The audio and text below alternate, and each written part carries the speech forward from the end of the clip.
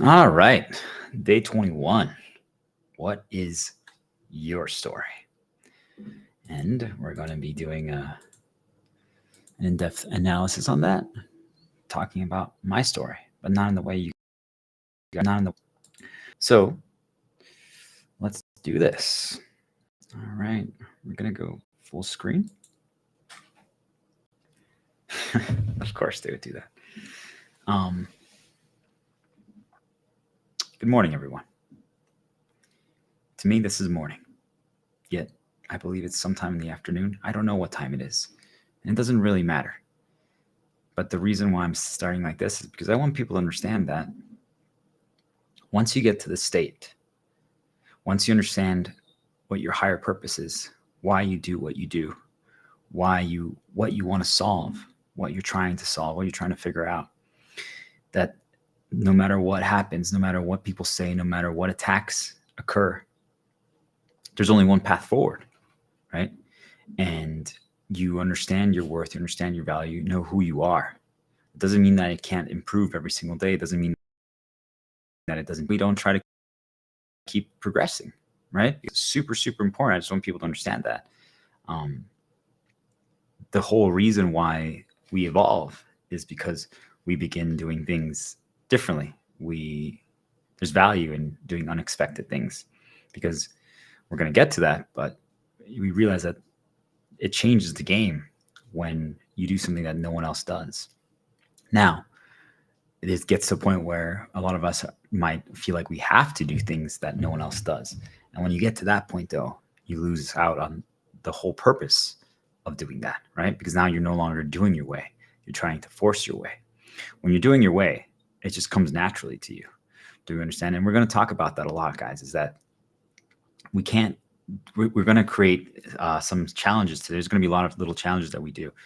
And I want people to understand that a lot of these I've done before. A lot of them are slight modifications. So are just me doing it for the first time. But I'm using skill sets that I've developed in the past, and now I'm just applying them. Do we understand? But until you get to that point, a lot of people think that interruptions happen. And when interruptions happen, it changes your path. Right? So that's what's happening right now, and that's perfect. This is exactly how it should be, because if you can't handle and adjust as things occur, then nothing bad happened, right? Do you guys get it? It could be good, it could be bad, it could be nothing, but we have to be able to adjust on the fly to these things. If we have a set plan, if we're stuck on doing it one way, then we can't ever develop. We can't evolve. We don't know what our story actually is. And that's what we're learning today, figuring out how to tell our story. And again, right now, when I say that, most of you think that you're like, well, okay, are you talking about like my life, my work story, about what I did today? And it's none of those things. It's a completely different take on what story will you tell? What is your story? And we're going to get to that. That's what we're going to analyze today. And also, it's just figuring out how do we create our own experience with the situations that are presented in front of us. So you guys see that there were some sound interruptions, nothing bad. It was a great thing, actually, helped me even further what I'm trying to talk about and teach today. But it's sometimes we don't create things after a situation happens, right? Because things happen to us. We want to be able to choose everything. We talked about this in depth yesterday, right? We want to be able to no longer tolerate things that are unacceptable, right? We want to choose. We want to be the ones that dictate our story. But sometimes things still happen.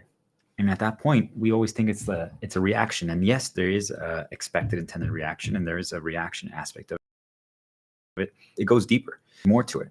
And it's if you can create your own experience to that situation, right? As you guys saw, that's what I just did, right? When something happened, I decided to involve it into my intro, into my story, into what I'm talking about.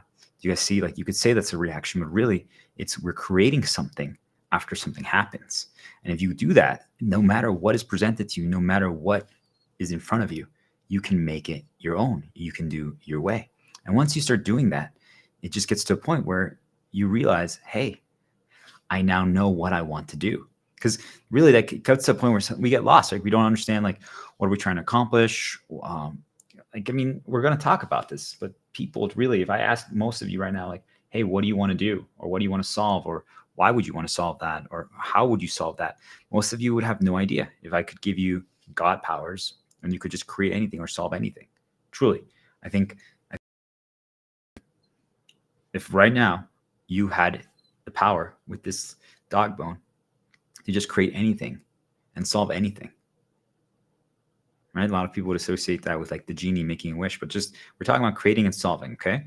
It's not necessarily even something selfless or selfish. Just what would it be, right? An idea, a symbol, something greater, a higher purpose, right? That's the story that you're going to tell. But how can you get to that? That's what we're going to figure out today. Because once you can get to that repeatedly and you develop your way, and no matter what happens, you can continue to do your way, well, then everything changes. So we're going to start with practicing our way. And how do we do that? With an interrupt, guys. So interrupts are really good to change our path, okay? And just so we can start fresh, no matter what happened before or what happens after. It's a little reset, right? Think of it like, you're like, my computer's kind of slow. Let me just turn it on and off, right? Think of it like that. And it like work again properly, but it also could work really well. You don't know. Now it's up to whatever happens after that. Do you guys get it? So that's the value of an interrupt. So we're going to do an interrupt right now with a little challenge. So I'm going to get my little guy, Leon, and we're going to start. Leon.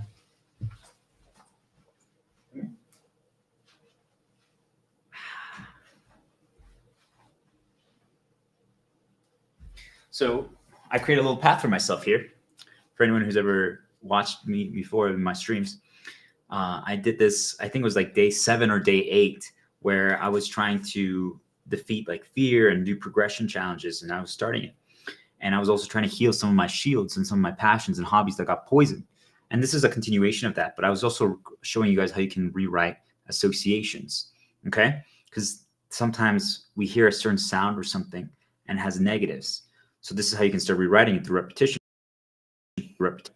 Step 1, I got a piece of gum. I got my dog first, like Leah. Oh, it's involved in the stream. I got a piece of gum, right? So a wrapper. You could practice even you breaking your programs here. How do you normally unwrap the gum, right? So normally I didn't break the gum in half. So I see I should have done it differently, but that's okay. Now I'm going to break it again. So now we have 4 little pieces, right? Use my left hand on my right, on my left. So I told you guys yesterday that I had created, when I was first losing weight years ago, when I was a teenager, an interrupt without even understanding what I was doing. So if you get really hungry, guys, and you don't want to eat, but you're worried, you really feel it, like a craving, a path is starting, because that's what it is. Try it out. Try something like gum or an orange or like just a slice of something and eat it. And it's going to be your, but also can just be like a mental interrupt. You guys get it? So I do gum because the reason why I'm doing this path is because this is what I did when I was a teenager, when I first got into Dance Dance Revolution, Hottest Party. So I have a little paper over here that I wrote. Siren. You guys know what I'm talking about. Think about those sounds. A lot of people don't have negatives with that, right? They hear like, oh gosh, there's a Dance Dance Revolution game. There's one of those that have the arrows going from the top to the bottom when you hear it. And there was a boss song. It was really a very challenging dance because you had one of those dance mats, right? And you had to do it. And the song was called Samurai from NYC, Super Samurai. And there's a dance. And the beginning of that song has a siren in it. So now when I hear the sirens outside, truly it happens now, I think of Dance Dance Revolution. I think of this activity on stream, and I think of the samurai thing. And I think of weight loss, because this is how I lost weight when I was a teenager. Guys, what works for you? What works for you? What's your way, right? But I also added some fun things that mean something to me. So Crystal Chronicles Dance, there's a video game that I used to play with my siblings in Mexico.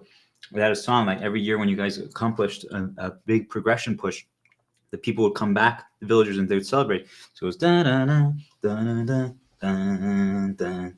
And then after that, we do the dance.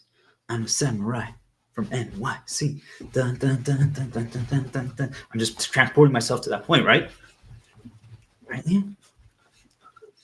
You don't even have to do a lot. Be good. All right. Now I give him a bone, and it's go time. And the more you repeat that, the easier it gets for you to break conditioning, to break your expected intended reaction, to break your programs, to do everything. So let's do it. Ready?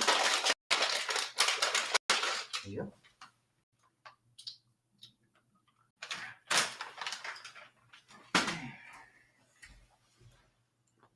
Let's do this.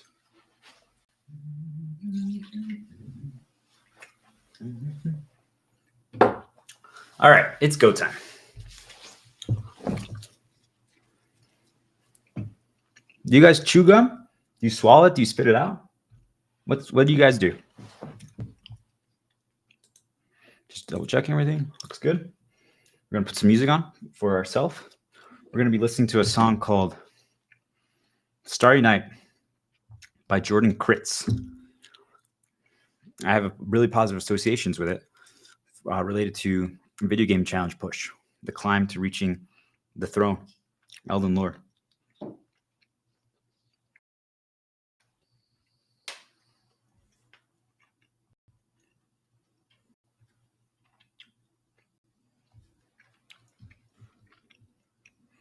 So if you want to know what I'm listening to, that's what I'm listening to. And if you want to join me and feel the same thing that I'm feeling, then be my guest. But if not, put on another song, a low volume, loop it. And this will be your What is Your Story song. You guys understand? We're creating What is Your Story. So I'm going to write that down on a piece of paper. Just to start, I'm not going to rip it up like I normally do just yet. But I want you to write this down, guys. Just a little piece of paper, maybe in a corner. Write, what is my story?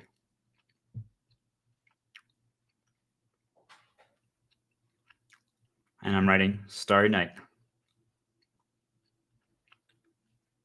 Elden Lord.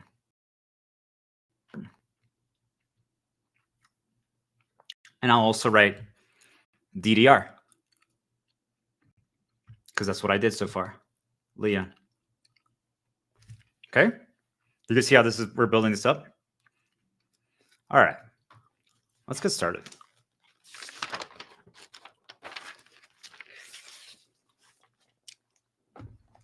I'm going to swallow the gum just because I don't want you guys to hear the sound. You see, I'm choosing to break my conditioning because I could talk like this and it wouldn't cause a problem. And I know that it sounds loud enough to really cause disruption for you guys, but I don't want that experience for all of you. You're like, but you sometimes talk with your mouth full. Like, what's the issue? And I'm like, you guys see, when you break your conditioning, you can choose. I forgot my coffee, so I'm just going to grab that really quick.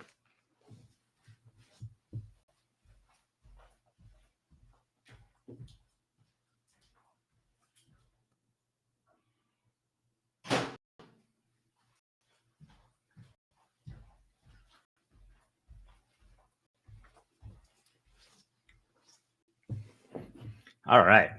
This is the way. I'm going to point out some things just for people to start paying attention to these stuff.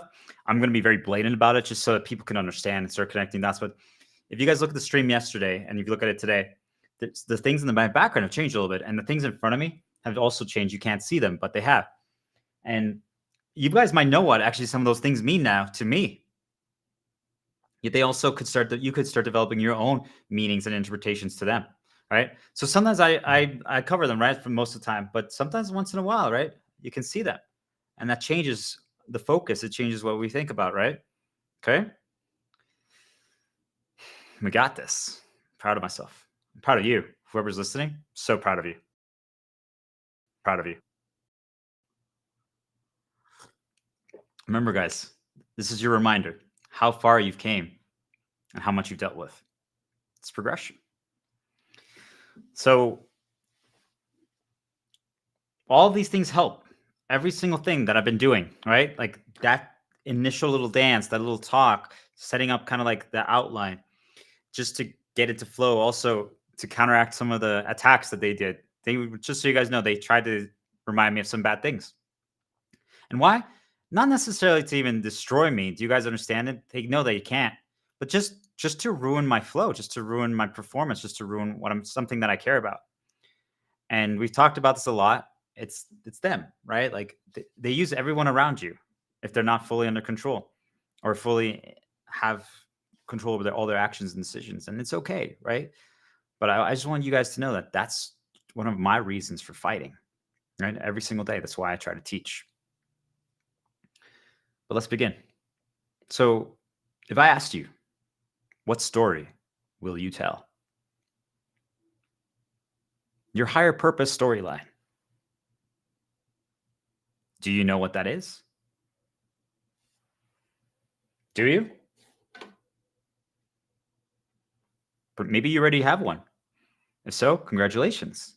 You're significantly farther ahead than the majority. Maybe you think you have one and you're not sure. Maybe you overthink it. I mean, it's a big deal, right? It's a higher purpose storyline. It's the story that I will tell, right? It's a big deal. It really is. It guides our path. It guides what we do. It guides everything. It guides the way we walk. It guides the way we think. It guides who we are. So what I want you guys to understand is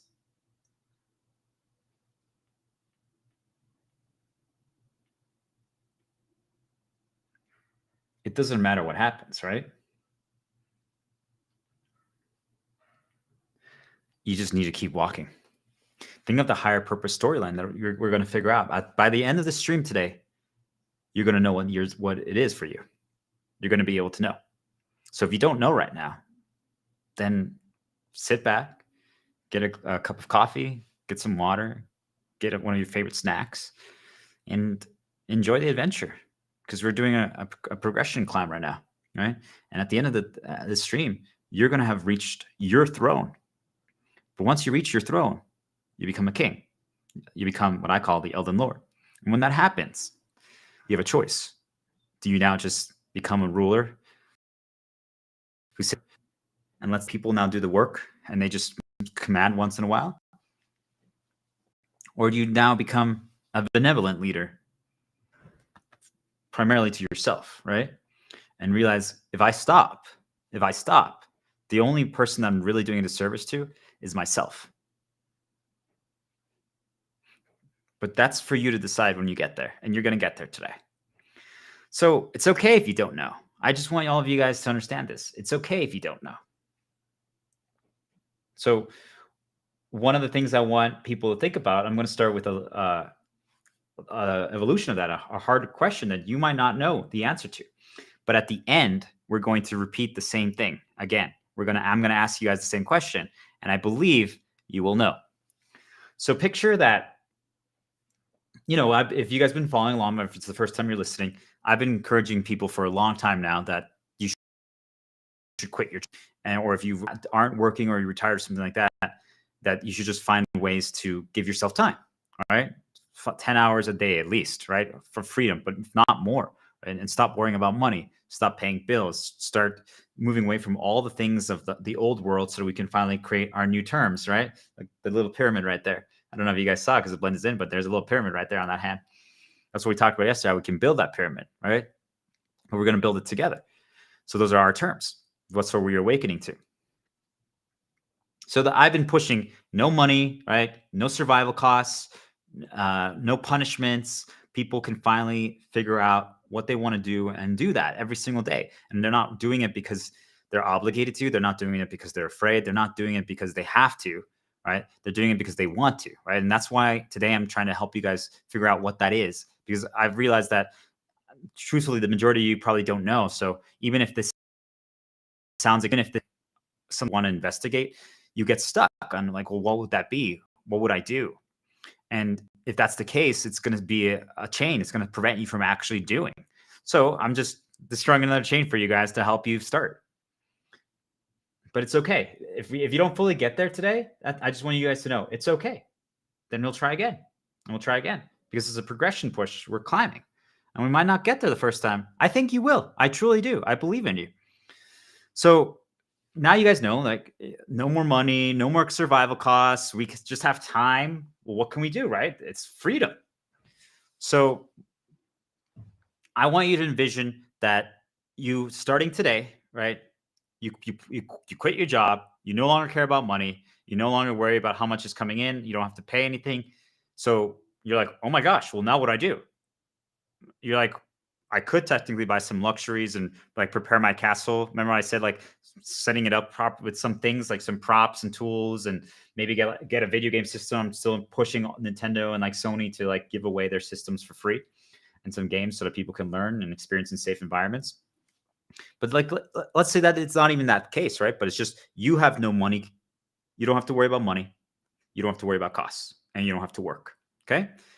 What's the time period? We've always been talking about the arc. We've been talking about the arc, right? Give yourself 40 times to heal, 40 days to heal. Give yourself all these opportunities to stack the odds in your favor.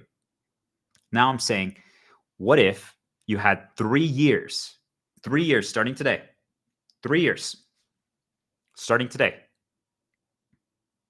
So that would be what, 2028, April 2028. Okay. That's your check-in. Now, based on everything we've been talking about, I've highly recommend that you create multiple check-ins before that, right? Every so often. It could even be once a week, just or it could be like, wow, let's do a little check. I'm going to do a few today, just so you guys understand. So, but there has to be at least one. And the one is, this is like, okay, this is the cutoff point. Because maybe after that point, money and costs are back. Hopefully not by then, right? But you guys get it, what I'm trying to say? Like at that point, everything can change. But up till then, these are, you're protected, you're safe. So you have 3 years, no money costs, no worries about work. You don't have, you're just going to survive. Okay.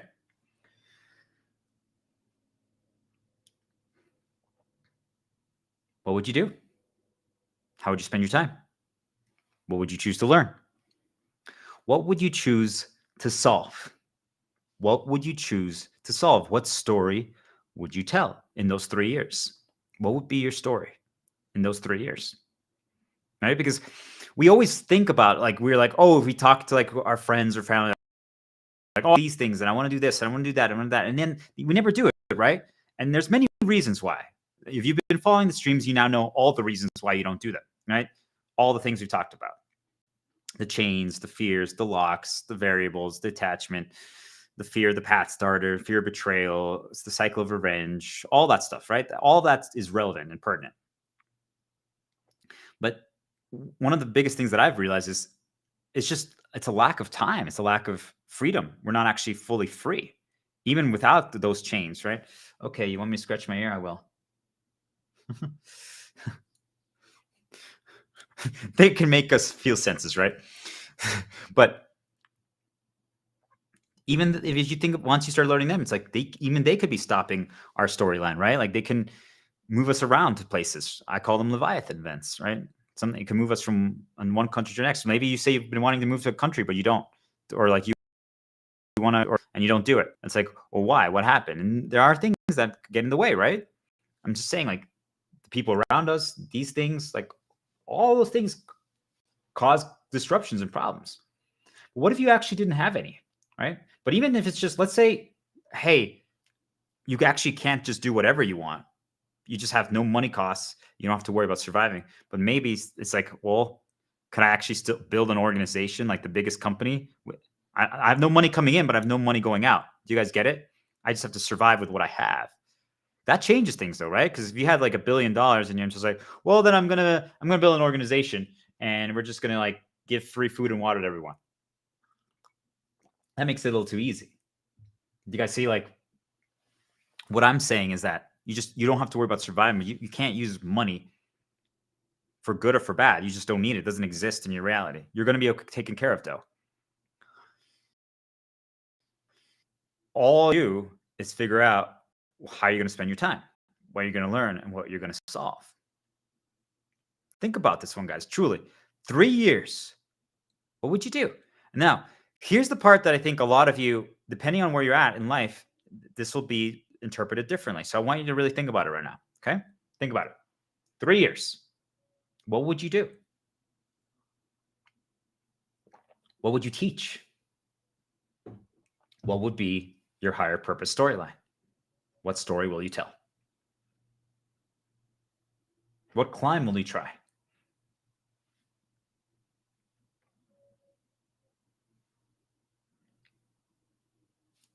You don't have any excuses anymore, right? What's stopping you? What's stopping you? Well, um, I don't know. Level of freedom before. And remember, if you the first 40 days, you could start healing. Then what? Right? So let's say you healed yourself in 40 days. And now you, because if the beginning is the journey's healing, right? That's still part of the journey, but still, even if it, let's say the first year was healing, do you guys get what I'm trying to say? Even if the first year was healing, what would you do for the next two? We always put something, a blockade that is like why we can't do, right? And I'm not saying that some of them aren't relevant, just so we understand. There are reasons why we can't do, but let's say you destroyed them. The first year, you just focused on destroying your reasons why you can't. Now what? So now you have 2 years. Do you guys understand? Like 2 years where you don't have to go to work or worry about surviving. Because why did I just bring up that example? And that was not the point of the thought exercise. But the reason why I'm doing it is because I know that there's people out there that would say, well, it's because I have all these issues right now. I wouldn't be able to. You see, I'm attacking those people right now because I know so many of them. So now what? What would you do? What would you try to learn? What would be the thing that you try to solve in the world? What would you try to improve? Do you know? Remember, you can't just rely on money to make it happen. What would it be? If you just had to, let's say, stream or make posts or make videos or art, or you had to create something, to be able to solve this thing. And don't even worry about how many people are watching and reading it. Let's just say that the moment you create it, the entire world gets it. Okay? Just think of it like that. So doesn't matter the numbers, doesn't matter whatever. Doesn't even matter the quality. That's for you, right? As long as you are delivering the message, you're delivering a message, it's going to get pushed to everyone. Okay? So what would you do? What would you want to teach? What would you want to try to improve? What would you try to solve? What?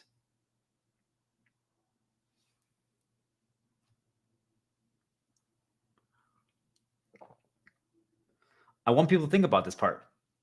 The majority of our elders being, doesn't matter how old they are, okay? Because it's not about age, just so you guys know, but I'm using that so you guys know what I'm talking about. That's the only reason why I use terms, just so you guys follow along, because I know what I'm talking about. Do you guys get it? It's the only purpose for labels, so that everyone is on the same page. Otherwise, if I say, hey guys, behind me, there's a red dinosaur, and I'm talking about the phoenix, and you guys learn that what I'm saying, red dinosaur means that. You guys get it? I can say red dinosaur, and you can call it phoenix, and we're on the same page.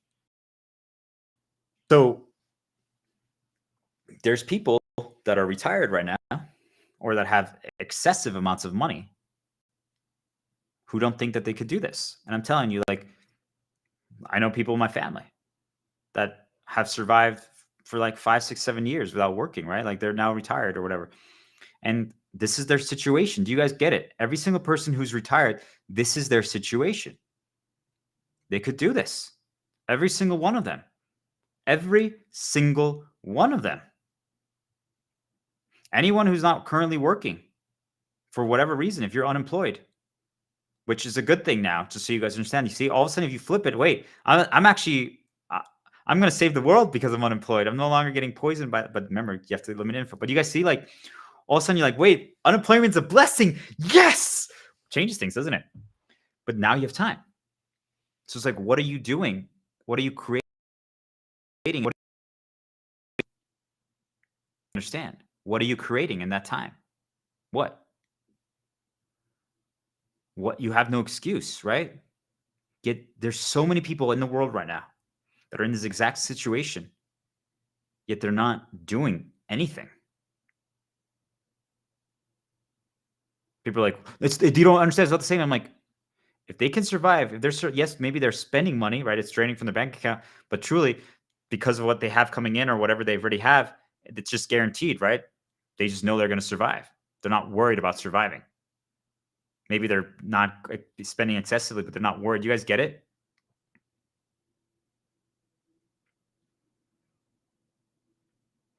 what could they do in 3 years? I mean, we could even lower the time limit, but you guys see, like, all of a sudden it changes things. It's like, hey, you could create, you could, what would it be?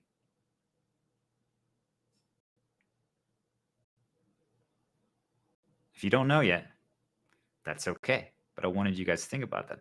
Many of you didn't even ever contemplate that the people who are unemployed or the people who are retired already have that situation. You guys never even thought about it like that way. If anything, you view those people in a negative light. I'm saying that those people could be the key to actually evolving the world to a completely new height. But the problem is that they're wasting their time searching for a job and getting rejected or not, and then getting their value diminished.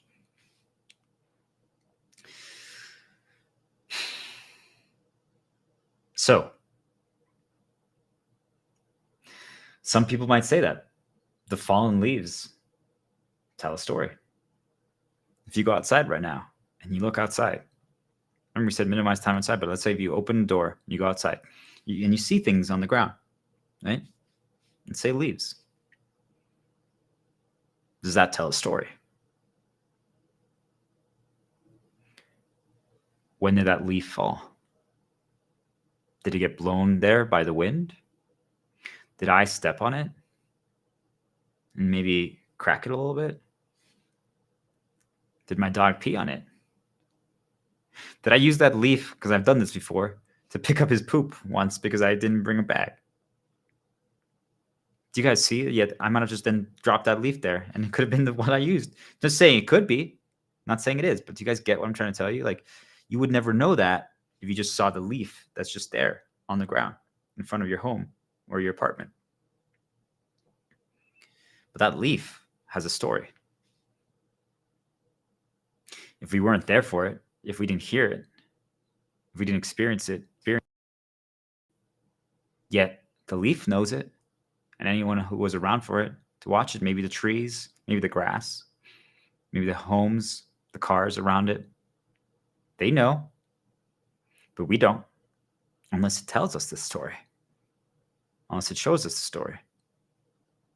But I want you guys to understand that that's every single thing in the world.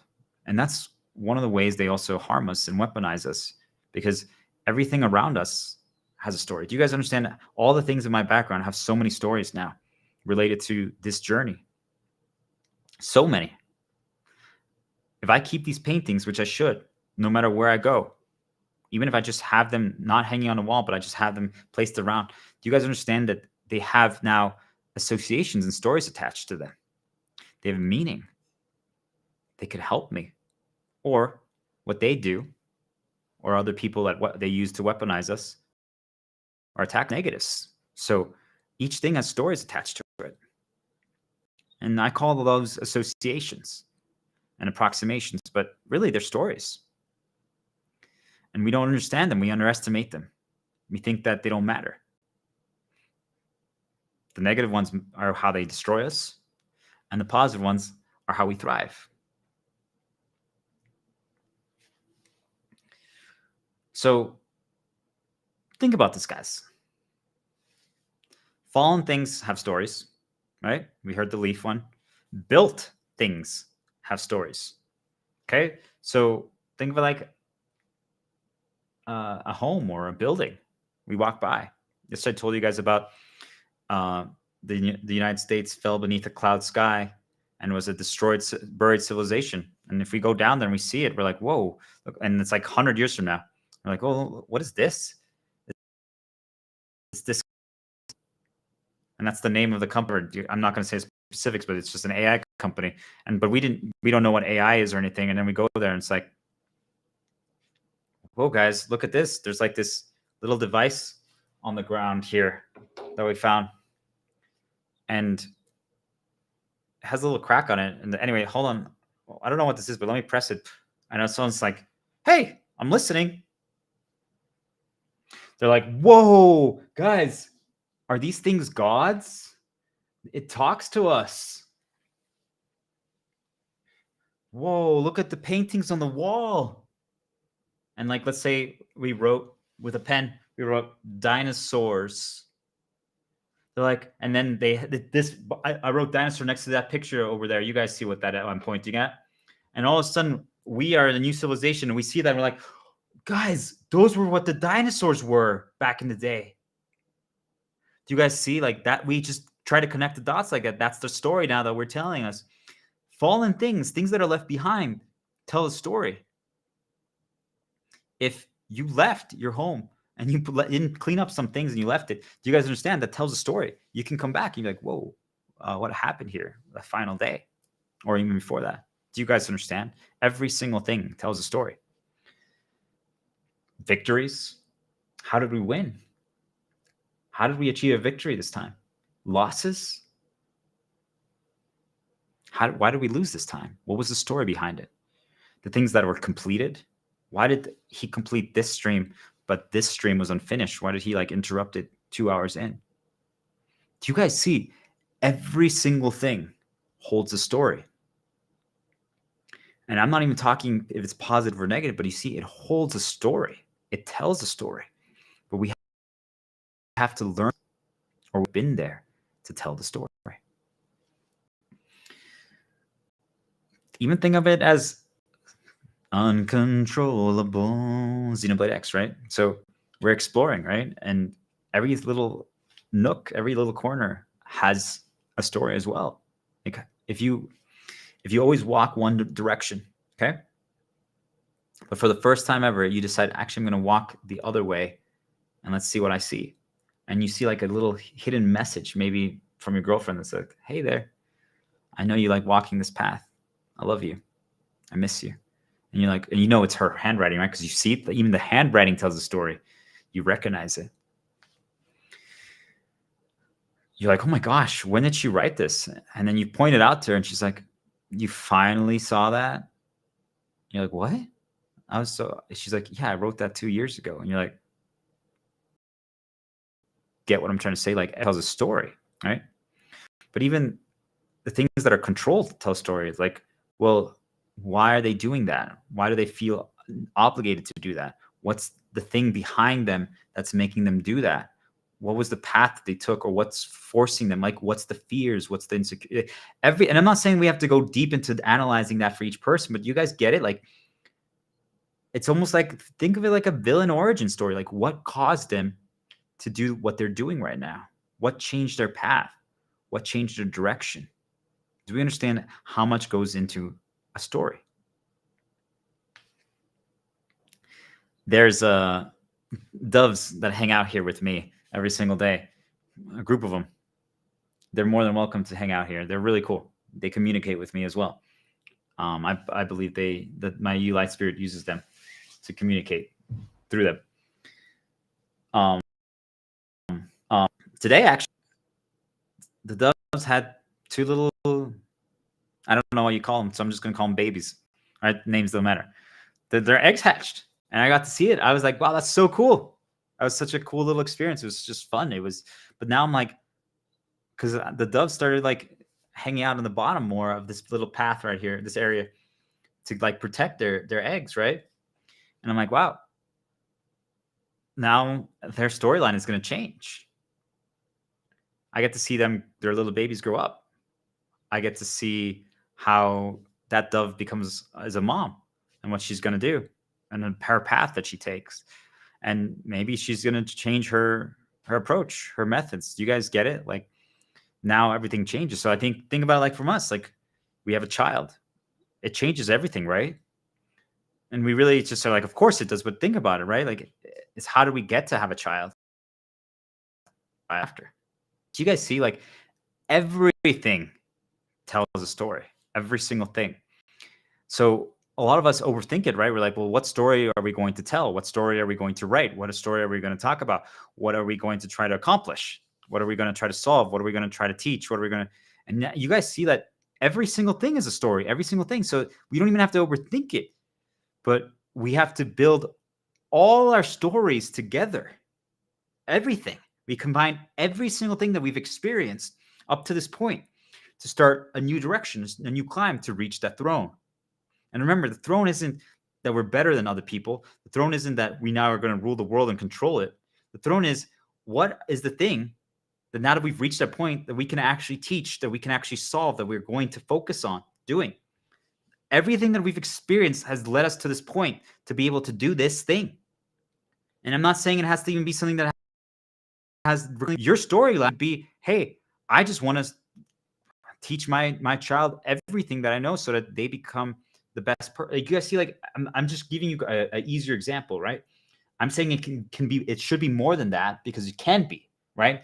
It doesn't have to be, but it can be, because your kid's storyline is part of that storyline. Do we understand? It's not your only storyline, because that's where a lot of you get stuck, is that you feel like your entire life now, your whole story is your children. And that's a huge part of it. It's one of the main parts of it. You guys get how important that is, the legacy behind it, what you're creating, what you're teaching, what you're passing down. But it's one part of it.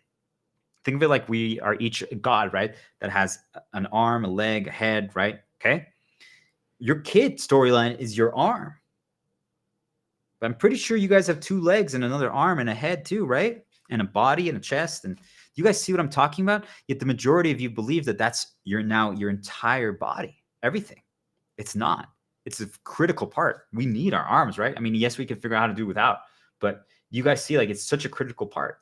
Or if you want to make it even more important, think of it as like your head. It's super important, right? We would cease to function without it, right? So I'm not saying that we're devaluing our kid. On the contrary, it's a critical part, but it's what lets us create the whole picture, the whole storyline. That's what our higher purpose storyline is, and that's what you guys are going to figure out today. That's what we're going to be practicing. That's what we're going to lead you to do. All the things led up to this point, right? But it's not simple when you start thinking about it like this. So now that you understand that everything tells a story, right? Like, even this dog bone, just so you guys know, I use it as a positive reminder, right? To start the hero path. Once a shepherd, always a shepherd, right? My shepherd code, my shepherd talisman. Everything's a reminder to heal. Everything's a reminder for how far we come. He chewed on it a little bit, but he never finished it, Leon. And I also used it the other day to cut some bread or something, or you dunk some sauce in. But there's another one that's the same type of bone that doesn't have that. But I know that because of this is the one that's chewed. You guys see what I'm talking about? Like, everything has a story. So we start learning from our mistakes, though, right? That's one of the key things that happens. Like, well, I'm like, okay, if Leon doesn't eat this right away, or maybe he doesn't like these, I'm not going to probably buy them again, or I'm not going to give them to him again. Do you guys get it? Like, it's something as simple as that. We learn from our mistakes. But what happens is that most of you don't learn your code. And I'm saying, think of it like the story that's attached to everything. If I got sad, like if Leon made me sad for some reason, which he's not, but I'm just trying to show you guys how it works. And I have these bones everywhere. I have quite a few of me, and I have them around me. Do you guys get it? I'm going to now start feeling more sad without even understanding why it's happening. Because I haven't learned from my mistake that, hey, I shouldn't have those reminders out there just like that. Or if I do, maybe I should change the order or the placement, or maybe have them like around a lot of good things so that it balances out. If you guys just have your sad reminders everywhere that have stories that lead to negatives or insecurities or fears, do you guys get it? That's how they do it. They know your stories for each thing. They know them. And if not, they're going to try to attach new stories to them. I'm telling you, that's what they actively do. Every time a mental nudge pops up when you look at something, or even just a word, you read a word, they're trying to code and program you to have new things or remind you of those things. And if they repeat it 100 times, do you guys see every single time for them? I mean, it's fucked up. That's why we're fighting. Okay, guys? But I'm not going to get lost in that topic today, but I just want you guys to understand that. So that's how they do it. So let me ask you guys, is this the way? What I'm talking about and doing right now? Is this the way? Is it? What have I said it is? Who decides? Do I decide? Do I? Do you decide? Do we decide collectively? Or is it an individual journey? What do you think?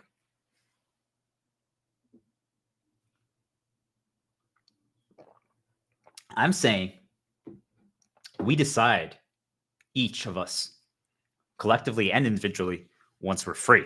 But that's my answer. Your answer might be different. But how do we get free? So everything I've talked about, all these 20 streams, these or 20 last 20 days, is how we do it. Okay? But think about it. When I'm telling a story, when you tell a story, you experience it, right? You feel it. Now, when you hear that story, you can decide, is this right for me? Is it right for the world? When you're free, you can choose.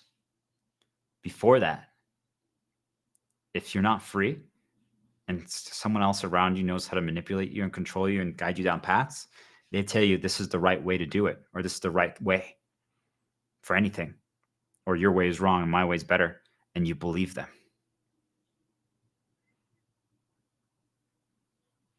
Do you guys understand what I'm trying to say? Everything I'm trying to do is just break you free. Because once you're free, with completely, and you're in the right. But I need to first break you free. I'm telling you that everything I'm teaching you guys is going to make it so it's significantly more likely that all of you will actually think that I'm wrong. Do you guys get what I'm trying to tell you? Do you guys see why I'm saying that I did the climb to the Elden Lord? Because no other person would ever do that. They all want to be right. They want to say, this is my way, and it's the correct way. I know it's correct for myself. I know that if you take this template, everything that I'm showing you guys today and every other day, and you make it your own and modify it, you take from it and apply it, I know it will work for you. But the hardest part is most of you will then try to replicate it, not understanding why I do what I do. And that's okay, right? It's a start. But that's why we talked so much about, like, the other time I talked about, like, I'm a blue mage, Kimari, take enemy skills, like Mega Man X, absorb their powers. Because that's what I did my entire life. I learned from everyone and every single thing. Now I don't need to do that anymore. But it took me 33 years to get there. Actively doing it every single day. So if you haven't started yet doing that, don't compare yourself at all. You'll get there. But once you develop your way, then it's just an evolution of it. But you guys see, now every time you hear a story, once you're free, you can choose. You're like, nah, that's not that one I don't want to even consider or talk about or think about. Oh, that one is really good. You're going to get there. And then it's easy for you to write your own story, to tell your stories. But there's one that we're going to figure out today. We're going to do a little challenge activity here. And this one tells a story, multiple stories. So I recommend that you guys pay attention to what I'm doing and try to do something like this for yourself. So this morning, yesterday, I cooked what we have here. You guys might have no idea what this is, okay? This is what I call a Pfannkuchen.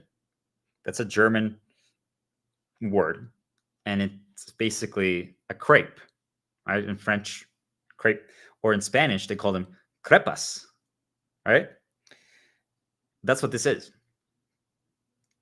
I have a lot of positives with it because I spent a lot of time in Germany, and my grandma would make it, my grandma Emma, and my Paudel. But I also had positives because my mom would make them a lot for us, and I really enjoyed it. Usually every weekend she made really good ones. I learned how to make it. And there's other things that I'm not going to get lost about. I learned to make it. It was one of the first few things that I learned to make because I wanted to keep the recipes going from my family that I learned. I thought they were really valuable, or just things that also bring back those time frames. So you can learn how to cook some of the things from your childhood that you really like. And it could be just as simple as, hey, when I was in Littleton with my family, I loved having croissants, but I ate them with ham and cheese, microwaved, and maybe like a little salsa or something, or hot sauce or jam or whatever, right? And you just do that and you recreate it. And people are like, is that really cooking? I'm like, yeah, that's good enough. It's more than good enough. Do you guys get it? There's no right way. It's your way. It's what is a path for you. So what you see here is normally they're actually kind of more like a yellow, beigeish color, right? So I said normally, right? So you guys might not have even recognized. If you guys have been following my streams, I do something what I call the Star Diplomat progression meal. So that's what this crepe, this Pfannkuchen, tells a story for me about, because I started cooking more again and I did a progression challenge. I baked on feeling, right? So I didn't measure the milk. I didn't measure the flour. I added lots of different things. Vanilla extract. I did 5 eggs. Normally the way I normally do it is 4. I don't have a set recipe, but I still have, there's a few things that I keep the same. Just a random amount of butter. I added some German chocolates. I added strawberry ice cream. I added salt. I added pepper, maybe a little cayenne. I added, I don't even remember what else I added. I added some refried beans. I added lots of little things, right? Just so you guys know, I threw a lot of things in there. Honey. I added some milk. And I can keep, there's a lot. So I want to first show you guys that they came out amazing, by the way, just so you know. I baked on feeling and then I cooked them. They came out amazing. Okay. And I also, when I cooked them, I used multiple pans, different sizes to see how it would work. And normally I would like use the batter, because then I put it in the refrigerator for like an hour. Okay. Because that's the last step after you blend it, mix it up. You don't have to, but it actually makes it taste a little better. But well, maybe next time I won't do that because it's maybe not that big of a deal. Just put some butter in the pans, throw them in there. And then normally you would use like a spoon, right, to serve the batter. But this time I'm like, nah, I'm just going to pour it from the blender like this. And I'm going to use a different hand each time. And there was 3 different pans, 3 different sizes, 3 different shapes. And I realized that the pan that had a square shape, kind of like this, the crepes weren't they're breaking more apart, because when they're a circular pan, I realized that the batter would just like spread evenly everywhere in the circle. But when it was the square one, it didn't. So when I would try to flip them, and I call them flippers, right? That's the tool that I would use to flip them. Okay. I actually use the regular tool, but I call them flippers. You guys might know them like spatulas or whatever, right? So I call them flippers. I'm just like, because that's what they do, right? I know what they mean for me. Pay attention to everything I'm saying, guys. Everything has value right now. So I flipped it, and then it crumbled, it cracked a little bit. Look, so the piece that separated when I flipped it, I just put in there like that. I didn't do anything with it. But now you see this crepe right here reminds me, it's that crepe that I cooked in the square pan, that when I flipped it, it broke a piece off. Do we understand? This Pfannkuchen has a story. It represents my Star Diplomat progression meal. It represents when I flipped it with the flipper and I poured it with the blender, but it cracked. It separated. Do you guys understand? Just from seeing that this is like this, I'm like, oh yeah, that's right, it's this one. And also because the colors of what the color is, I'm like, oh yeah, I baked it differently. So I'm baked on feeling. I used 5 eggs instead of 4. I didn't even measure the flour or the milk. Do we understand? Here's another one. The setup that I have here, you guys are like, what is all this? On, I don't know, maybe like day 5, day 6 of my streams, I did a challenge where on a plate like this, I was even holding it like this, right? So it's the association, the approximation of it. I had 3 different breads, different sizes, and I had different toppings laid out on the plate. And I was like, hey, with the challenges, we have to creating self-intention on every single piece of bread. But you can't use the same approach twice. So I was like, if you grab it with bread, then maybe I have to use my finger. Maybe I have to I didn't even have a tool or like a fork. I'm like, maybe you have to use the pasta or the ham to grab the ground beef to do this, right? Like I created this challenge for myself to show people how you can push yourself, how you can break programs, how you can break your conditioning, all this stuff, right? All these values. So just by setting up the toppings like that, it tells a story. It reminds me of that incident, that positive, that I have a lot of positive attached to it from day 5 or day 6. See, I don't even know exactly when it happened, but I can see myself doing that. I have the plate with the 3 breads. Do you guys understand? Just from setting it up like this, and it wasn't even this same pan. It was a plate. Do we get it? This is how every single thing in the world is. It holds a story. It holds association. Talking positive or negative, that matters too, but that's a real thing. That's a real thing. It has positive conditioning, and this one has so much positive right now. Just so you guys know, this has so much positive. So now, if I ever just want to use this pan for anything, it's going to have so much more positive. Do you guys understand? Because now it's attached to the stream. Now it's attached. I couldn't, just so you guys know, tomorrow I might just have it just right here in my background. And guess what? Here's the coolest part, but also the scariest part. If you guys just see this now in the background, you'll know what it means. You'll know what I used it for. You'll know the story behind it. Do you guys see how this starts? So now you guys might see this color, this pan, a same shape, like maybe in a grocery store when you guys buy it to stock up for your great arc hibernation to heal. And you see this, and you're going to be like, oh my God, that's what Star Diplomat, the shepherd, used to teach how everything tells a story and how to break conditioning and programs and do self-intentional challenges. Do we understand? Do we understand?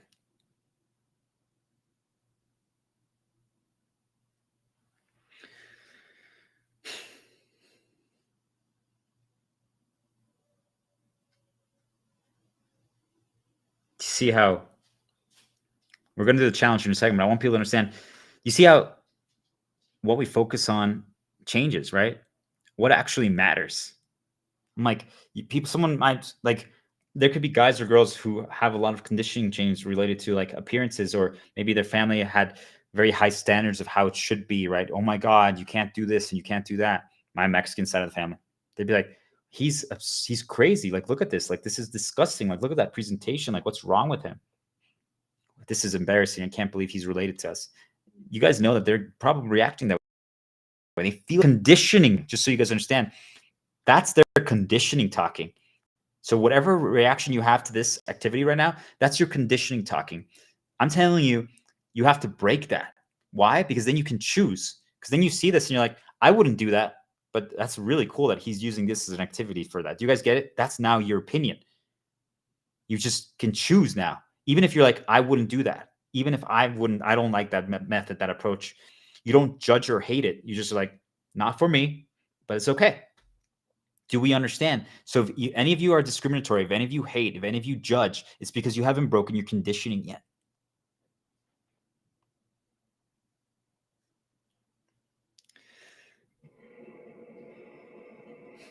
I'm telling you, if you do these activities like this with me, you're going to realize, wait, I don't need to clean every single day nonstop. I'm saying, is it a bad thing? No, there's no negatives to it other than, well, they can weaponize it and it takes away your time from other things.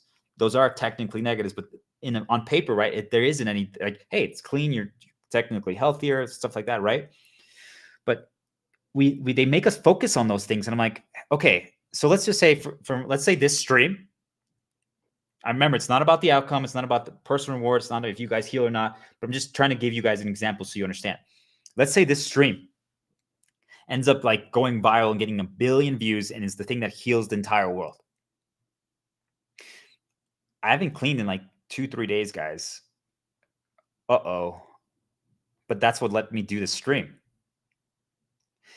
All of a sudden, my ex-girlfriend's sister's like, yeah, you dirty bum. That's why you suck, because you don't clean every day.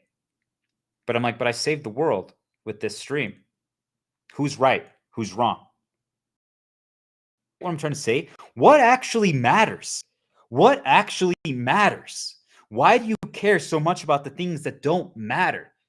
Why are you sweeping the outside every single day, getting rid of that dust and that dirt? Why? Your time is so valuable. You matter so much. You could have so much impact. You have so much experiences. You have so many stories that you've learned in your entire life that you've grown to have. And yet you choose to spend your valuable time doing that.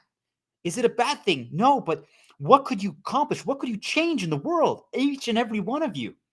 You have to start giving yourself more time. You have to start valuing your time. Every single minute matters. And it's not to make you feel sad. It's not to make you feel worried. It's so you care. Because you matter. You matter. Every single thing that you do matters. It has an impact. I want you guys to know, after I'm done with this challenge, there's a video game that I used to C10. And I got a lot of everything that I'm talking about today through that video game and League of Legends. I watched a 30-minute match. I didn't even finish it. And I had breakfast. Those are the 3 things that I did today. Listening to a song from Final Fantasy X, watching 30 minutes of a League of Legends video game match from like 15 years ago. The Final Fantasy X video game is 18 years old. And I had breakfast with my dog. I made him some ground beef and an egg. That's all I did today. Do you guys understand? And yet I came up with this stream, this idea, everything that I'm writing about, everything that I'm talking about. Do we understand? It's not a competition. Why am I telling you that? Because all of you think that you have to like read like the encyclopedia, all that you have to like research all these things that you have to do. You guys see, like, even if you use cleaning as an activity to get to these answers, then it's worthwhile. It's extremely valuable. But if you're just sweeping away and you're just remembering the sad moments in your life because they're nudging you the entire time, it's a negative activity. So I'm just trying to show you guys anything. I did this as a beginning, as a detox, because that's what you need to do every single morning. You need a detox. And maybe not right away. Like, let's say if your dog, maybe take out your dog first, but then come back. You need a detox because they poison us in our sleep, in our dreams. I got all this through a detox. And it just kept building and kept building, kept building and kept building. And then you start believing in it. You start realizing, yes, this is great. And the path starts. And then you just keep adding and you keep playing new music, keep doing things. And all of a sudden, before you know it, it evolved and it's fully your way. And you're excited. You are excited to stream today and you want to do it. And you perform spectacular. And you're teaching and creating something. And it's not about how many people are watching. It's not you know why you're doing it. And regardless, whoever watches or whatever happens, it's for you. But what am I saying? What if actually, just for us doing it, if we put it into the ecosystem, it starts radiating to the entire world? So all of us, now you're no longer worried about how many, and if you have fewer viewers, it's better, right? Because if you guys are still haven't broken your conditioning, right? But I just think of like my dad. I'm like, what if he just started writing on like maybe just on his own computer, right? Or in a notebook. He just started writing. He doesn't even have to post it. He starts writing a story about something that he would want to figure out. How can I improve the Mexican situation? How can I make Mexicans value themselves more? So that they stop realizing that they're not lazy, they're hard workers, they can believe, they have so much culture. How can we do that? Right? I'm just throwing out darts, right? I'm not here to give people the answer. I'm just trying to help all of you realize how it's done. But you guys see, like, Final Fantasy X, the game itself, a match from 2 professional teams, because there's something called esports, 2 kids playing video games against each other. There was lessons in that match, just so you guys know how they were playing the match. The choices that the players were making is how I helped me get to these answers. Do you guys get what I'm trying to say? A song from that video game that had to do with challenges and solving puzzles and handling certain situations, like food situations, how I cooked it and how my dog reacted to the food that I cooked. You guys get it? A lot of people call that enlightenment. I call it, it's just knowing the world, how the game works. But you guys think about that. Those things from like 18, 15 years ago were still and random food items were impacting me to this level. And I'm telling you, if this is the stream that helps you figure out your higher purpose and it completely changes your life, do you understand that that video game and a League of Legends match were responsible for changing your life? Do we understand? Yet you guys worry so much. Do I have impact? Am I causing anything? Like, maybe not today, but what if 18 years from now, someone watches this or whatever you are going to create and it has that same impact or effect on someone? Do we understand? That's why I'm saying post it on YouTube or put it on those things or on different stuff, just so that it's immortalized. It's there. It's part of like a museum. It's in history. Do you guys get it? That's the value of it. Because if it's just on your notebook, well, even if it doesn't help, it's still valuable. But you guys see, if we can put it out into the ecosystem, there's a chance. And regardless, even if it just heals you, do we understand how valuable that is?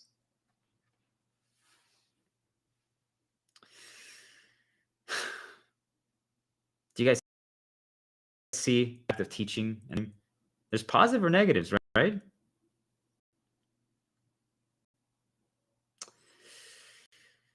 Okay. So from now on, guys, this is going to make you think of Star Diplomat, the shepherd. Okay. So I'm going to show you guys how you could make a little fun challenge, even just the way you eat. So I have this crepe, right? This fountain. You see I'm talking different ways each time. How can I get all the toppings on there? Okay, so I have veggies over here, pasta over here, some sauce over here, some honey over here. Well, I can use this as a tool. Well, I'm going to use this to get the refried beans and the honey. Okay, let's do that. I don't know if you guys can see it. All right, I'm going to scoop it up like this. All right, and then I'm just going to absorb some of it like that. And, oh, I put it on there. You guys see? Then, hey, I'm making it simple right now just so you guys should see it because I already talked a lot about it. I'm going to use the ham to scoop up the pasta. Then I'm going to roll it up. And then I'm going to push the veggies against the edge of this just so I can get a few veggies. Oh, I got a few in there. Good enough. And I'm going to take a bite.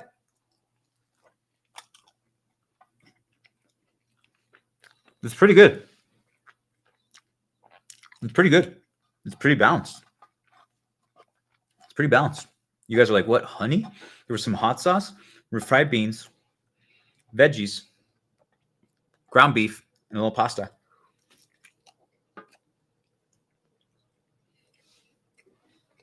I don't have a napkin. So, you know what? Fuck it. We're going to break the conditioning. But I'm going to put on a hand this time. I'm just going to clean my hands like this with my mouth.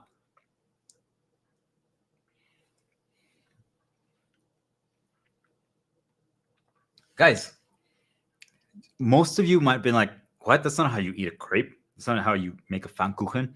That's not how you... Why are you making games and challenges with your food? Are you a child?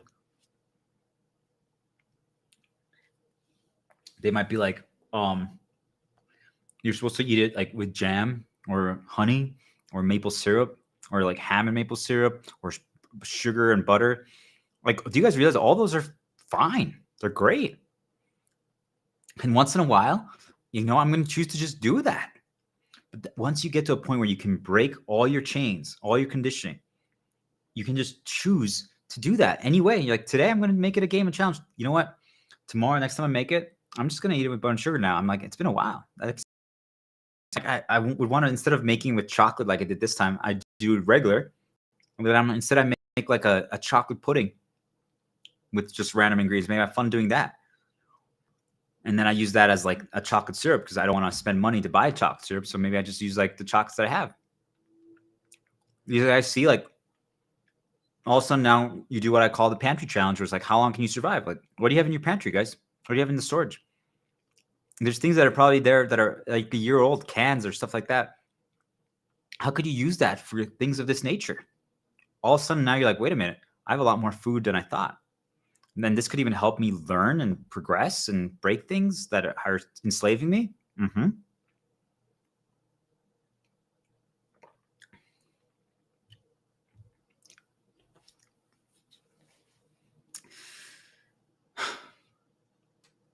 You know, guys, we're going to do one more segment I'm going to take. Just a short one. But I was going to do the story right here. The story challenge that I was going to talk about. But I'm actually going to change it up a little bit, the path. Because why not, right? But I'm going to take another bite because actually it's really good.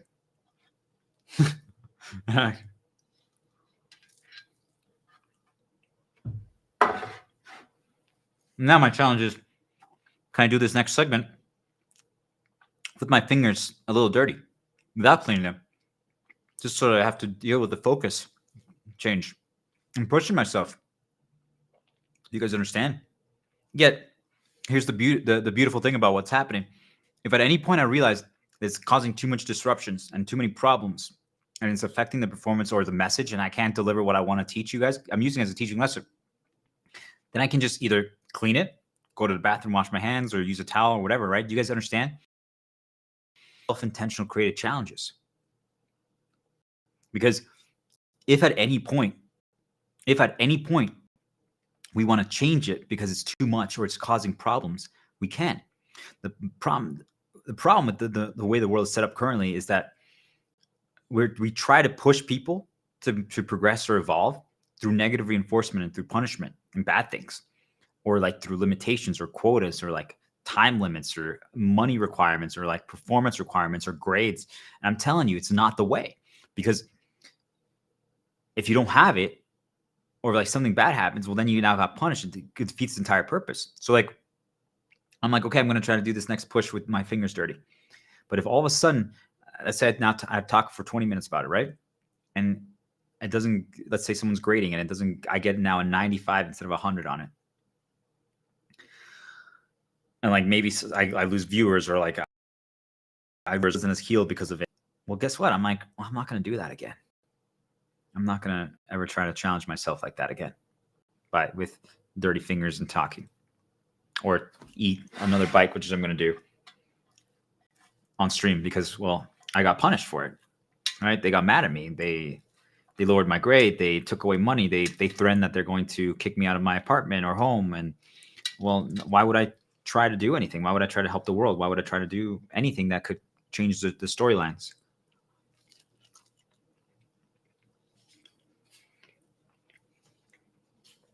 Do we understand? I need you guys to get to this level. You're not going to get there today. You're not going to get there tomorrow. But now that you're starting your climb, your adventure, your journey, you're going to learn what story you need to tell. It's going to let you get there.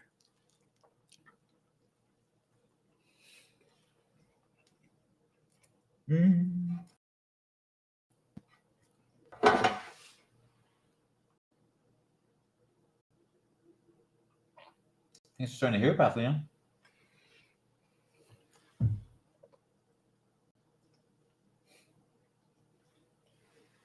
Okay.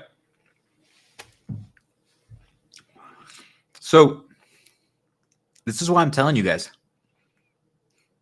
video games are extremely powerful and helpful. Why? Because you can do these self-intentional challenges yourself. There's already a lot of challenges created in the video games themselves. You guys get it? Developers create them. I'm looking to develop my own little video game to create these challenges that push people like this, even just for fun, but also to learn. Like, some of you might view video games as challenges, but I'm like, you can learn. Even if you don't view them as fun, which I'm telling you, you will once you start doing it and get distracted and go on. If you don't view it that way, it's because something changed you or conditioned you to view it negatively. Right? So what you're going to realize, guys, is even any challenge in a game, there's some that you can't customize them. There's only one way to do it. Those are still good, but they're not as valuable as the ones where you can adapt and change your setup, because now you can make it even harder. So all of a sudden, like normally, let's say, like if I'm streaming with clean hands, right? Now I'm streaming not with clean hands. It's a distraction. It's a distraction, right? I'm reminded for how far we've come. But do we get it, guys? Like, all of a sudden you're like, well, in this game that I'm trying to progress on, this time there's an upgrade. Like, let's say the shepherd code. The shepherd code helps me, and the shepherd talisman. Think of it like you guys have that in a video game, and they give you some protections, shields from their attacks, from the enemy. This time you're like, do this level without the shepherd code and without the shepherd talisman. And you're like, oh my gosh, it's so much harder. Like, whoa, okay. Now all of a sudden, now you have to use other things that you never had to use before. Now you have to use like new items and take different paths. And do you guys see what I'm trying to say? Like, just by limiting some things or changing some things. Like I'm even drinking differently. Do you guys understand? I'm holding the mug differently because these are the fingers that are dirty and I don't want to get it on the mug. Because then if I hold it again afterwards, I could just say F it, right? And keep going. But you see, it's changing my path. It's making me have to think differently. I'm also kind of like pick up my notebook now with this hand. Do we get it? So all of a sudden, you can do this to start breaking your programming just from having not cleaning your fingers right away. Do you guys see how, what are we doing right now? I'm just trying to show you guys how you can possibilities and approaches rather than impossibilities and limitations. Most of you would have thought this is a problem. And I'm saying technically sure, but it's actually a really good thing right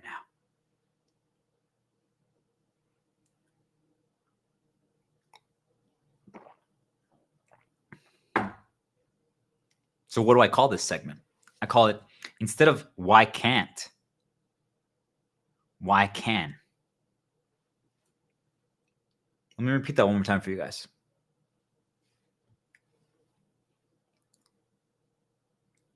If I said, let's go outside right now, I have to be careful because my dog might hear it and react to it. And it was like raining, hailing, or snowing, right?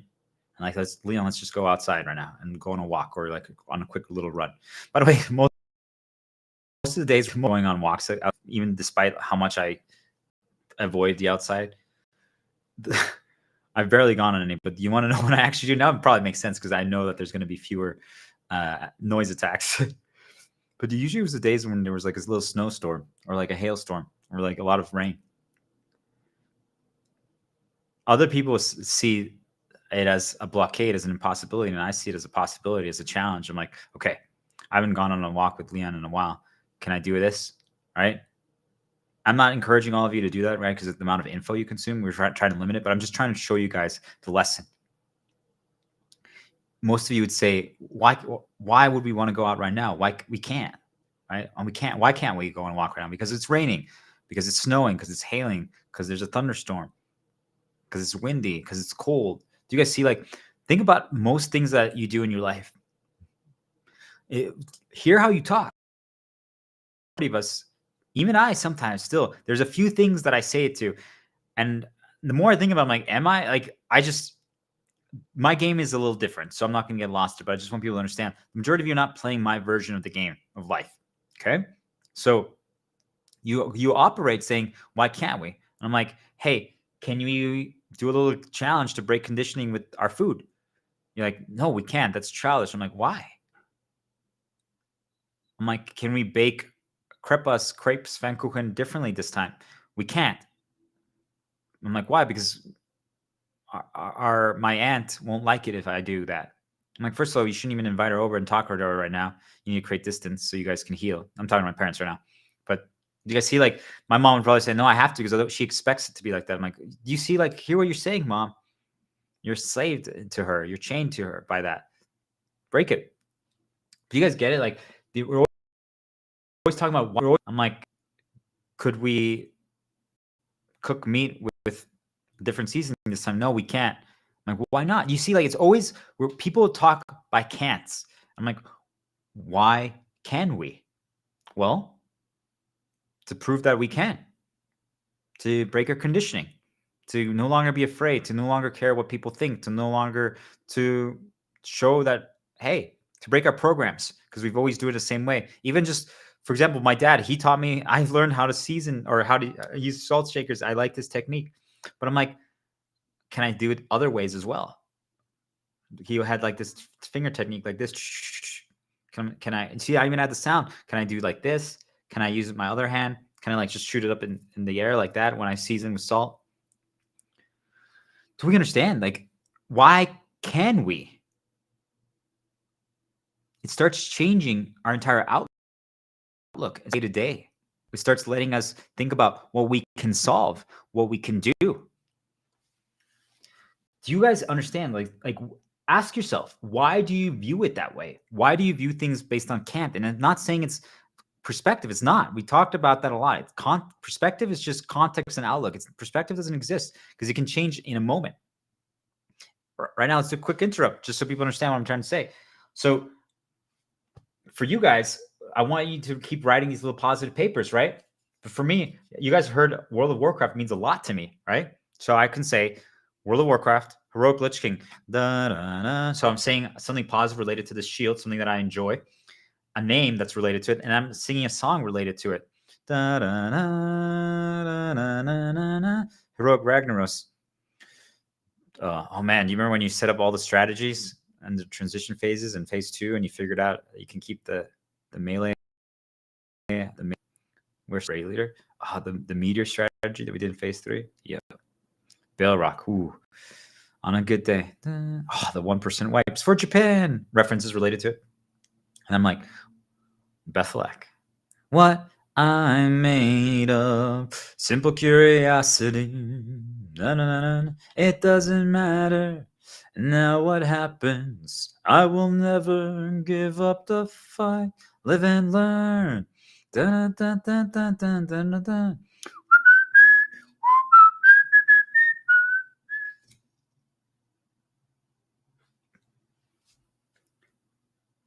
Just from a piece of paper, talking like one sentence about it, either doing a song or humming or whistling related to it. And now my path, I was already on a positive path because of everything I'm talking about, right? But you guys get it? Like if you weren't, you did something like that. Now your outlook is positive. It doesn't. All it has to do is remind you of the opposite thing again. And you go back there. Do you guys get it? Unless you're fully healed and on a light path. But it's funny because like truly, it doesn't matter like how sad anyone is. If I just did that, if I figured out something like that for them, like that piece of paper that I have, once I catch what that is, I could keep doing that repeatedly, just through slight variation each time so they don't catch on what I'm doing. And they won't even understand how it's happening. But then someone around them, or they look at another picture or a little object around that's poison, and they get back on there and they're like, and I'll do it again. And then they're smiling, they're remembering, they're laughing, and it keeps happening. It's the context, right? Do you guys understand? Perspective doesn't exist. If you think you're a pessimist, they fucking manipulate you to think that. It's just you have too many things that keep reminding you of the dark negative paths. That's all it is, just so you guys know. If you think that you're someone who's always nervous and worried, it's just because they've conditioned you and have so many easy path starters that cause you to go down that path to start that program. That's all it is. So for example, my mom, she describes herself that way. And I'm telling you, I could break it in her in a day or two permanently if she actually listened to me. And she learned how to do her shield paths, like the Angel from Munich comedy thing and stuff like that. Just telling you, that's all it takes. Okay, so that's why you guys view it that way, because you were programmed and conditioned to view things that way versus this way, and you don't know how to create your positive shield paths, right? So you always see the things that block you or stop you rather than what you can, and you don't even understand that it can be any other way, because since birth you've been told that that's how it is. If since birth someone told me anyone who wears a blue shepherd coat is weird, if I see that right now, I'm gonna be like, he's weird. That's all of you. That's why I'm trying to show you guys how you must break your conditioning. It's not even an option anymore. I'm telling you guys, I say I want you to be able to choose everything, but this thing is not an option. If you don't do it, you're poisoning the entire world, because it's the easiest way they just get you dark corrupted. Once you break your conditioning, you guys can just choose every single thing. Every single thing. Then you can, at the same time, you're breaking your programs. I'm telling you guys. So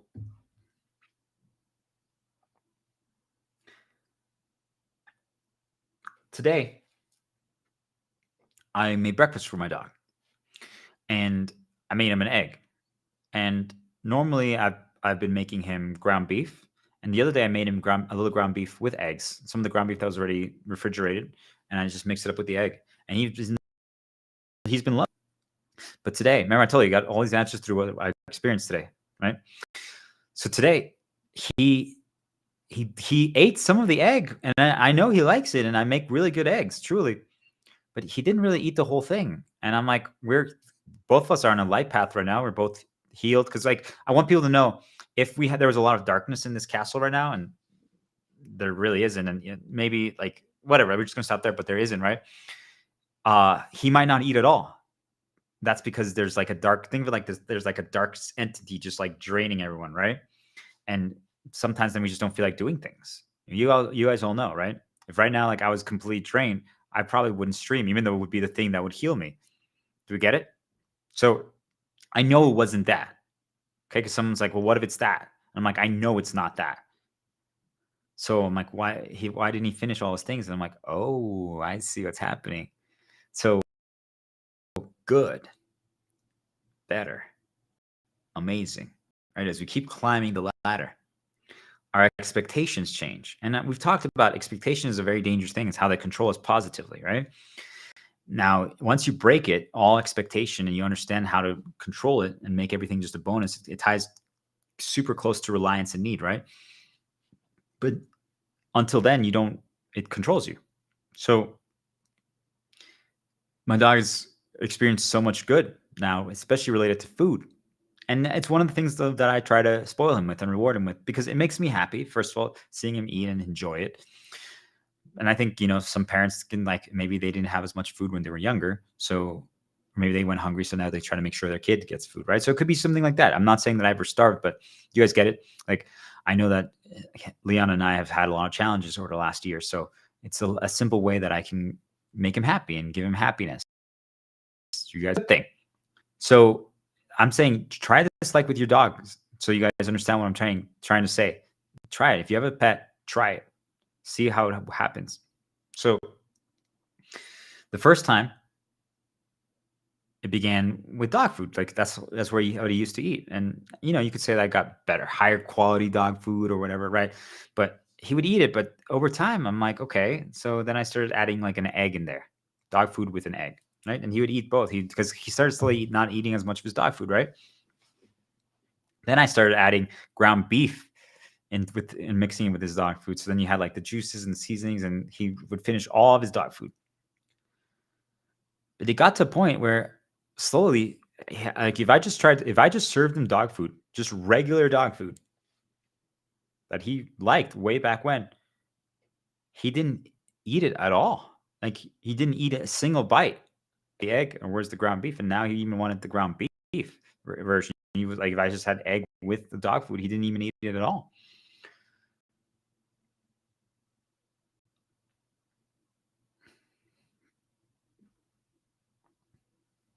Why would he? Why would he eat the regular dog food? Have you guys ever thought about that? Why would he? If he knows that I'm going to give him the egg, or if he knows that I'm going to give him the ground beef, or even then he knows that that's what he's always been getting, and that's available to him, why would he eat the regular dog food? It's trash in comparison. It is in comparison for him. I'm not deciding. I'm just saying from observing him. Do you guys get what I'm trying to say? I'm not the one even deciding it. I'm just saying I know that he prefers the ground beef and the egg over the dog food.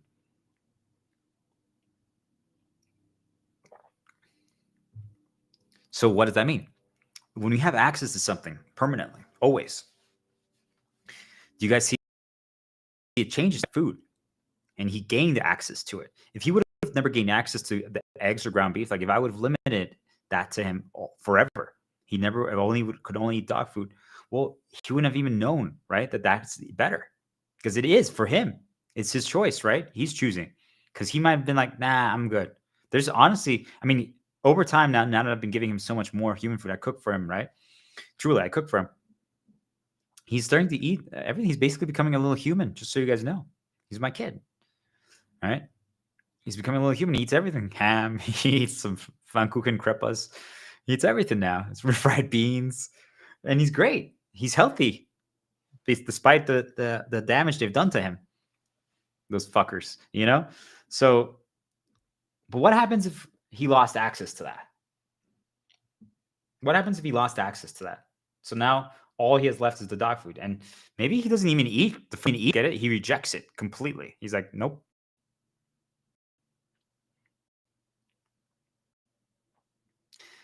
Do you guys see the danger of that? Because if he loses access to it, and now he's expects it. He's built up that attachment. He's conditioned to it. He's not programmed to it. If he loses it, he can't choose. He's like, it's like, I can't go back. He just can't go back. We have to always be able to choose and make the most of each and every thing. We have to. It's absolutely critical.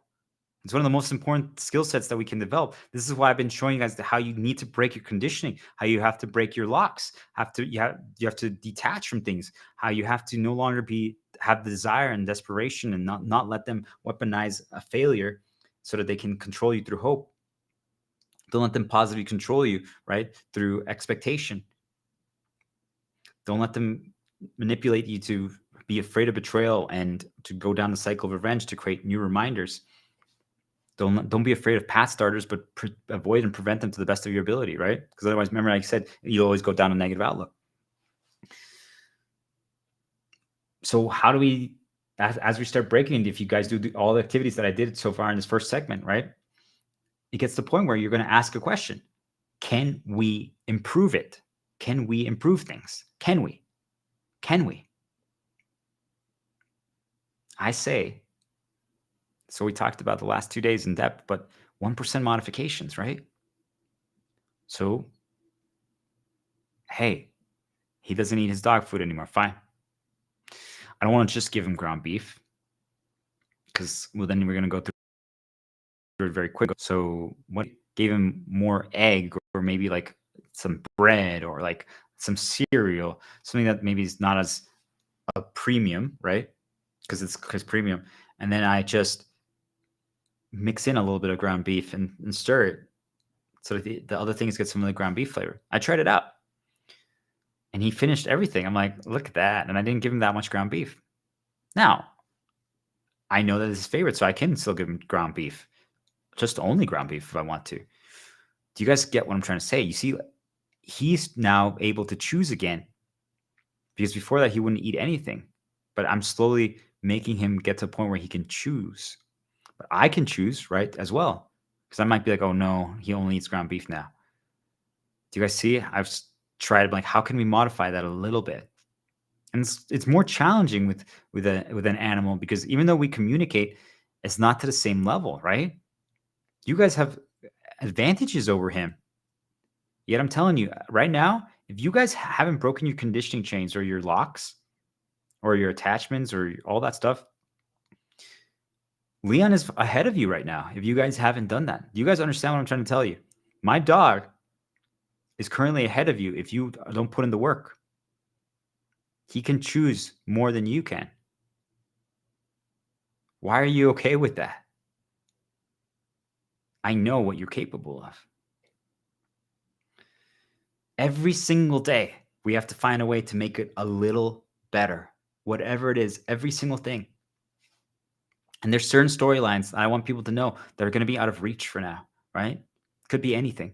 It could be like, well, I want my dog to be able to run on the beach. That's not happening right now in my life. Just so you guys know, that's not happening. Not for a long time. There's problems that we have to deal with right now. And I'm not saying that to be like, can't, but that storyline is not the focus right now. There's other things that I need to be doing and other things that I need to be working on. I'm just saying, can I improve my situation drastically just by staying in my castle and with the tools that I currently have? If not, what is one or two tools that will drastically modify things? I'm saying if you don't have something that can play music, like if you do go outside, but you can just play it on your phone, right? You guys don't even need to do that, but I'm saying it does block noise.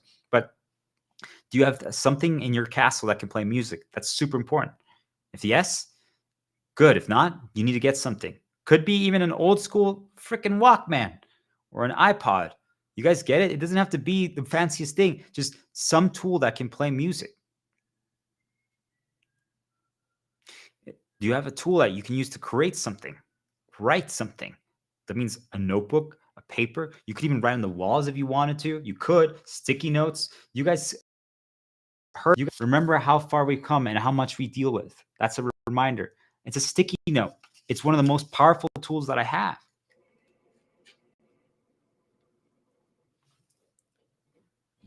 This bone is a reminder for me. Leon, thanks for starting a hero path. Once a shepherd, always a shepherd. It's a reminder for me to keep healing. Do you guys get it? We always make excuses. We say why we can't. Well, I just don't have access to that one thing. I need that one thing. And I'm like, would it help? Yes, you're not wrong. Would it help? Absolutely. Do you guys get it? Like if right now I could like hop on a plane and go to the beach and hang out with Leon there and we could stream from there, I would perform even better, just so you guys understand. Like that's the environment that I like. The weather, the sound effects, the vistas, right? All that stuff.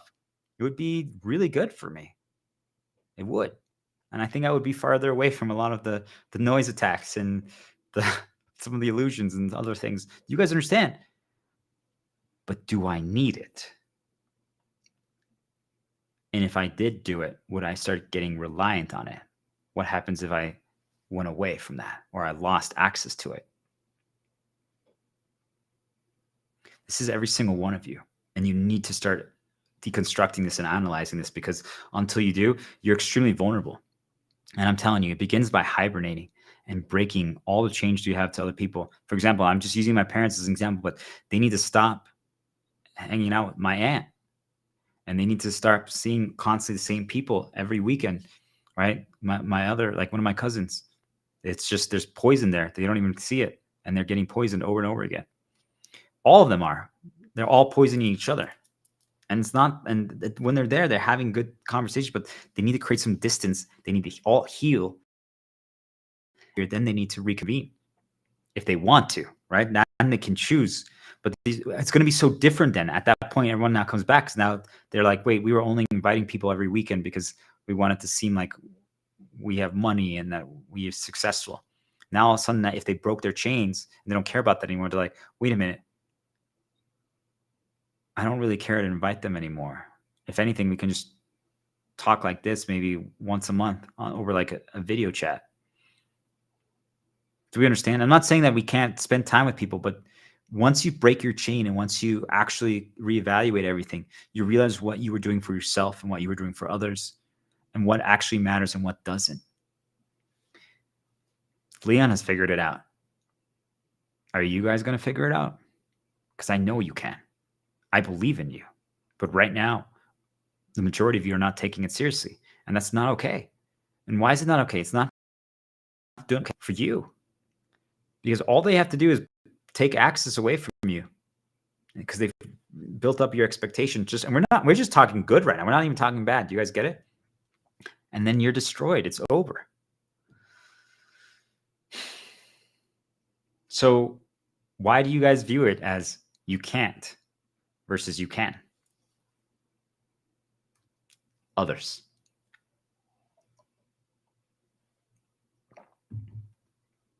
If you only listen to my voice from here on out, or for let's say you're 33 and you've only listened to me for 33 years. Do you guys understand how differently you would view the world and you would think about things? I'm not saying that that's the answer. I do believe it is, but do you guys get what I'm trying to tell you? If you've only listened to my voice and everything, my outlook on things and my opinion on things, you would view the world completely different. You have to choose if that's right or wrong. Get it? You would think differently. You might even start viewing things differently now that you've been consuming my stuff. Do you guys get it? The impact starts happening very quickly. We talked yesterday. Things can change very quickly. So all of a sudden, for the first time ever, you might actually be like, wait, I can, because you can. You can change every single thing in your life. There's some storylines that are currently out of reach. That's normal. That's okay. But that's why we're doing a climb. That's why we're progressing. And as the world starts healing and as we get there, well, then they're going to start being able to be reached.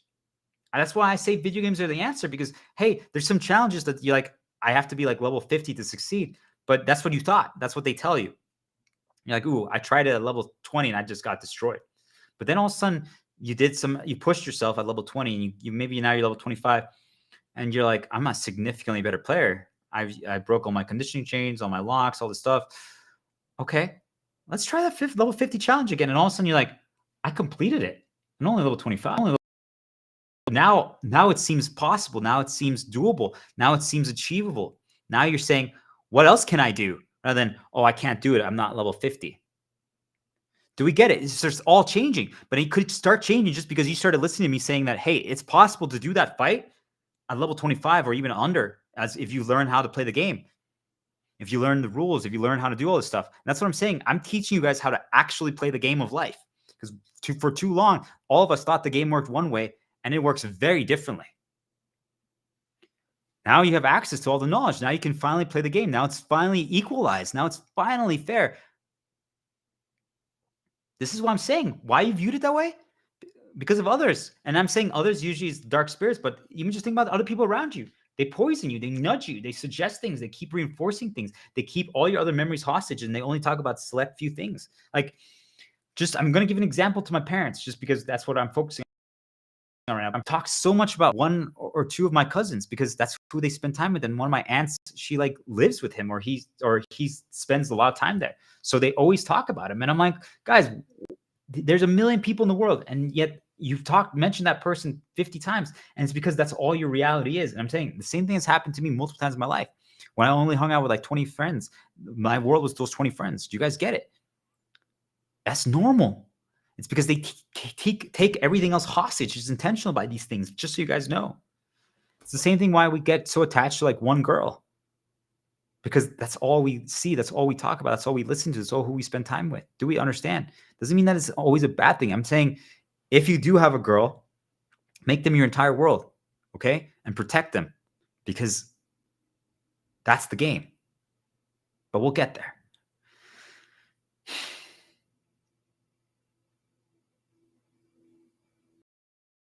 You're thinking differently? You are. I'm telling you. You don't even realize it yet, but you are. Because it doesn't click until an event happens that makes you realize that. So like if all of a sudden tomorrow I'm saying, hey, I want you to bake something on feeling or cook on feeling differently than you did, and you try it and you actually are like, oh, I actually enjoyed this. This was fun. This was cool. You even hear how you talk. It's like, whoa, it's different. I'm not afraid. I'm viewing what I can do, not what I can't do. Now you're free to choose. And I'm telling you guys, I've been hyping you up, but once in a while, it's not going to seem doable. When that happens, it's not a moment to cry. It's not a moment to beat yourself up. It's a moment to say, what else can we try? Is there something? But you see, like, now you're even just considering it. Like, is there? There might not be. I just want people to be aware of this. I'm not going to be, I'm not going to lie to you. Saying there's some things that's like, there's nothing that we can do right now. But what can we do to, for example, feel better about that situation? If there's nothing that we can do to change that yet, what can we do right now to feel better about it? Hey, maybe we just move away some reminders, and maybe we just listen, or maybe we just focus on the one positive memory, or some. You guys see, like, there's things that you can do. There's things that you can do. This is how they've destroyed the majority of the world, is that they take away something that we've built up, that they've conditioned us to, that they repeated, that like I said, Leon, like let's say I built him up to ground beef, and then I take it away and never give it back to him. Now he might get sad. He might get defeated because now he's used to it. Do you guys get it? As long as I keep it away from him, he's destroyed. And then he smells the ground beef being cooked. Let's say I'm eating it, or my brother, and he smells it and he's like getting sad. He's like, why can't I have it? That's all of you. So don't view it as what can't, even if he can't reach the ground beef yet, he's like, hey, well, I get to smell it right now. And I'm not saying that we're just trying to like find any glimmers of hope. It is, but do you guys see, like, maybe I'm cooking it, he sits in the kitchen, he could smell it, right? Do you guys see, like, he can try things, he can modify things to improve his situation just a little bit.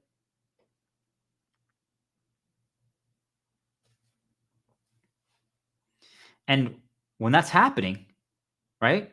When that's happening, you can ask, well, every single day, what did we learn? What did we learn today? What have we learned so far on this stream? Do you guys get it? There's always something. There's always something. How I developed all these answers, and there's more to talk about today. There's a lot more. Through a video game song from one of my favorite video games from 18 years ago. a video game match from between two players, and I just muted the audio so I don't get excessive info from commentators, and I just watched how they played and the strategies that they were doing, and cooking breakfast for my dog. Do you see? You don't even need excessive amounts of info or research or books or movies or things of that nature. If they're your shields, the things that you value, the things that you care about, the things that bring you on a positive path, and you now reinterpret them differently, you view the underlying lessons, if you've watched them differently, everything changes. But once in a while, you guys are going to be tired. It's not easy to always be climbing and progressing, okay? And when that happens, let's take it a little bit easier, especially if you guys haven't been doing this in your past. Just starting. Like, I think my parents, like, if they just tomorrow, my mom baked on feeling, my dad started trying to break his programs and cooked just for fun to do something crazy just for fun, and he didn't sweep, and then they played a video game together that they've never played. Do you guys understand what dramatic difference that would be? And then in the evening, both of them just got a piece of paper and they started writing out things. Like, my dad's like, I want to figure out how we can save Mexico from sinking. And my mom's like, I want to figure out how we can, I don't know, make Germans not be as worried about rules and just have a little more fun. Do you guys get it? Something like that.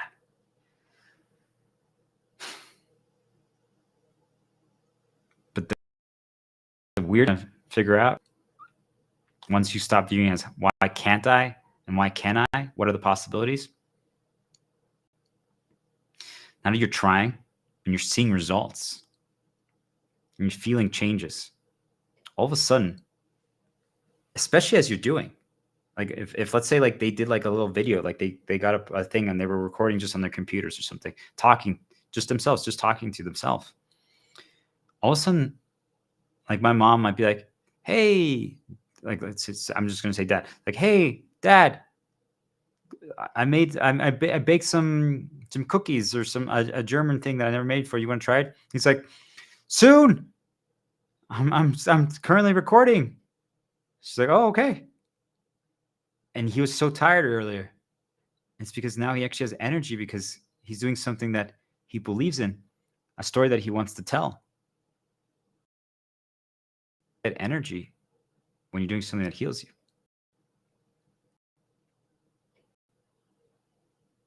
So, and we're going to build back up to it at the end, but if now I asked you, if you had no money for 3 years and no cost for 3 years, and you spent the first year healing and you don't need to use money to accomplish anything, what would you try to solve? What would you try to learn? What would you try to teach? What story will you tell?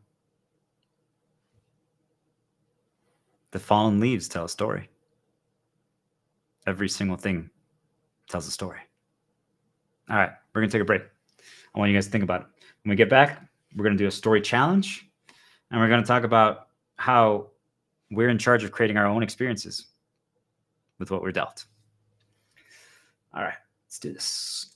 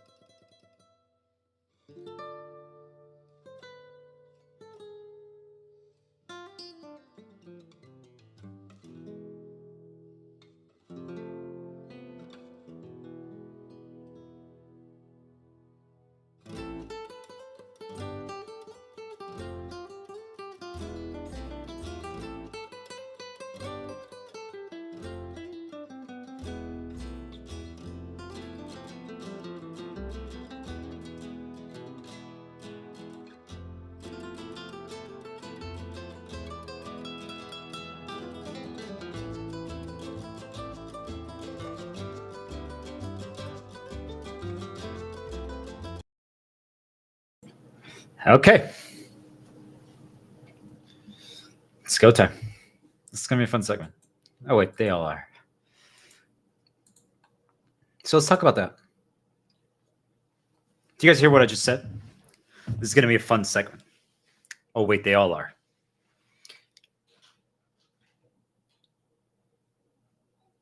This is, in a way, you could say work. It matters to me. I care about, well, I've broken all that, but before that, up to now, all right, up until recently, I've cared a lot about like the outcome, the quality, how it ends up, because I wanted to make sure that all of you guys, that all of you, that me, that it protects me, that that the is great, that it flows well, all this stuff, right?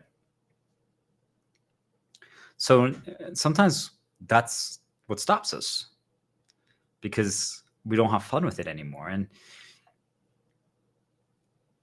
that's why I'm trying to get all of you to realize that if you can just take a step back and quit your jobs, or if you are like retired, or if you have an ability to give yourself some time, or other people can help you get some time, you can start realizing what you actually enjoy and what you don't. And if you start doing something like this and you start developing your own way, you start having fun with it. It doesn't mean that you don't take it seriously. It doesn't mean that you might not feel like little hints and moments of like nervousness. That's your old conditioning, right? Until you break it, it happens. And I'm telling you, these things can make you feel it again, even if you've broken it. It's really weird, but in a way, it's really cool because it's a progress check. And you're like, look how far we've come, right? Remember in the past, we would have been like terrified. And like, oh my gosh, okay, this segment is going to be hard. Okay, we got this. Don't fuck it up. Don't mess it up. Now, if I mess it up, which I can't, I know it's impossible for me to mess up now. That's how confident I am, right? Because I just know, we talked about yesterday, there's the knowing path and the lost path. When we always think about what could go wrong, we're on the lost path. If we're thinking about, we just know, like, I just know that I'm going to perform well because I know everything I'm doing. Do you guys get it? Like, there's no, and yet, a lot of the things that I'm about to do, I've never talked about before. And a lot of the things that I'm going to do, I've actually never done in that shape or form, right? It's a new challenge, it's a new approach. So you're like, how can you know it? Because I take everything that I've experienced and learned from the day I've been born, and I'm utilizing it in this activity. Do you guys get why this is truly my shepherd shield, shepherd talisman? It's our Diplomat, right? Everything's just a reminder to heal. Progression. We cracked it, right? Everything. Right now I'm listening to a song from Uncharted 3 called Small Beginnings. If you guys want to join in me and listening to the same song that I'm listening to. Uncharted 3, Small Beginnings, extended, or just loop it, right? It's a video game.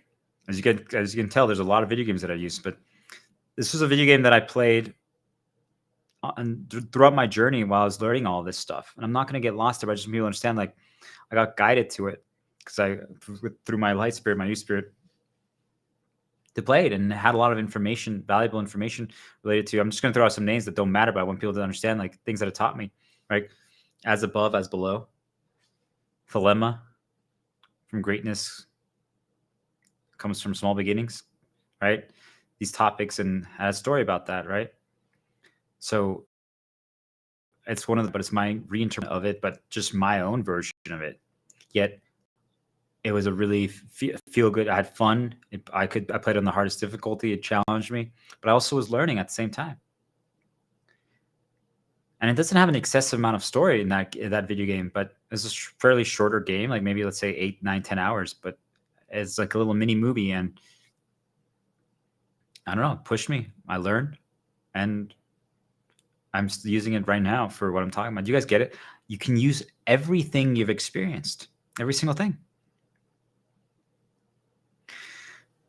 So with that said, this is how you can have fun with it. Do you guys get it? That's how you know, because I played this game. I've experienced it. Do you guys get it? I know.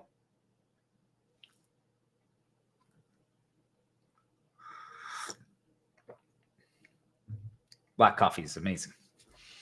So we're going to start with a little interrupt. You drill by now. So I have a choice.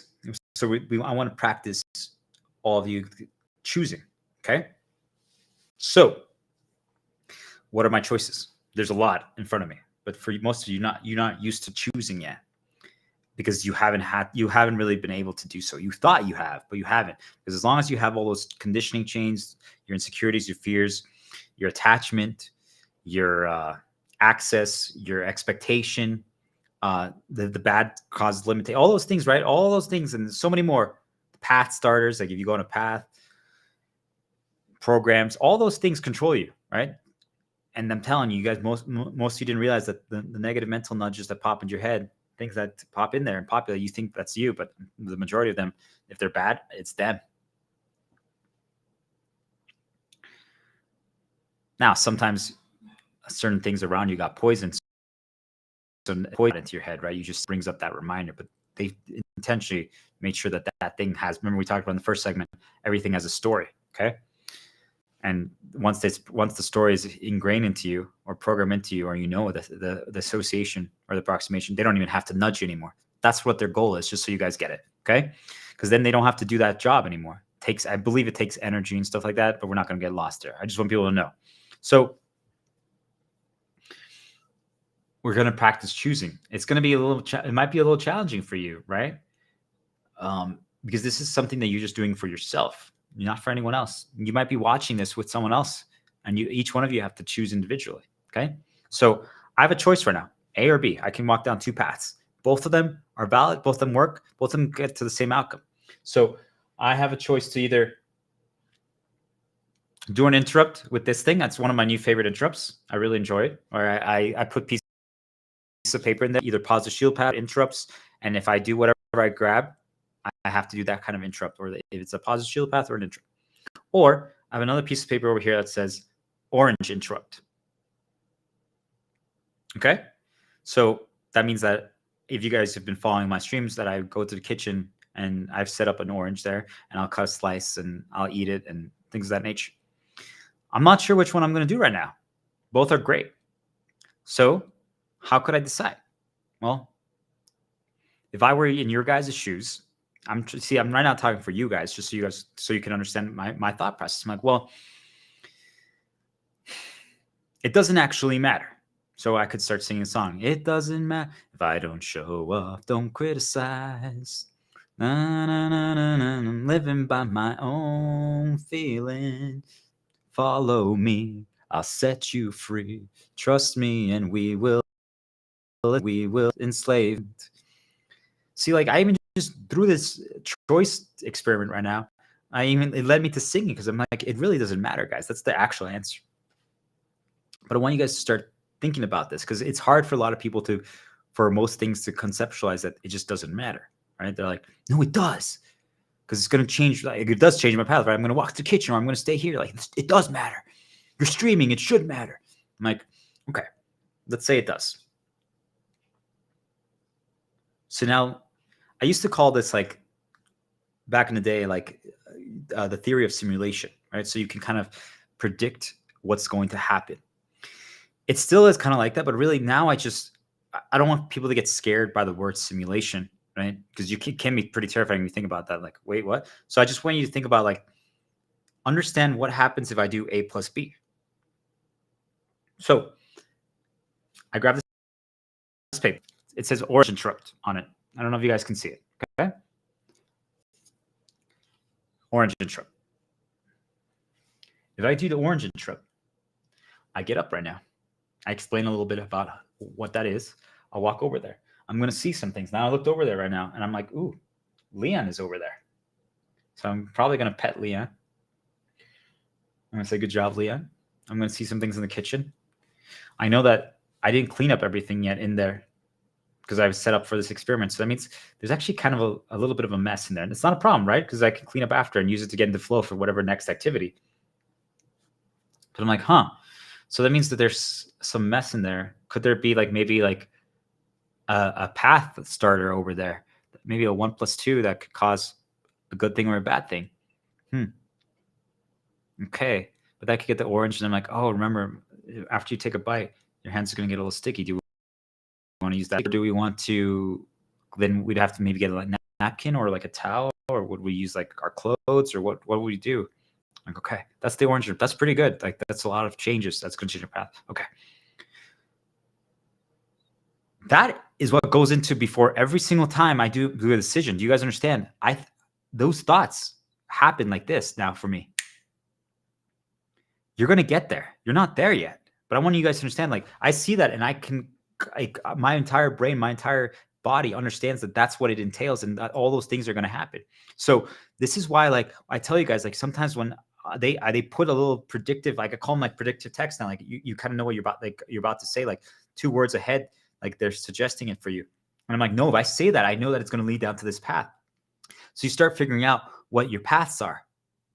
So like if all of a sudden, like, I'm like, ooh, there's like I like, let's say like I want to look at girls outside, right? Let's just say, yeah, there's a girl with the yoga pants over there on the left. I'm like, ooh, if I go down the path, I'm like, oh wait, I know that on that path there's this and this and this bad thing. Nope, don't do it. You guys see, like, you kind of know where that path leads you. And you might not always know everything. Do you guys get it? That's possible. But like, if let's say I just think about, like, you live at a home and there's a bathroom downstairs and a bathroom upstairs. It's like, okay, I normally would just go to the closest bathroom. Should I maybe go upstairs? And that makes me go upstairs. I see some things, but maybe what if I have pictures on the wall? Could that bring up some negative reminders because I haven't rewrote them? Maybe I don't do that right now because I'm in a good state. I'm in flow. Maybe I just stay downstairs. Do you guys get it? And we have music playing downstairs. I don't have music playing upstairs. Or maybe I look at the floor and I have to, like, use my phone instead to play music. Like, you guys see, like, these are the things that you have to start thinking about as you're starting to walk to things and you're making your choices, right? There's a lot more than we think about. But once you start practicing this and you get a lot better, it happens just naturally. You don't even think about it anymore. Now, this is always good practice for me to see how far I've come, right? It's a reminder for how far we've come and how much you've dealt with, because now I'm like, I know these things. Like, I'm talking about it, but I'm like, wow, these are the things that I do per second that I don't even think about anymore. Do you guys get it? You'll get there. So I'm like, maybe we don't actually go to the kitchen right now and do the orange interrupt because we don't actually need a big disruption and we're in a great spot. So maybe I just do this. Or you know what? Because we talked about this so much, maybe we don't even do it at that interrupt. Let me save that for another time. And instead, I see this little piece of paper over here that says eternal paradox. And that is a reminder for me to practice a little mental tactic that I want you guys to practice. So let's do that. Oh, look at that, guys. I ended up choosing a third option. I would have chosen this one, right? Because I'm like, well, I want to avoid some noise potential risks. But then I'm like, wait a minute. I don't need it right now. Let's do this one instead. Do you guys see? I'm showing you guys my decision-making process. That's the value in what I just said. You guys might have been paying attention to my words, but what I'm trying to make you realize is what goes into a decision. So eternal paradox. I say this is a way to, like, there's a lot of tactics that you can use to reset your mind, and you're going to develop your own that work for you, right? I've talked about it the other day. And you guys see, look, what's just happening? This is called path starters. Because I did this and I'm talking about mental tactics, it brought up a reminder that I have this little water bottle that's old from something. It's a story. I don't even remember when, but I never finished it. I'm never going to drink this water. But this is now my bottle dance bottle. Do you guys understand? So what's the bottle dance from? Life, dun, dun, dun, dun. So you put it on your head and then you, like, try to balance it, right? And can you, like, stand up without dropping it? I'm not going to do it right now because I'm good, right? But I'm just going to show you guys something like that is enough. Or here's one for you guys. Grab a pen, open the lid like that, right? And then try to grab it with your toe, okay? With your big toe and your middle one, okay? And then see if you can draw like a line or something on a piece of paper. And don't make it too hard for yourself, but can you, like, draw a line?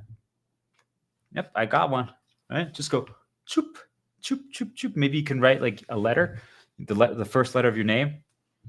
You can make a little mini game out of it, right? Like, that's the value of, like, in video games, there's little mini games, but you can do something like that. Think about that. Just with a pen and using your toes. I'm going to write that down. I'm going to write toe game. show. No, actually, I'm not. We're good. We don't need it. Here's why I didn't do it. This is really powerful. There's a positive with it for me, just so you guys know. It's a fun memory that I have with my parents. But the moment I wrote it down, it's not a bad one. It's not actually really bad, but it's a potential path starter. I got a nudge in my head for what it could, for a reference that word could have. And I'm like, ooh, it could be a potential path starter.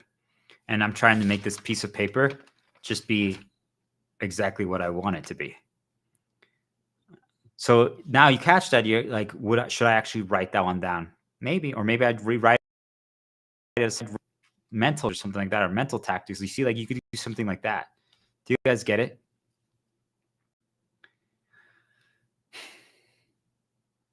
It's not simple, but you're going to get there. So eternal paradox, right? And also, I have all these other things. Do I really need that, right? So you start seeing like it's helpful, but is that really necessary? You guys, if you haven't done any of these things yet, all of it helps. So the eternal paradox. Can we write the word paradox mentally in our head? Can you draw the letters, right? So start with P, A, R, A, right? Can you do that? Now, I like to use my head to draw the lines, but can I do it this time without doing that? Okay, but I'm going to show you guys that just so you guys understand how it's done. All right, here we go. Paradox.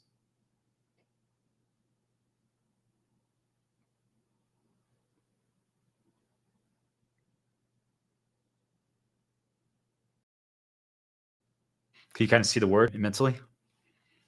I wrote paradox, right? Now, eternal. Can you stare at something else? So I'm going to stare at this microphone. And can you write eternal? Just with like hold a pen or your finger. Can you write it? But can you write it? Start with the NAL and then write ETER. Okay, so we're starting with NAL.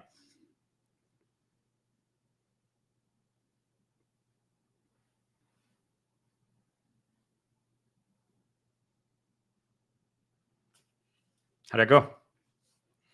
Regardless of what happened, your mind got reset temporarily. Do you guys understand? So even if you got consumed by them, if you did something like that, it resets you. Maybe not for long, but it does. Right? And then I have a reference there on there. I call it Kaya's Ballad. It's a character, 13-2 song, The Eternal Paradox. Da, da, da, da, da, da.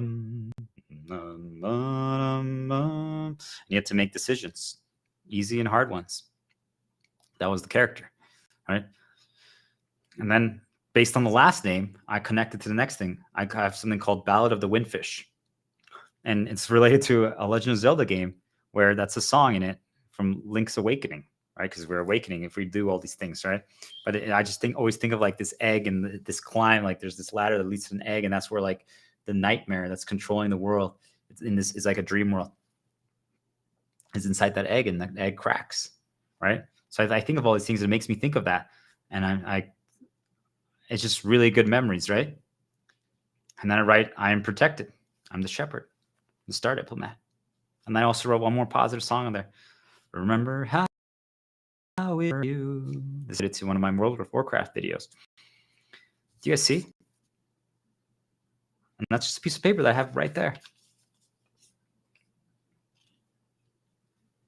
And maybe next time, instead of talking about who that character reminds me of, or like what the Ballad of the Windfish is, I like hum a song from that game. Do you guys get? You don't have to go too far down one path. Like I didn't talk about that game for like 20 minutes, but I just did enough to like move all around. Do we understand? That's all it takes. So here's another one for you guys. I challenge all of you to do, and I might do this, I might not. Depends on how I feel when we're done with streaming today. To do some rearrangement. I've been doing it every single day around me in this little area, but maybe you do that like in the kitchen. Is that you get programmed very, very quickly, very easily. You guys don't even understand when it happens and how it happens. So let's say you have a trash can somewhere, even in the bathroom. This is how you can test it. Okay. Move the trash just somewhere else. Doesn't matter. Okay. If it's in the kitchen and the one in the bathroom, move each one in every room that has a trash. Move it. Watch what happens when you feel like throwing something away. You're going to go most likely to where the trash was before. And you're going to catch, you're like, oh, and then you're going to do that. You're going to toss in a new spot. But that moment when you go, oh, that is what we're trying to make happen over and over again, because that is how you start breaking your program. That is also how you start learning how to identify your program. That I have a small program when I look at these papers and I show you guys, I'm like, hey, I don't know if you guys can see this. I have a little program related to that. It's completely harmless. I just want you guys to understand, but it's harmless until it's not. What if all of a sudden, my brother walks by, he's like, hey, you should do the paper thing. I'm like, oh yeah, you're right. And I do that. And then right then, like something bad happens because of that motion. Do you guys understand? That's how they control us. Because they learn your programs that you've repeated over and over again. And I can't deviate and just say, hey, I'm going to do the orange interrupt right now by holding it like that without showing you guys that, then I'm at risk. All of you currently are at risk because you guys have, like, I'm telling you, if I sit and observe you and study you for one day, I can identify most of your programs, which means that I now know exactly what to do, what sound to do, or what to ask you to do, or where to go. And I know exactly how you're going to move.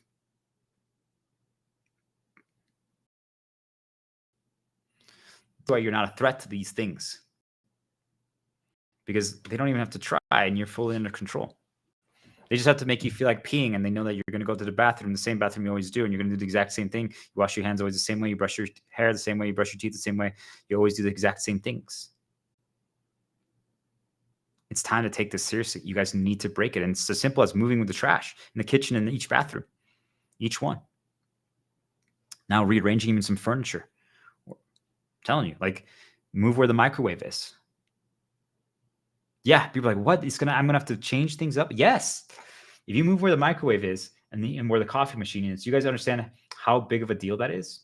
Or maybe when you always clean the dishes, you have the thing on the left, and now instead you move it on the right. Do you guys get how big of a deal that is? Or you move it a little farther away, so you have to walk. Every single time you finish cleaning a dish, you move somewhere else and you put it that way. Or you just change, like, where you have your spoons and your knives. Every single thing changes your path, right? And you do that 50 times in one day. Like, think about how much you've altered your own timeline that day alone. That's how you start breaking programs, guys. Now really the most important skill that we're developing is just you can identify them. Because then you can choose, right? Like I said, I just told you guys that I saw a program and I executed repeatedly, and I'm not afraid of it. Do you guys get it? Like, it's not a terrible thing, but if I'm not aware of it and I can't ever deviate, that's the danger. That's the danger. Do we get it? Currently, most of you can't deviate, and you don't even know what are your programs. I have a program that I created, my shepherd coat, right? That was intentional, just so you guys understand. That was intentional. I self-programmed myself to do that because a positive path, right? I'm like, shepherd, it's our diplomat. It's a reminder to heal. Everything's a reminder for how far we came. But yeah, thanks for starting a hero path. Once a shepherd, always a shepherd. You guys understand what I'm telling you? I self-programmed myself. You can do that. I could program any of you to become anything you want. I've told you guys this many times. Do you guys get it? Yet I'm giving you guys the entire playbook. I'm telling you, you want to think that you're a Chinese person and you're Mexican. I can make you think that fully, 100%, that you are fully convinced of that. Do you understand the power that I'm giving you guys? You need to take this seriously. Okay, that's that. That's why I do some activity like my favorite cereal activity now. I really enjoy cereal. I have a lot of positives with it, but I used it to break conditioning. It helped reinforce it. Can you eat every bite differently? Can you talk with your mouth full? Can you talk with your mouth closed? Or can you whistle while eating cereal?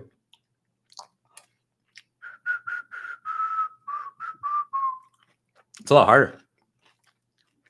Things of that nature, guys.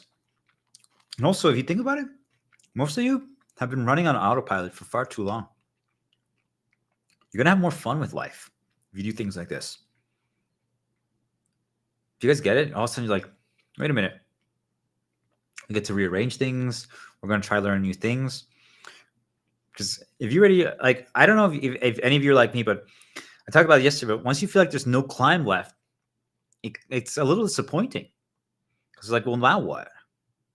You know, I'm telling you, the reason why I feel that way is because every time like, these aspirates try to poison it and destroy it. So it's really frustrating. It doesn't make me want to try new. So, but that's why they can't destroy this though. You guys get it? But you guys might not be experiencing that. So I'm like,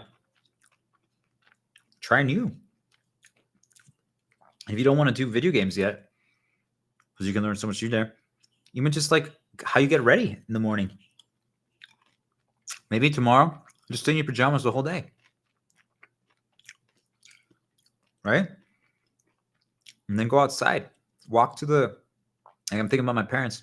Walk to the Mexican marketplace we're trying not to spend money, but just walk there. You don't even have to buy anything. And just go there, both of you, my mom and my dad, in your pajamas. Could you? Why not? What are they going to say? Exactly. You have to break that.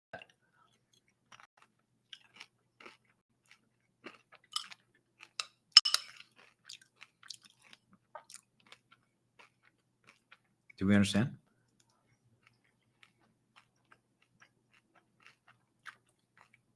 It's time, guys. Okay. I didn't get here in one day. And neither will you.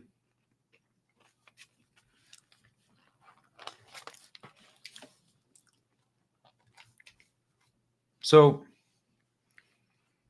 this next segment is a topic that I truly enjoy. All of these things I truly enjoy, just so you guys understand. I really do. It's fun more to talk about the things to counter them than to talk about the dark realities of them. Do you guys understand? But both are important. But why do I enjoy this? Which is kind of weird to say this, but I think the reason why I enjoy this next part that I'm about to talk about is because I experienced so much suppression my entire life from everything and everyone. Right? My way was always attacked. My approaches, the things like that I enjoy doing, like playing video games or the songs or stuff like that. So it's like when you've always been suppressed, when you've always told that you've been bad or that you're lacking or something's wrong. Now this is just like a reminder for how far I've come, right? And there's no better feeling. We talked about progress journeys 2 days ago. Truly, guys, it's the answer. This. So what's happening in this segment is I'm teaching you guys how to develop your way. Practice it. So you can break the perception. Because until you break the perception of something that's wrong, you're operating with a false lens. I don't know if any of you guys have ever got like an eye exam, but they kind of like do like two things, like which one's better, 1 or 2? Like, do you see better with that? To trying to see like where, and it's not like hard science, but just people understand. Like, think of it like that. And all of you are operating with like a blurry lens. Yet you didn't even see how it happened. Your eyesight got worse without even catching it. And all of a sudden now you can't really see. When you look in the mirror, you see something else. You see something different. And they did that intentionally. They've been building it up for a long time. They poison you. And the longer you're just only spending time with the same people and doing the same things, the easier it is for them to poison you. You have to always change paths, always.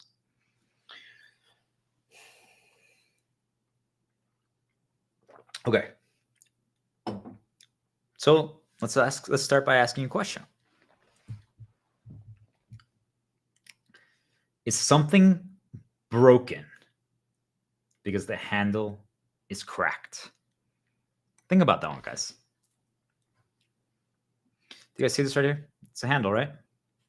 What if this handle was cracked and fell right now? Boop, fell off. Is this mug broken?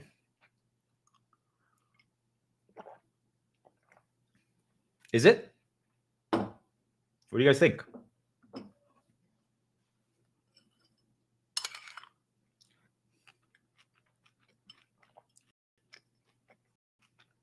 Some of you might have said, yeah, or we can fix it. Maybe we use like super glue, or maybe we got a new handle. Oh, we can put the handle easily back on. That's not a problem. That's awesome, right? That's a really good thing. That's a great response. Maybe some of you were like, yeah, it is broken. Let's just replace it. These were like $1. These were $1 or whatever. It doesn't matter even the value, but let's just say, like, we can just replace it. It's not a problem. It came in a set of 12. Easily replaceable.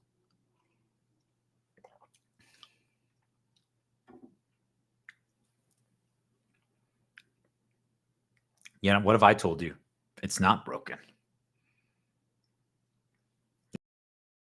You're like, what? You're like, look, like that was gone now too. Or like this picture was got completely vanished just from use. You'd be like, well, the mug is kind of ruined then. And I'm like, what if I told you, because you could fix it, maybe like repaint it, or maybe get a new one. What if I told you actually that it's not broken? There's nothing wrong with it. You're like, how is that possible? Where do you think I'm going, guys? Where do you think I'm going with this?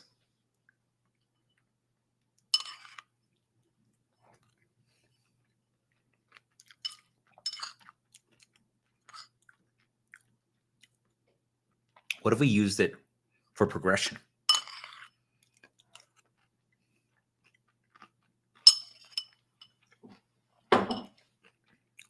I can use right now drink with a handle, right? If this handle was broken and it fell off, well,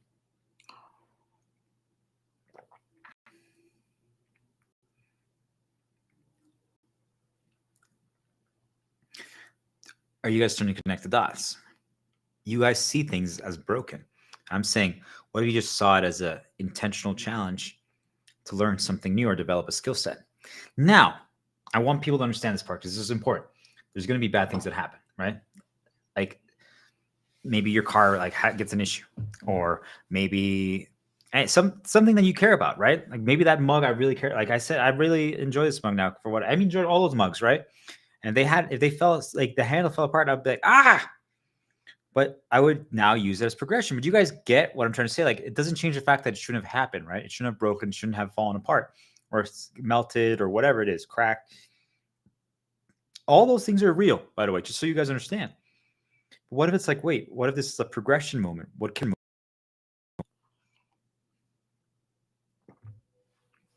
remember what we talked about earlier? Like, because I had my fingers dirty and sticky and I didn't clean them in the last segment.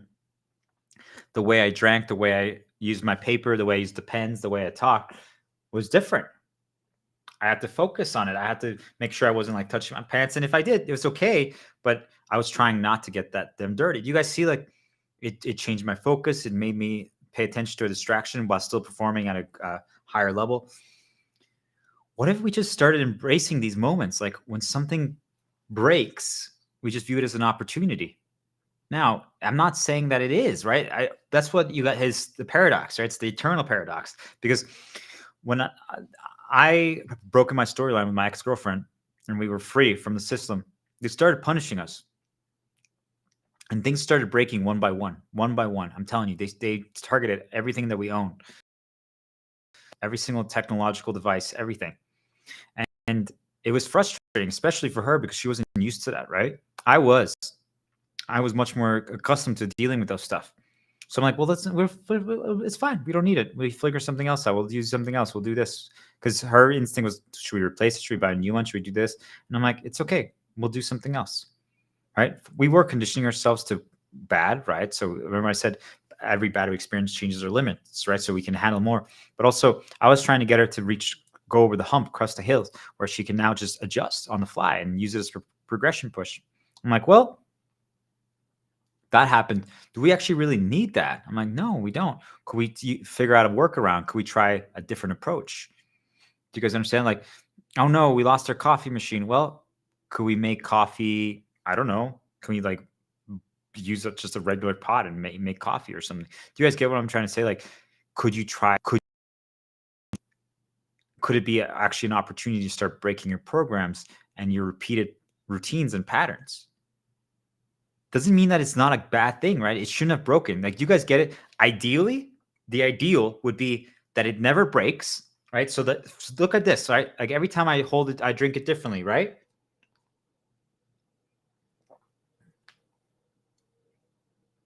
Do you guys understand what I'm saying? The handle's still there. So right now, if I even want to like use just a pinky with the handle, it gives me more opportunities to break my conditionings, to break my programming. You guys understand? So it's always better if the handle was still there. It's always better if the thing is not broken, because then as you start doing it, you can choose, right? Hey, this time let's try to make coffee. Even though our coffee machine still works, let's try to do it the other way. Do you guys see? That is still the best way. And it's not arguable, right? Because if you have 100 things, you can now choose 100 things. If I take away, I only can choose 10. But what if most of you don't know how to start limiting yourself and doing these challenges yet? Because you have access to, remember, like I said, my dog, like he has access to ground beef. He's always going to choose ground beef. So if I have to slowly limit him or ease him into other stuff or combine it because he can't control himself yet. Do you guys get it? All of you are basically that. Like, you just, the ground beef's in front of you. You always take the ground beef every single time. So if something actually starts breaking, though, it could be an opportunity for you to start changing your path, to change things up, to rewrite things, to rewire, to start breaking the perceptions. Now, should it have taken something to break to do that for you? No. But could it help? Yes.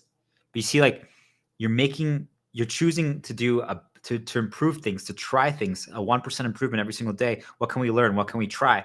Despite a bad thing happening. Should it? I'm just trying to get people to understand this. It's not that we want things to break, but even if it does, we can then use it in a good way. We can make the best of it. Ideally, we just want it to be able to choose from the beginning. But if none of you can actually take the first step to start breaking your programs and conditions, something breaking can be the moment that, remember yesterday we talked about the law of change, what marks the difference. Something breaking could be the moment when you finally say, okay, that's enough. I'm going to change my path now. Do you guys get it? If all of a sudden right now, like, I don't know, my parents were making coffee and their coffee machine broke and the water spilled and seeped down and went into every cupboard and drawer. Well, what are they going to do, right? They're going to take out all the stuff. So now it's like an opportunity, like an opportunity else. Let's start moving. You guys see what I'm saying?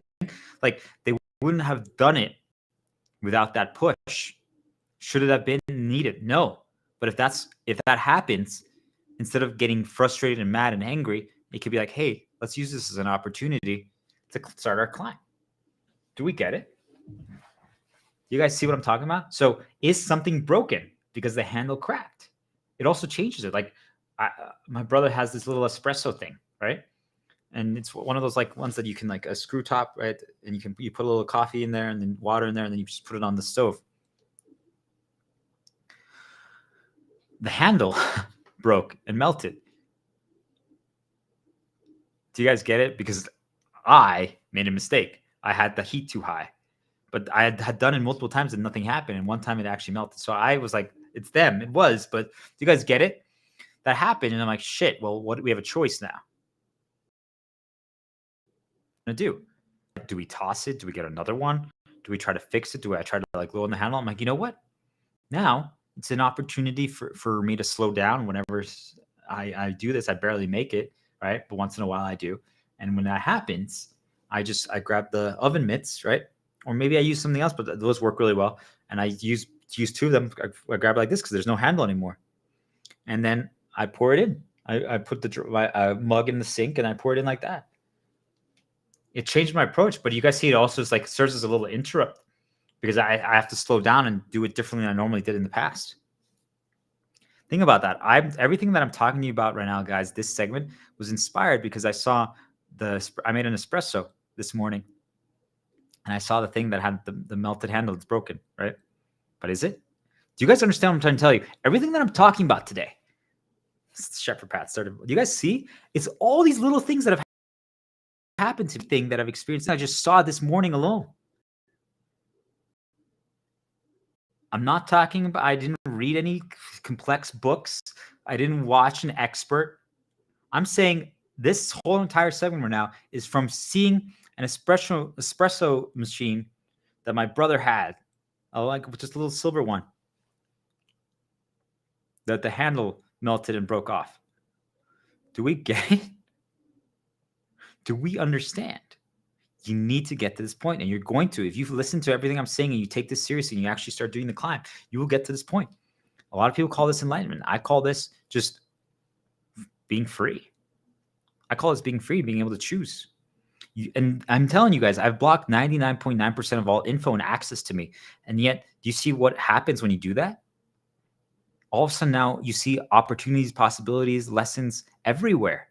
Every single thing. Am I not going to be ignorant? Am I not going to be stupid? I'm saying the contrary happens. I don't know if it's like it's the connection with you, light spirit, or what, but I'm telling you, the opposite happened to me. I was worried about that too. I'm like, well, now I won't know current events and what's going on, all stuff like that. Ever since I've done that, my knowledge, my intelligence, my skill set, my ability, my belief, my hope, everything has skyrocketed. You guys get what I'm trying to say? I'm saying that info and excessive knowledge, things that are pushed to us, are actually poison. Not a good thing because they put us on certain paths and then they just keep reinforcing select few things and they prevent. Because now for the first time, what I'm trying to tell you guys, I'm adding all my memories, right? But I'm not focusing on the past. I'm only using them as a positive shields, right? To change my outlook. And I'm remembering my entire life, but really I'm just using every single incident and moment in my life. And I'm taking that. I'm like, oh yeah, that's who I am. That's who I am. That's who I am. And I'm adding it back to myself. I'm just using to explain things. If let's say my dad is, let's say 65. Okay. Let's just say he's retired.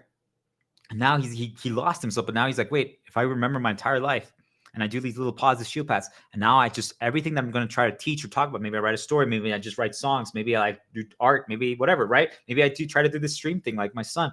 And he just talks about all of his experiences that he's evolved. And it's not necessarily just telling the stories, right? Like I've done that once in a while in my things. You guys have heard that. But most of it is actually just teaching new knowledge. But I'm taking the lessons from those incidents.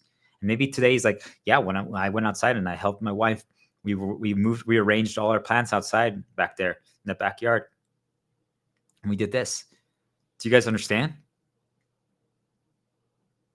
I don't know, right? There's a lot, but I just want people to get it. Like everything changes when you start doing all these things because you're free and you're assumed in words that don't matter and all this other info. Like truly, guys, you just see that most of it just doesn't matter.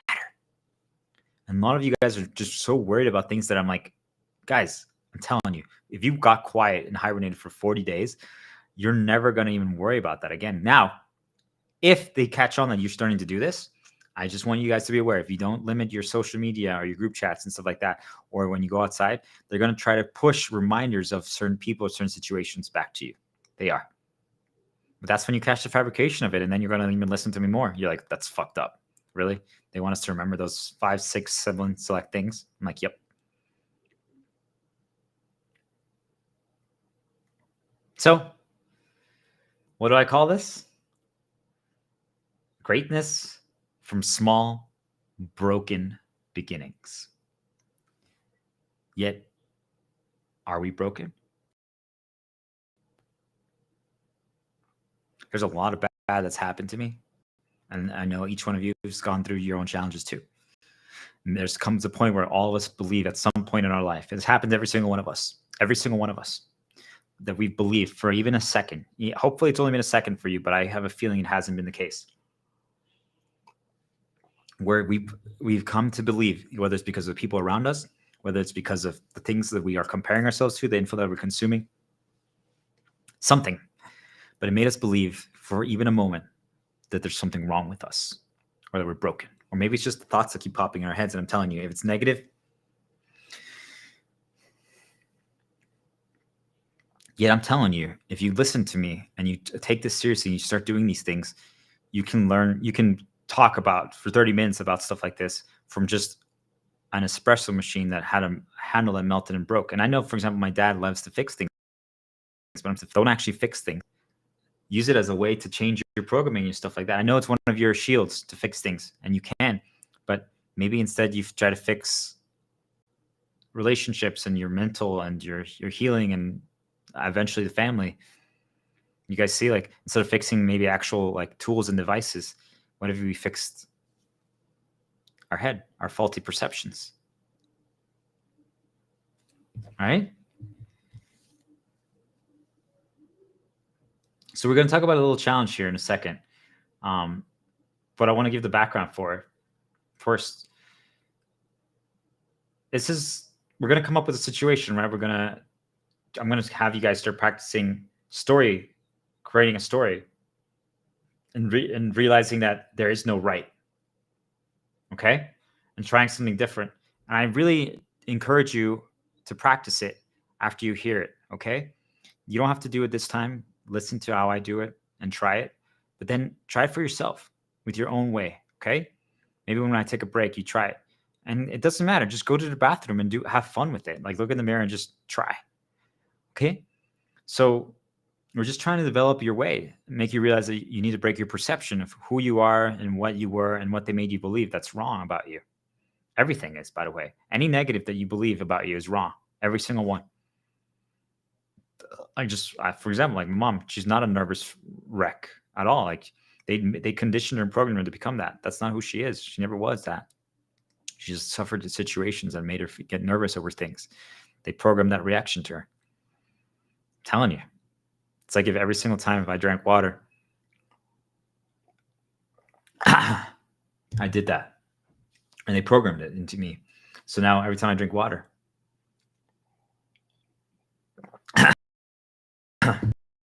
sorry guys, what was I saying? Do you guys see, like, that's how they do it. And then if it's been repeated, it just truly, just so you guys know, all it takes is like 100 times. And then it's installed. Some of these you've been doing since you were a kid or like a teenager. Do you guys understand? Like, you don't even have a chance to break it anymore. It's second nature. Remember the orange and shred one, right? Doesn't mean it's always bad, the paper thing. So with this challenge that I'm about to talk to you guys about, it only is going to work to learn if we have fun with it. I'm asking you to have fun. Can you guys have fun? Is that something you know how to do?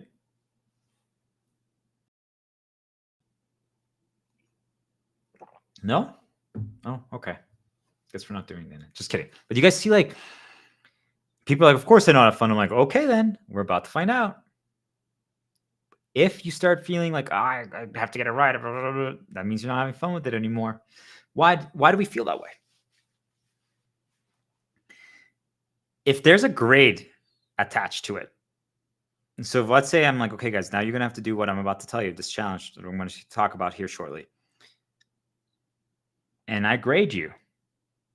I'm like, well, if you don't get a 9 out of 10, I'm going to punish you. You have to get a 9 or above, or I'm going to punish you. You're not going to have fun with it anymore. Do you guys understand what I'm trying to tell you? You're not going to have fun with it anymore. You might think you will. You might have a little bit, but it's not the same. The difference is astronomical.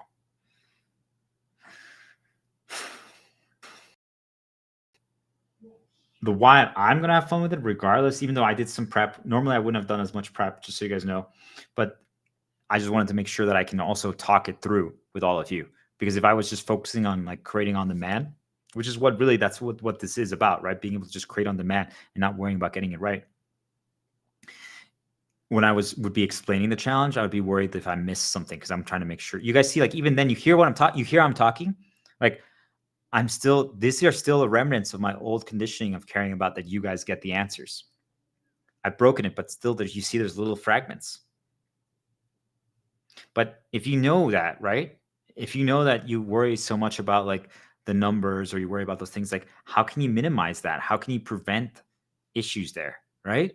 Remember what we said earlier, if I know my two paths, what can I do to make sure that if I know that if I go there, that bad thing might happen, could I not do that right now? Do you guys get what I'm trying to say? So what I do is I keep creating new challenges over and over and over again. Every single day, I do a few things different. And if I repeat it, it's okay, right? Maybe it's also just to get into a state of comfort and flow. That there doesn't mean that we always have to create new. Like, yes, I'm pushing myself, but that's who I am. But if you've never done so before, if you just do one shot, like if, for example, I've given you so many already today, but if you just change where the trash is in your house, every single trash that you have, and you brush your teeth differently, do you guys understand the immense impact that is? If you stop, if you mute all your group chats or turn off all your notifications on your phone, do you guys understand what an immense impact that is? If you start just having music in your background constantly and looping it, that's something positive that you have an association with it. Do you guys understand what an immense impact that will have? So don't feel like you have to do everything that I'm doing right away, but you're going to get there. Okay. It's progression. I just want you guys to know I haven't done what I'm about to do exactly on stream before. I'm always doing things similar to it, right? Like I'm free flowing right now. I'm just talking. I see a little line of, I wrote a note on my notebook and then I talk about it. Do you guys get it? So I am essentially creating new every single time. I'm practicing all this, like what this challenge is. I've already practiced it constantly. Do you guys get it? But never in this shape or form. So even that alone changes it. It's like if tomorrow, like, can I do a pajama stream? I did one already, but I'm like, well, can I do this time a pajama stream without also doing my hair? Like you guys see, like you can add always one little modification, one variation. But why does it not work if we're not having fun and if we're worried about grades and punishment? Because I talked about this a little earlier, but time limits can be good for an intentional challenge. But I want you guys to think about it like a work, right? Where if you're like a sales company or like deadlines, right? They're like, hey, this needs to be turned in by this day or else you're in trouble. That defeats the purpose of any learning activity. Do you guys get why school is so bad? Because everything is deadlines, and then they don't know how to motivate people or inspire people to go on a path to do so because they don't explain why it's valuable. So the children don't understand why they're doing it. So even if they, because I know some teachers were like, hey, I want you to write an essay. You have the entire core to do so. But then the kids always do it at the end because guess what? That's what they've been conditioned to the entire time. But if we taught them how to actually view it properly, but that it's a challenge and it's for fun, it's for growing, it's for learning, well, then it changes things. Quotas at companies, the worst thing you can possibly do. I'm telling you, all those things prevent evolution, prevent growth, prevent learning. Expectations, worst thing you can possibly do. Defeats the whole purpose of this activity, right? It has the opposite effect because if you guys do this activity and I'm telling you, like, I expected more from you, reinforced you, I don't want to do it now as much. Or now next time you do it, you're going to be like worried, like, okay, I got to make sure that I get it right. I got to live up to Star Diplomat, the Shepherd's expectations. That is how they stop us from trying things, guys. And then the one thing that you do that's according to like the experts, they're going to immediately positively reinforce that. They're like, yes, good job. That's how you do it. And now you feel like you have to do that because guess what? People clapped it up. If they wanted to reinforce my parents to use cell phones more, like the moment they started texting people a lot, they're like, good job. But if they don't do that, they're like, I can't believe you don't communicate by text. That's all it takes.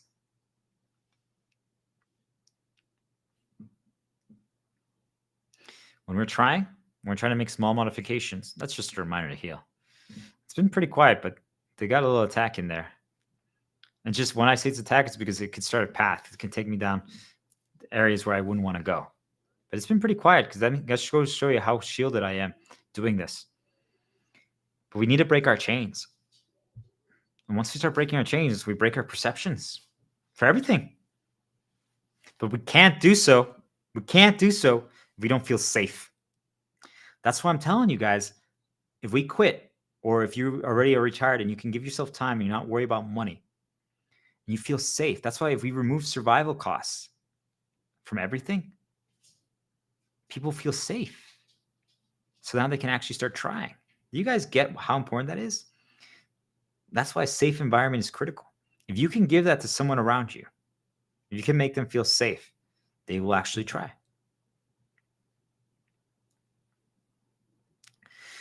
Not many people can do what I did, where I didn't feel safe and I still tried. Do you guys get it? It's extremely challenging.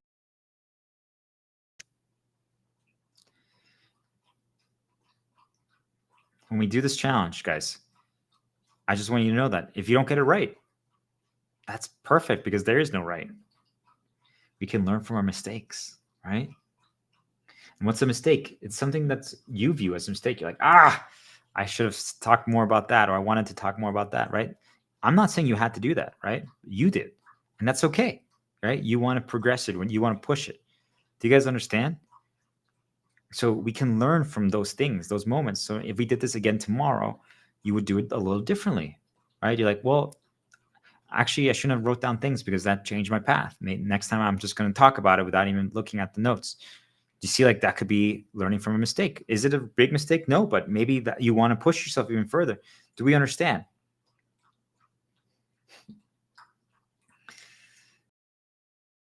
Taking small risks, small ones, just small ones. Like I said, maybe tomorrow I do a pajama stream without brushing my hair, right?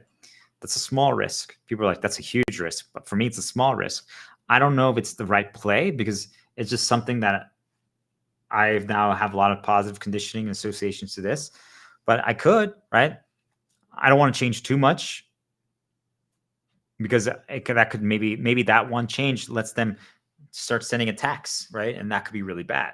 So you have to be careful, right? But it's a small risk when we feel safe could evolve us. But at the same time, you guys think about it, like, let's say I start streaming and I'm doing that and I'm like, ooh, it's noisy. You know what, guys? I'm going to be right back. I'm going to take a 10, 15 minute. I'm just going to do my hair. I'm going to go to the bathroom, reset. You guys see, like, I could do that. And is that really a huge risk then? This is how we evolve.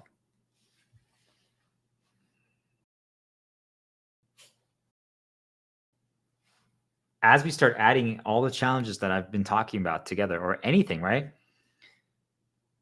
But think about just like anything that we're going to try. Like, let's say tomorrow, right? I do that pajama thing and I added the hair thing. Maybe tomorrow I don't try to do like these story challenges or like the food challenge or doing the DDR Leon dance challenge or stuff like that. Do you guys get it? Maybe I talk about easier topics or something that I've already talked about. Or do you guys see, like, if I'm adding new challenges in one place, I can take from another place to keep the balance of the difficulty. Because the most important thing is, right, we're trying to learn something, right? What are we trying to accomplish? Small improvements. Do you guys see what I'm talking about? Now, perhaps you're like, nah, it's time. I want to break my conditioning. I want to break my chains. I want to break my progression or my programs. I want to be free. And you're frustrated now that you've learned all this knowledge. You're like, okay, you know what?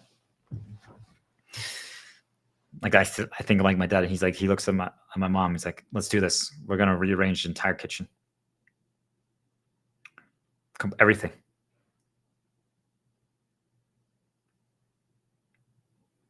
I'm like, okay, here we go. But we have to do it in 1 hour. We're gonna play. I don't know. We're gonna have like this music on for 1 hour. And the moment that song ends, however the kitchen is at that state at 1 hour, that's where you have to leave it. I know I said, right, time limits can be bad, but it was more so deadlines, right? Because here's the thing, though. if they wanted to still change it, right? They could, but it's a way to push themselves. Now, I call this that one boss, right? It's a challenge. It's just, if anyone who played this game, that's like, ooh, do you guys remember? Oh, you guys did the 1 hour kitchen rearrange challenge. Yeah, that's the one boss. That's a really challenging moment in the game of life. Do you guys get what I'm trying to say? It's time for you guys to do something like that. If you listen to everything that I just said, you're going to start thinking about possibilities. You're going to realize that you dream of possible things, not impossible things, because you're capable. You're amazing. You're going to start believing in yourself again because you got this. Things can change very quickly, guys. And you should be proud that you're trying. So with that said, I'm just going to take a 5-minute break. And then we're going to do the story challenge. We're going to just try it. So if you don't have a piece of paper, grab a piece of paper on the break, grab some water, and then let's get started.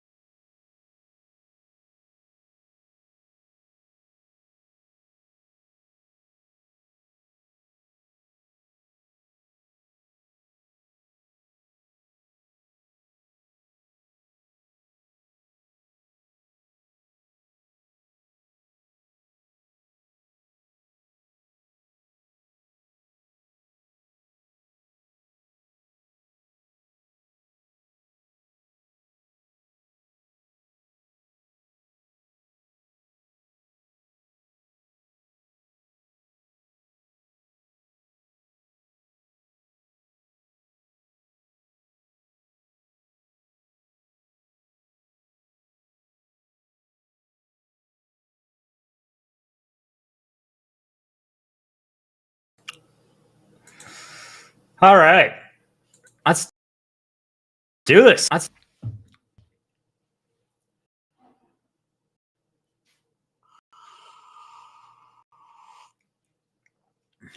So the song that I'm listening to for this segment is, if you type it in on YouTube, Final Fantasy X Challenge Extended, but just Challenge, and then loop it.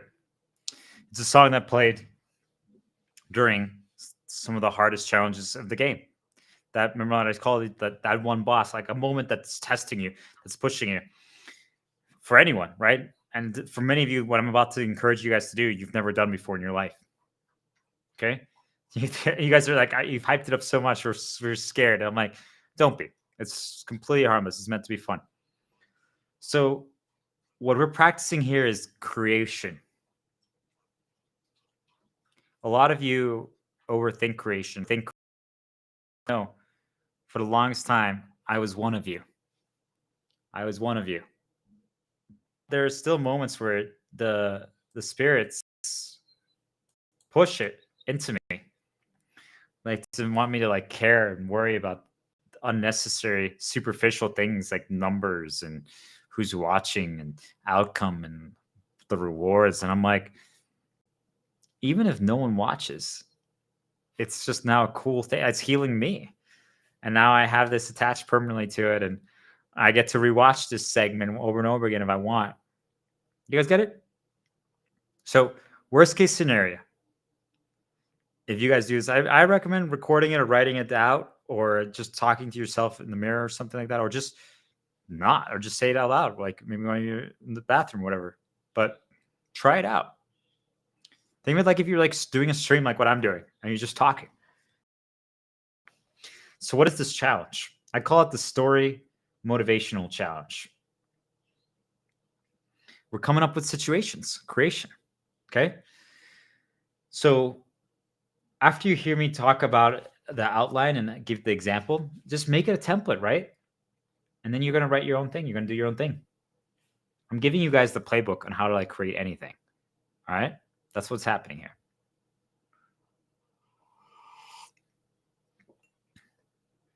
So I think I'm just going to actually give the example first, do this thing first, and then I'm going to break it down for you guys, for you to have the template, just so that I create first, and then, because otherwise my creation is going to be it's going to be a little easier for me. I'm trying to make it even harder for myself. Do you guys get that?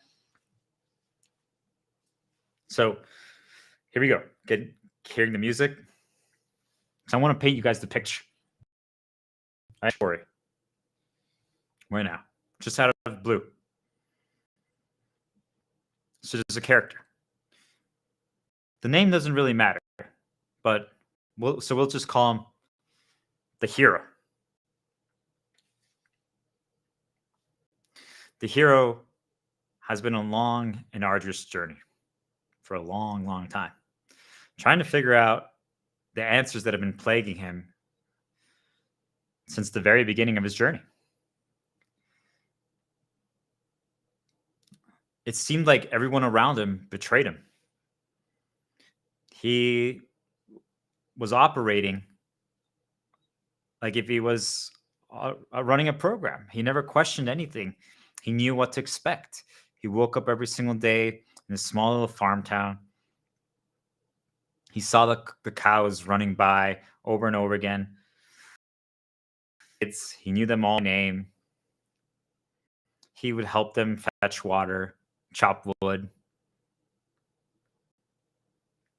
He would go to the orphanage and take care of the kids there, help them out, teach them some lessons. He was really proficient with a sword, so he would do that. He was also really good at playing this.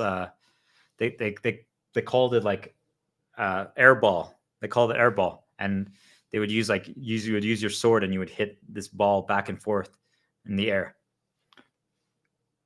So the other kids though always wanted to use the sword, but since he was the most capable, he just always he kept the sword away because he didn't want to hurt them. So they just ended up like using like sticks and rocks and things of that nature, right? But the kids always had something to look forward to. So he was adored, he was loved, everyone liked the hero. And all everything fell apart. His village got attacked by these creatures that he couldn't even recognize. They appeared out of nowhere. It's like if they appeared from his shadow, and they took everything from him, right? The orphanage, the kids, even the air ball, everything was taken. Every single thing, it was all gone. And it turned out that his parents and his family were the ones who actually, it's almost like they brought in these dark creatures that appeared from the shadows. He couldn't understand it, so he was confused and he ran away. He ran away into the forest and he was crying. And as he was trying to wonder how did it happen, he was just slamming his fist in the ground, like, why, what's going on? And every time he saw a shadow in the distance, he chased it. And he was like, someday I'm going to figure this out. So he started the journey and to discover what these shadow creatures were, these monsters that took everything from him. And as he wandered around the world, and he met a lot of different people. He met a girl. He met other knights. He met mages, wizards, everything. So many different people. They had different backgrounds, different beliefs. He got to learn how the world actually works. And he realized that no matter how we look, no matter how we smell, no matter how we dress, no matter what we do every single day, we're all actually the same. He realized that we're all the same. And he realized that each place had their own challenges. One place, they were worried about, hey, how could they keep the citizens happy? Because, well, they have weather issues. And so it's so dark and cold. And so that it hosts like endless amounts of parties to keep people focused and happy and distracted. Another place was by the beach and the water, and it was sunny, but the people there just are a little bit too lackadaisical. Like they don't really focus because it's just so nice, right? Like it's peaceful. But yet the king and the villagers want people to accomplish things, but they don't because, well, the weather is nice, the girls are beautiful, right? Life's good. And each place had their own little challenges. They're like a story to solve. And when he showed up there, and he was just trying to figure out what these shadow creatures were, he would help resolve the issues, and he would start meeting people, and he would start growing, and he would start overcoming challenges, right? But there was one consistent in each town. There was the church, this organization, and they were always the thing that gave people hope. They were the thing that gave people belief. They were like this church, this thing of like a religion, right? They were the thing that kept everyone together. But as he started gathering people and each like friends and allies, they started going on a journey with him. They realized that, hey, we want to also figure out what these shadow creatures are, because they realized that each place was having issues because of them, right? But the church promised people protection. They're like, don't worry. As long as you are faithful to us and you believe in us, we will protect you from these shadow creatures and any other issues. We do require some donations and we require you to follow these rules, but that's for your own safety. They're like, people did it gladly, right? But the allies that he gathered, that he helped them resolve their personal storylines in each place, they followed him. They believed in him. They wanted to figure out how they could solve. They didn't want problems. Like like their families had issues, or their friends, or their city. Like they're like, how could we figure this out? So it got to a point where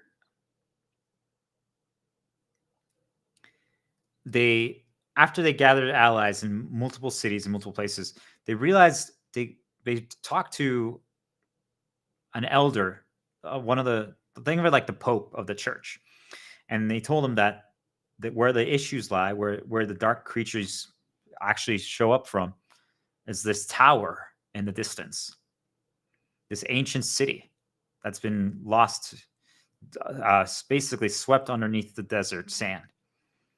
And they're like, wait, really? Like that's where everything is? You guys know that that's where the problems lie.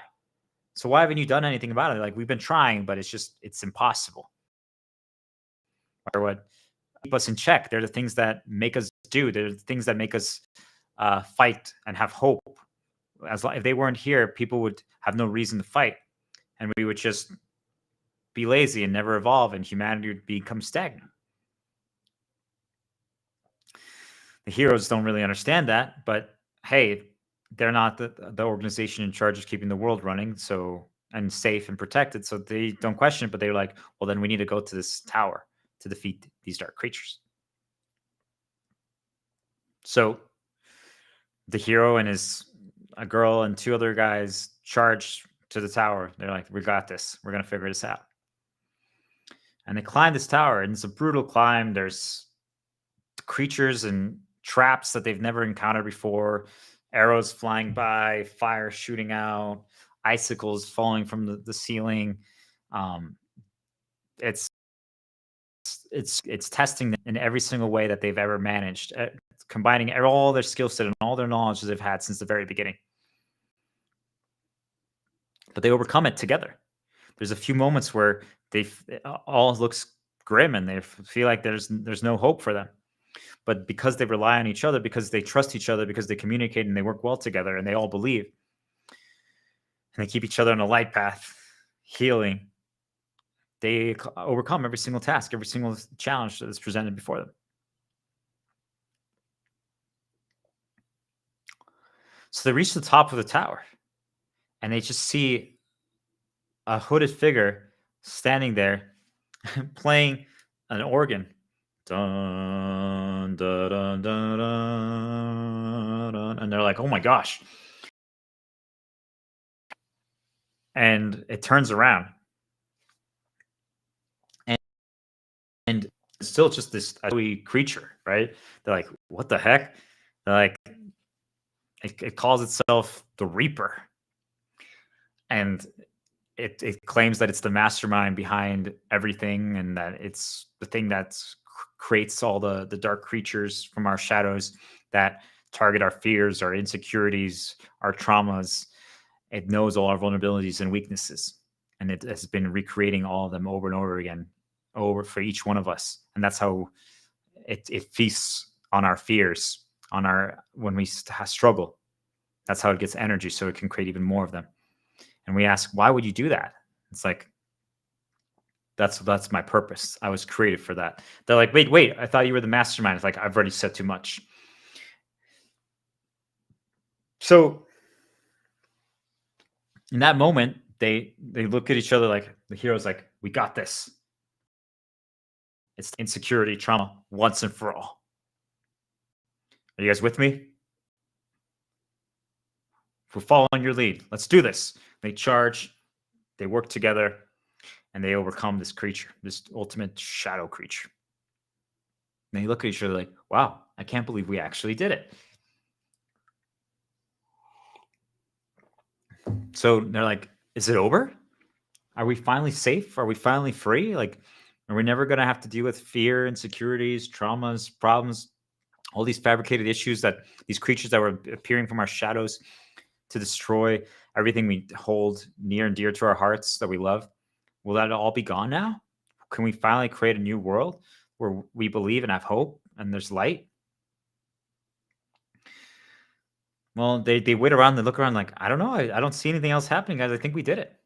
And then suddenly they hear silence.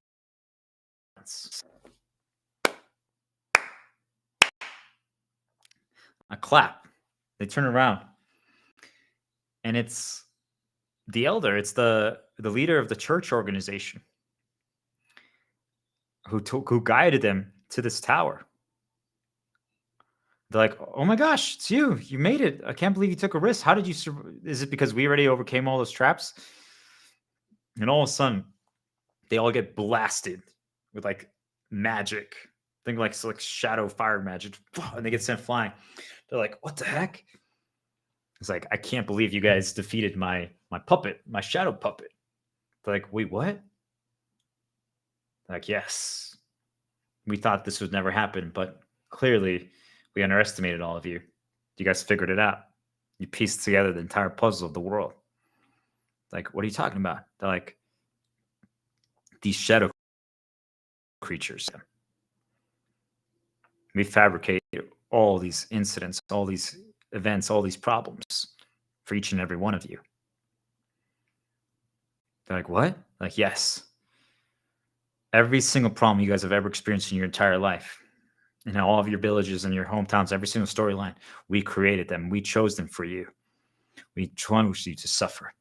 They're like, why would you do that? Because we're essentially your gods. We create the storylines for you to play out. We're studying you. We're trying to see what we can do next, how we can evolve this world. But yet, to do so, we need your energy.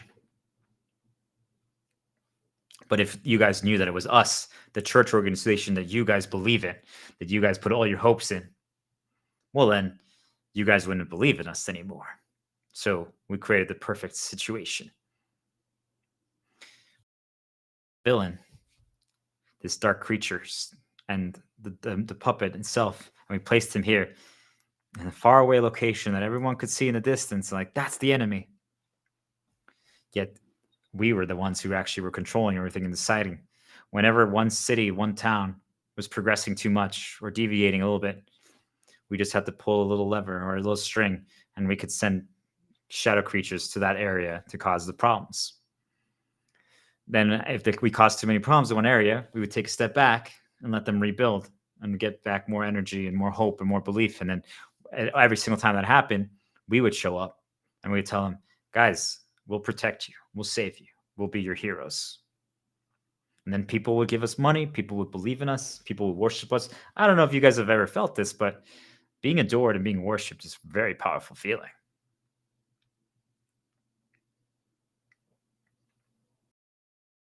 Just look at each other like, wait, you mean you guys have been behind everything? Like, yes. But now that you know, I have to put you out of your misery.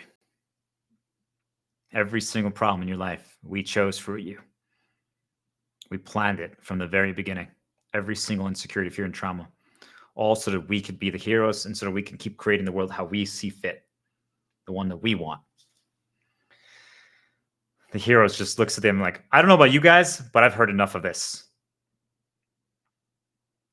And then suddenly let's just call him like a pope or like a religious figure, right? The leader of the church. He's like, fine, I guess I have to take off my mask. And it's like some kind of like alien spiky creature. Think of like almost like some kind of demonic figure. Okay. Like, oh my God, that's how you guys actually look like. Yes, we're these alien creatures from another planet that showed up here and we took over with you. They're like, okay. Now the other ones are like, I've seen it all. Are you kidding me? What is this? And the hero's like, all right, guys. We only have one choice now. I need all of you to listen to me.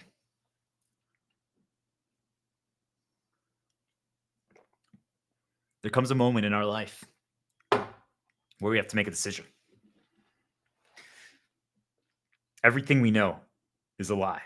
Everything we've known our entire life is wrong. 99.9% of things.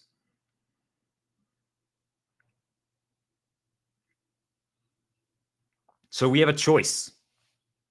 Do we continue walking the path that we've been walking since the day one? Or do we finally take a stand and say, no more?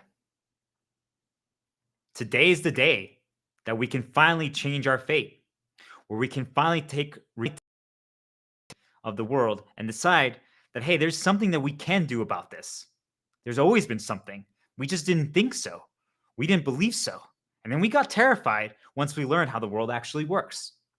But we went on a journey to figure out every single thing. And we saw everyone. We grew to care about people. We saw that even though they're different, we're all the same. We're all born from the same seed. We all care. We all have issues. We all have struggles. Some of us don't do anything about them, but all of us want them to be finished and overcome. We've helped a lot of people, but it's not enough. We thought we destroyed the thing that was causing all of it, only to realize that everything we know is a lie. So I don't know about you guys, but I'm not okay with that. Why do we live in a world that operates like this?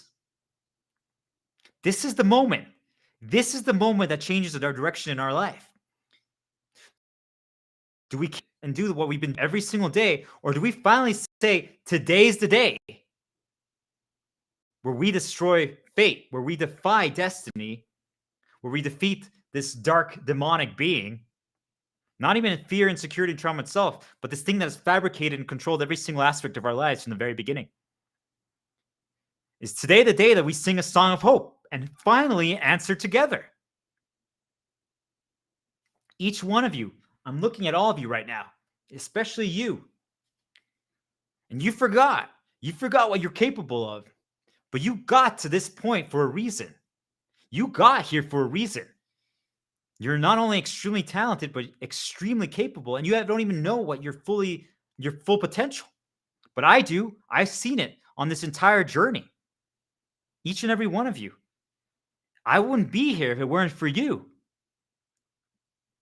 You have covered my back, enabled me, made me stronger, made me believe when I was losing hope. So now, this is the least I can do. Because the hero realizes that he looked around and all of his friends and all his allies had given up. They're completely shattered. They're in disbelief because this organization was everything for them. This was their pride and joy. This was their only hope, right? The reason what kept them going every single day. We didn't get here because of that organization. We got here because of who we are, what is inside of us, what we believe in, our strength, what's in our head, the decisions and choices that we make every single second. And yes, many of them might have been controlled. Many of them might have been fabricated, but we still made decisions. We still grew. We still faced challenges.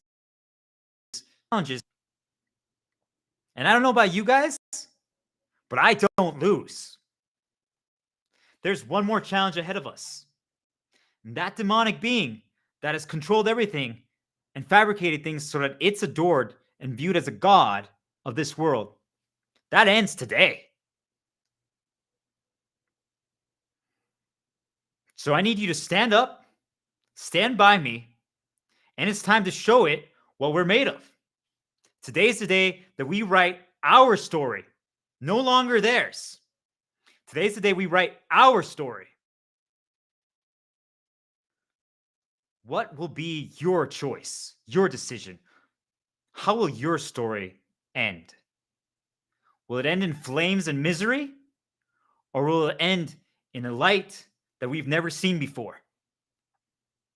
This is the moment to take fate in your own hand. He gives each one of them a weapon, their weapon of choice, whatever it is.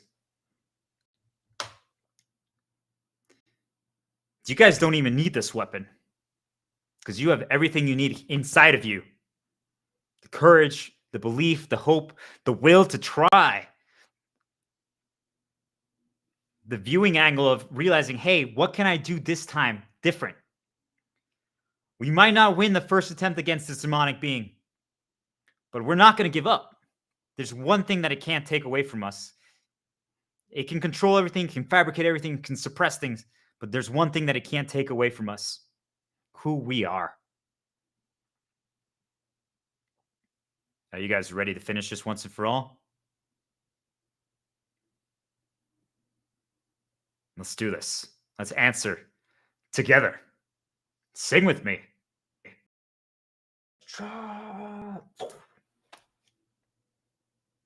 And that's where our story stops.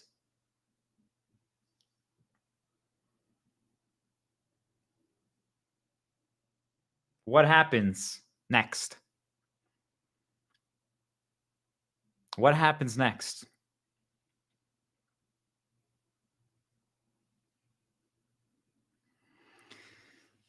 That's what we're about to find out.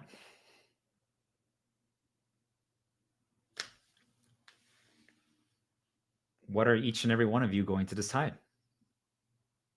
Now that you know all this knowledge, now that you have everything you need, yet I can keep going forever, and I most likely will.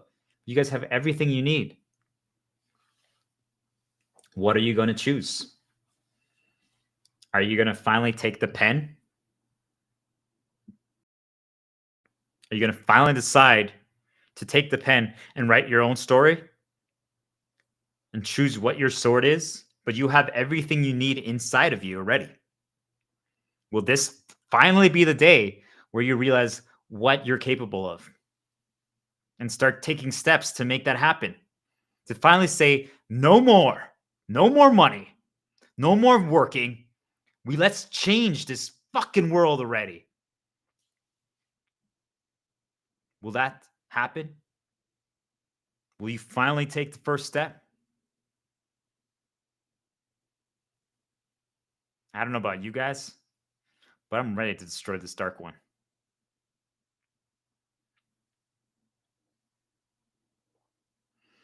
Cool thing is, story isn't over. In one way, it's a little scary though, right? Because that means that we could lose the battle against this final demonic being that's controlling everything. We could, but I have a feeling, now that I've gotten to know a lot of you and seen all of you, but that's not going to be the case. I have a feeling that you want more. You've always wanted more, and you're ready for it. So you ready to stand by me? Let's do this. So that not only serves as a challenge to show you guys creation, a story, a motivational speech, to also describe to you guys what's happening in our current world, but also in a fictitious world.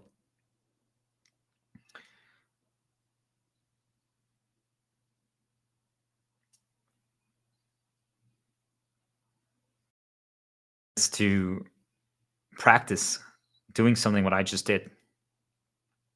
So it's writing a story, right? It's creating something new, right? Something that hasn't been done before. Now, you could draw. I drew inspiration from multiple things, just so you guys know. A story that I've already written, my personal experiences dealing against these things. Final Fantasy X, a video game. That's why I had this music going. Because there's a moment at the end, near the end of the game, where the characters realize that almost everything that they've experienced is a lie. And that they got baited to go down a path, and it would have the cycle would have continued endlessly. Nothing would have changed if they didn't decide to do something different. So one of the characters who was one of the key pivotal characters in making sure that this time the cycle would change gave him to make people realize these are the defining moments in our lives. These are the moments where we become who we're going to be for the rest of our life. Each and every one of us have to make a choice here. We don't have to fight. You don't have to fight if you're listening to this, just so you know. Just healing alone is more than enough. If you just heal yourself and don't do anything else, you've contributed so much to the grand battle against what's going on in this world. Do you guys understand? You don't have to do what I'm doing. You don't have to create something new. You don't have to solve something. You don't have to tell a story. But I think deep down, each and every one of us wants a higher purpose. I believe that's what we were put on this world for. So it begins by healing. But at that point, then you have a choice. What are you going to do after that? So I recommend writing a story. But it could be, hey, what do you want to teach? What do you want to solve? But I'll give you guys a template, right? So write this one down, guys. This is just practice. Just have fun. And if you don't want to just say it like that through like stream of consciousness, write it down. Just bullet points, ideas, just for practice. Because what you're doing is you're just realizing like, wait, it doesn't matter what I say. Like I could have said the hero started out he lives in a volcano. And he hung out with like goblins and sheep. Maybe our hero was actually not a human, but maybe he was a lion. And like he lived in a city with doves and dolphins. I don't know, right? Do you guys see like dolphins? Yeah, dolphins that could like jump out of the lava. and maybe the dark creature or like the religious figure that rules the world was a dragon. Do you guys see what I'm trying to say? Like what we're trying to do is just break you out of the hold that they've installed in you, where you think that you have to get it right. And plus, you compare it to like these excellent works of art, right? Like all these fiction stories and these grand narratives and story worlds. But I'm telling you, if you just did your own thing, you realize you have amazing ideas, but we always get trapped. We compare, and it doesn't matter. So I gave you guys the kind of like some background and an intro. You don't have to do it. That's extra. For that challenge, just would be for most of you, because you haven't done this before, is think of like a character, right? Whatever character that you want to write. If you want to give them a background, a name, a peer, I just call them hero. Do you guys get it? The end of their journey? To write bullet points, a character that got to the end of their journey. They thought they were going to win. They already overcame all the challenges, their personal ones.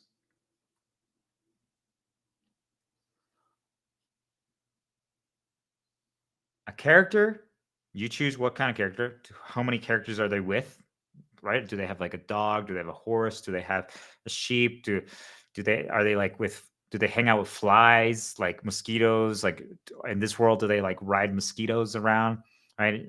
And like, do they need to like regenerate energy by like sucking blood? Like, is that how it works? Like, do you guys see? Like, I'm just throwing out random ideas.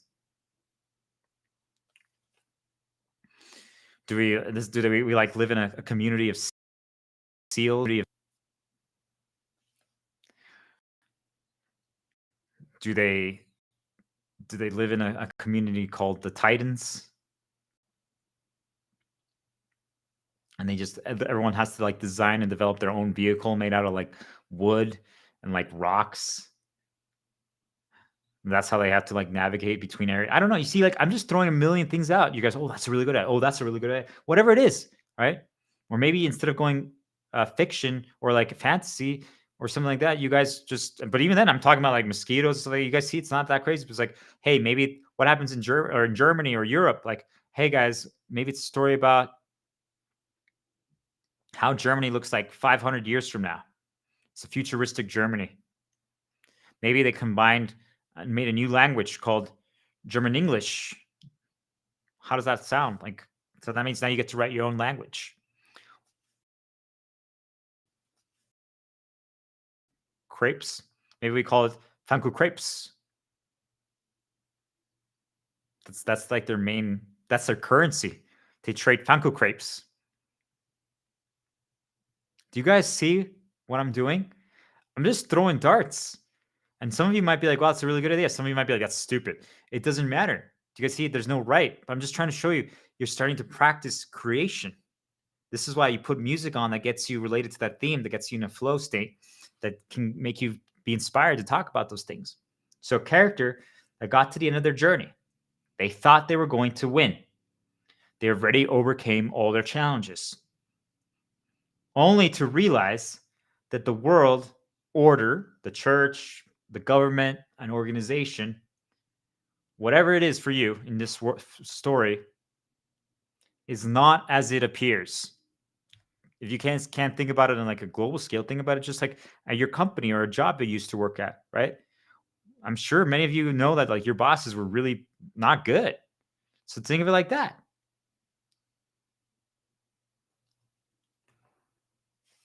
They realize they're corrupt. There's more to figure out. The real villains show themselves. And now they're about to face an insurmountable challenge.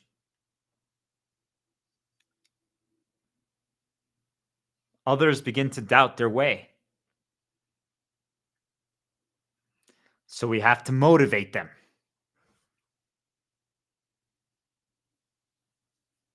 How do we do so? We have to write a little speech or a little motivational call to action so that you can write these bullet points. How do we get them to believe? How do we get them to focus? How do we get them to remember? How do we get them to chart out their progress? How do we make it so that a setback doesn't stop them? This is the moment. Let's write this at the end. This is the moment. We write our story. We finally get to decide. After this challenge, what will our world, our story look like?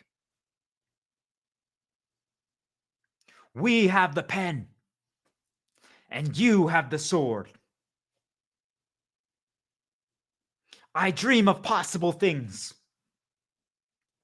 I can change my situation. I will change my situation. Say it with me. Let's say it together.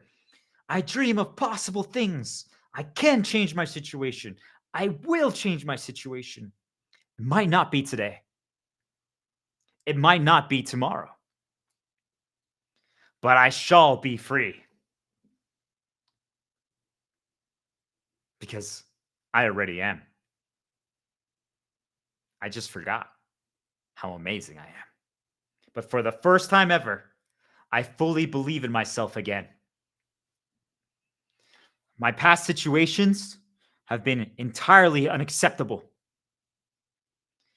That is over, though. A new story begins right now. I no longer allow my past treatment. I now know how amazing I am and what I'm capable of. I believe I got this. We got this. Team humanity. Things can change quickly, but we need to take a first step, and it begins by healing ourselves. I should be proud that I'm trying. Every 1%. Remember, we don't choose revenge. We choose the light path. We got this.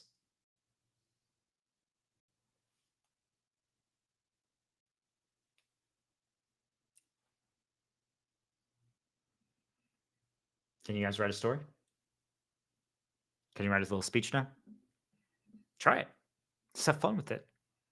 Go to the bathroom and just start talking to yourself. Put some music on.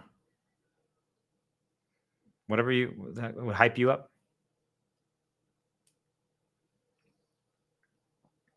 You want some more prompts? How can we solve the money situation? How can there never be homeless people again? How can we make it so people never have to work one more day? Slave. How can we finally eliminate insecurity, fear, and trauma in every single person? But how does it start with myself and the people in my castle?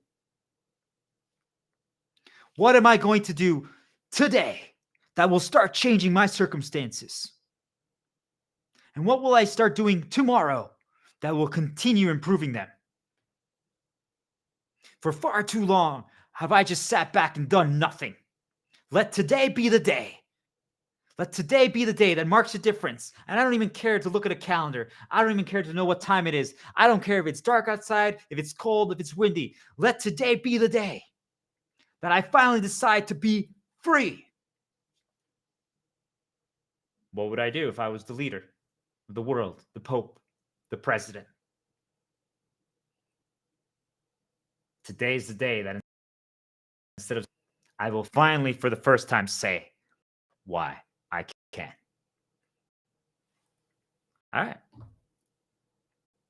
There you guys go. What do you think? Could you do something like that? That's fun.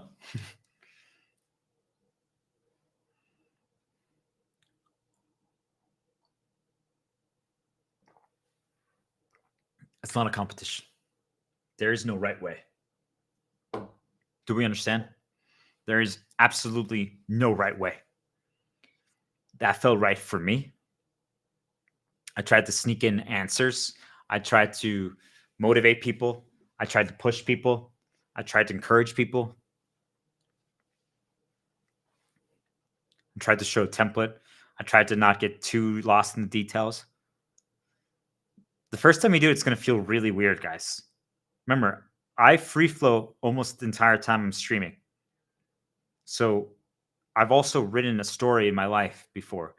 In one of my earlier streams, I created a story about a progression challenge, about a hero losing everything and having to figure out a challenge on an island, and then working with his spirit to then do climbs and like solving these puzzle challenges, right? To defeat the dragon. That's called insecurity. Do you guys get it? Like, this is not my first attempt at doing something like this.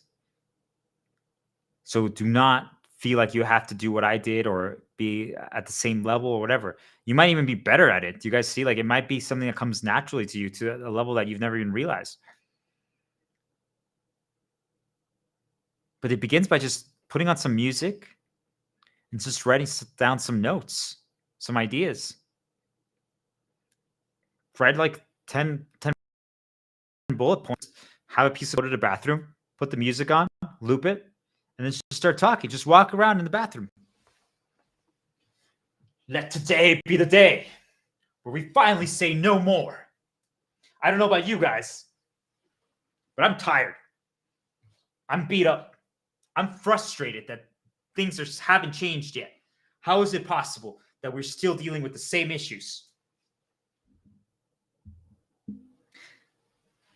Each and every one of you is so capable, so talented, yet we don't believe it. How did we get to this point? How did it get here? You, whoever's listening to this and watching this, you're my disciple. You're not only incredibly capable and talented, but you're special. You've always been. Something or someone made you forget. It's them. We're going to use them as our fuel because we're figuring this shit out. If you don't curse, I want you to try doing that right now. Just say, shit. You're never going to do it again after that, but just so you can cross the line and be like, all right, I crossed the line. Can you do that? Can you take a step forward right now and be like, I crossed the line? So we're just pacing back and forth, right? And we're just talking, just brainstorming, like, how can I push people? How can I encourage people? How can I say, hey, take that first step. Are you still alive?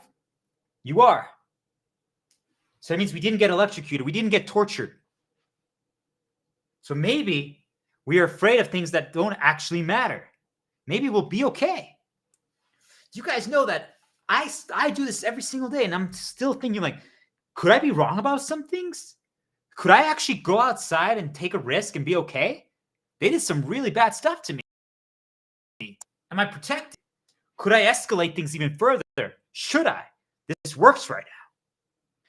But what if each and every one of you started doing this and we just started healing? And then after 40 days, we compare our notes and we say, hey, where are we at? What are you experiencing? Maybe I start slowly adding people back in. Maybe I create, like, I know some people said to me, like, a Discord or like a little website, and we can just chat there. And I'm like, maybe it's protected from their outside forces, and I can see what you guys are dealing with. I'm like, what is your experience? And we just talk like this, like almost like video calls. And I'm like, what's going on? What are you experiencing? And maybe we don't even do videos, and it's just like audio, like back in the day when I did World of Warcraft. So you see, like, you start doing this, you're just pacing back and forth in the bathroom, and you have your music going. I'm listening to it, right? Final Fantasy X challenge. I'm in flow right now. I look at my bullet points and I'm like, okay, what is the value of doing something like this? We believe, we realize that we're capable of things that we didn't even know we could do. We change our circumstances. We're breaking our set programs. Like, could I actually start streaming? Could I, like, move my laptop further back and just start walking around and be like, hey guys, I'm now going to walk around while talking. I'm going to throw theories out at you like this. But do I have to be careful? Because I'm like, oh, the webcam could maybe like lose focus because I'm moving around so much. So maybe I'd move around a little slower and just focus maybe like this. Do you guys see? Like, but it changes things. But if you guys are in the bathroom and you're just doing this in the mirror, or maybe not even in the mirror, and just pacing back and forth, listening to music and talking out loud like this, coming up with like a random story that you're not even writing down, You just have bullet points. You're just talking out, which means that now you could run your phone or something, right? Or your computer. You could be fun to see for a progression check.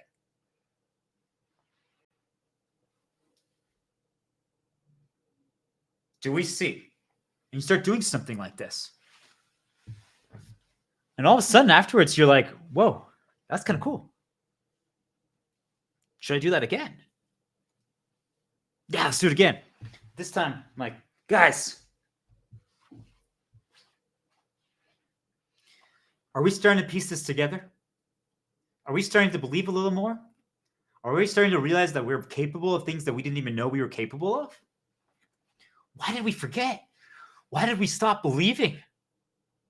If they did it to me, is it possible that they did it to you?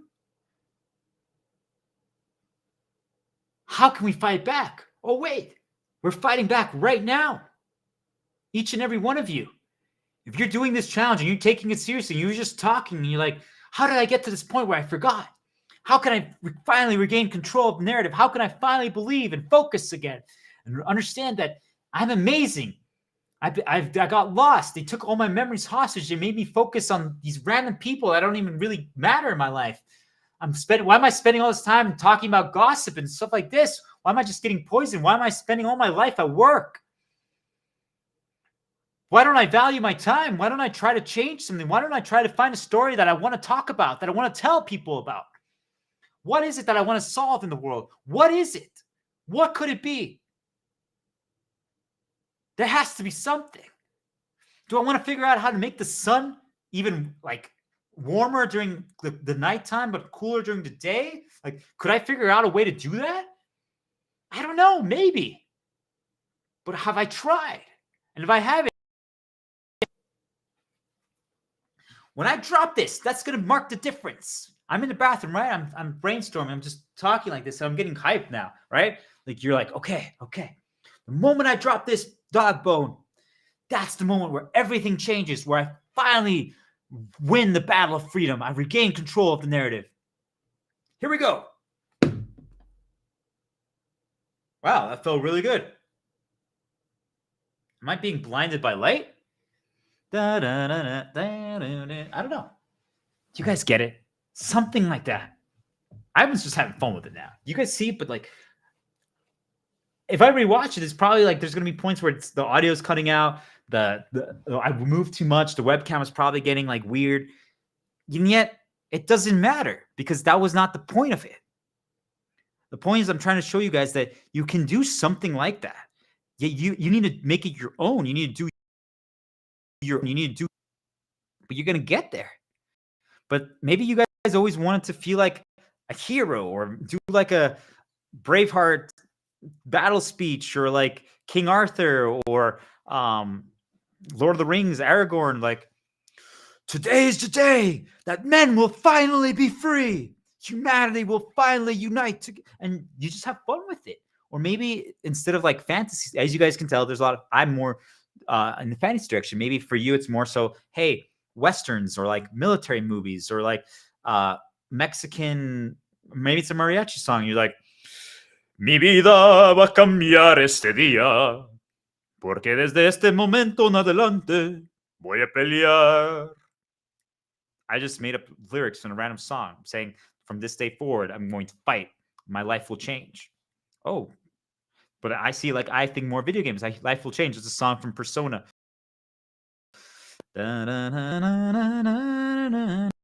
So, like, maybe you're a singer and you enjoy that. Or do you guys get what I'm trying to say? Like, anyone can be a hero. You just need to figure out what it is that gets you there. I'm just trying to throw darts for you guys to start taking the first step. Like, I think my mom has a comedy aspect of her that she has completely pushed down. And I think that she could sing certain songs. And my dad definitely could. And I know that he's good at making speeches just from what he did at work when he was a diplomat. So that means he could do something like this. And I'm like, maybe how would you inspire the Mexicans? Like in Mexico, the history was like one of the big battles was the Niño Héroes. They were like in this castle and they overcame a insurmountable odds against I believe it was the Spanish army, and they held the fort basically with very few numbers. They used tools and everything they could, and like height advantages and stuff like that, right? And through speeches and motivation. So I'm like, Dad, how could you motivate like the Niño Héroes if they were all reborn today as spirits? It's like, my fellow children, it doesn't matter how old you are. It doesn't matter if you're weak. It doesn't matter if you're poor. It doesn't matter if you're rich, because starting tomorrow, money no longer matters. What actually matters is that we need to fight for what we believe in. Who are we? What have we forgotten? What have we stopped doing? What is it that we stopped doing? And I'm like, I think about myself. I'm like, I need to play more video games again. I need to keep singing. I've been doing that really well, but I'm like, I've been so not terrified, but I've been held back by like, they keep poisoning my things, and it destroys me because I don't want to risk attaching stuff. But I'm like, do I just say, fuck it? F, maybe not, maybe yes. But do you guys see, like, this is good. This is good enough, but I can always do more. But for some of you, you haven't even started. How can we start? And we start practicing this. We start practicing. And truly, it's just as simple as maybe your wife is like, or your girl is like, hey, what's happening in there? I'm getting hyped and motivated from just hearing you talk in the bathroom. And you're like, I was watching this Shepherd Star Diplomat thing, and he told me to do this. And I don't know. I feel like I'm on fire, like I'm on lock. Do you guys get it? Something like that. And just start talking about a story. I'm like, hey, what's the story? What's the situation? Just the background. And you're just practicing so that you realize that it doesn't matter. You don't have to get it right. You don't have to get it right. You're just starting to realize, wait, I'm capable of doing something like that. And you guys start doing it. And all of a sudden, you believe a little bit again. And you're like, wait, I kind of had fun. And think about it. Before that, now let's say you might even feel tempted, and that's you're going to be your old conditioning, right? To like tell people, I'm like, hey guys, I want you to hear this. Like, I just made like a speech. I wrote a little story. I recorded it. You don't have to do that. You can if you want to, but I would actually recommend not, because it's for you. Eventually you can, but do you guys understand? Because it doesn't matter what they say. I'm sure you did amazing, and they're going to compliment you. But guess what? What if they don't? If you're not fully there yet, it can reset your progress. So don't worry about that. If you want to do it, be my guest, okay? But I'm just telling you, we're trying to do as much as possible to prevent anything. Because if once you prove it to yourself, like, wait, I just did that. I just made up like a random story. And like I said, whatever areas interest you. You guys see fantasy interests me much more. Maybe for you guys, like I said, could be like history. Maybe it's a story about Egyptians or the Mongols or whatever, right? Like, I don't know. Maybe philosophers or like spiritual stuff or religious stuff or whatever, right? Whatever it is for you. Or maybe it's just like a variation, like your family's history, but instead of you guys, so you can deviate the story, you guys are vampires. Like, I think of my aunts from Mexico, they were super into Twilight. So I'm like, hey, why don't you guys take that angle and start like making up stories, write love stories, or like just do it. Fuck it, whatever. Doesn't matter. You guys see? We're just practicing creation. And all of a sudden, you know, I can create something. So now, once you start getting experience doing that and you believe a little more, now you start thinking about, well, what is it that I would want to talk about? What is it that I would want to teach? What is it that I would want to actually think? I could now do stories about that, or I can start doing things like what the Shepherd Star Diplomat does. Okay. It doesn't have to be exactly what I'm doing, but now it's like, well, what is the thing that I'm trying to solve? You don't have to do this next step, but I'm telling you, this is what gets you to your higher purpose. This is how you develop it. So like, I give the example, like, what if I want to figure out how to create a city for the doves? Because I just saw that the 2 little dove babies will be born and are now out here. And now I feel for them, right? Because you see, now I care for them. So I'm like, I want to give them safety and shelter. How can I do that?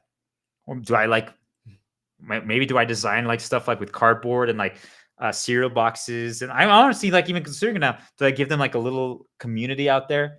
Do I build it for them? Build it, they can have it and they can hang out there. So they have like new challenges to experience and grow from.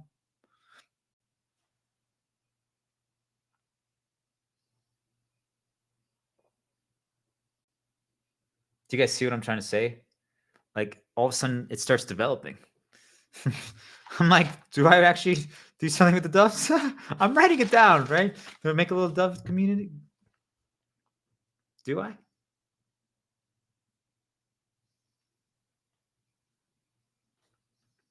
You guys see, like, I just by talking about it, I'm like, do I make a little dove city for them out there?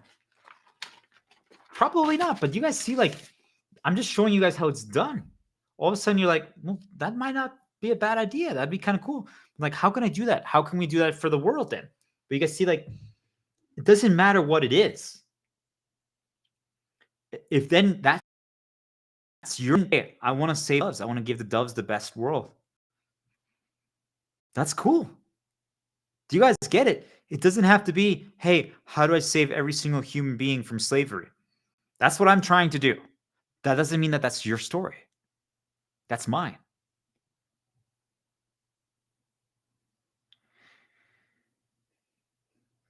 Do we get it?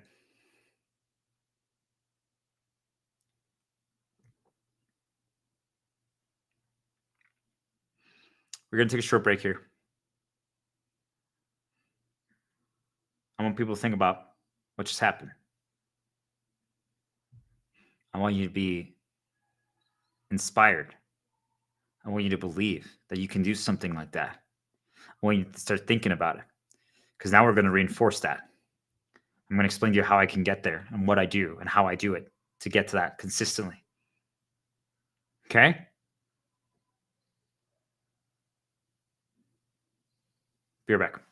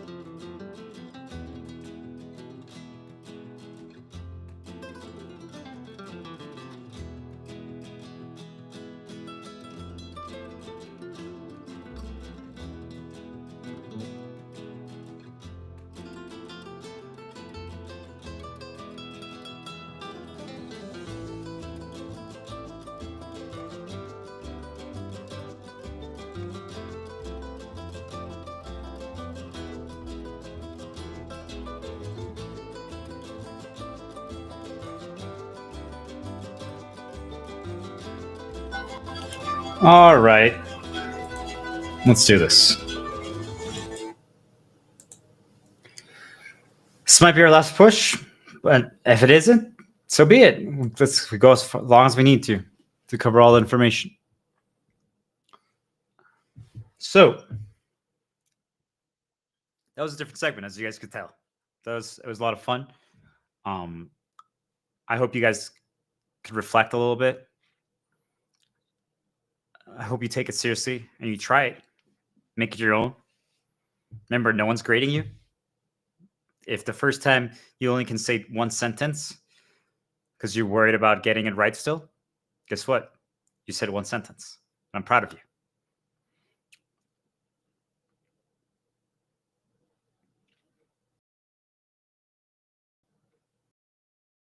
After you do something like that. So, German chocolate, the star. I'm the star diplomat, right? The shepherd. I'll be your shepherd, your star diplomat. Everything's a reminder for how far we've come. Create reminders for yourself, right? Write it out. Colors, bones, whatever. Leon, thanks for starting the hero path. Here we go.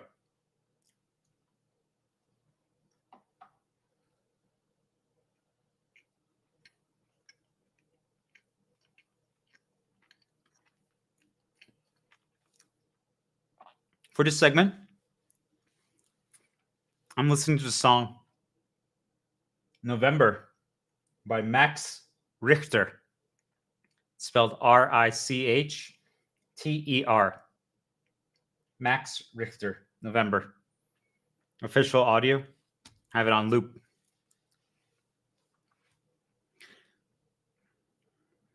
It's the climb to the throne. Become Elden Lord.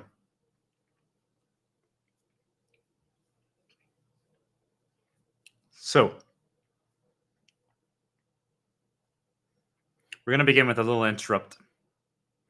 Just because I'm telling you, I don't know what's going on in your guys' reality, but in mine, they're trying to stop me. I still don't know why, but we don't care about that anymore. It doesn't matter. All that matters is that we move forward. And there's nothing they can do. There's no other path. They just put another ad, right? Like, I'm just, you guys see, like, all that stuff, it just doesn't matter. I just lowered the volume. I'm going to do an interrupt here anyway. I'm going to reset myself and we're good. Thing they can to stop you if you start healing, guys. Okay? So this segment, it's a perfect intro for this segment, which is we are each individually in charge of creating our own experience with what we are dealt. I want you guys to think about that.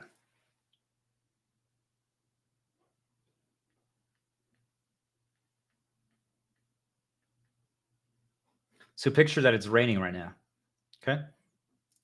And I tasked you with creating that story, right? I gave you the prompt, okay? You wrote it down on a piece of paper, and I'm like, you have to now do so outside. You have to write the story either outside or basically like role play it, make a speech, talk about it outside. And it starts raining, and your paper starts getting wet. Maybe you put the pen or pencil down, wind blows, and you lose your pen or pencil. What do you do?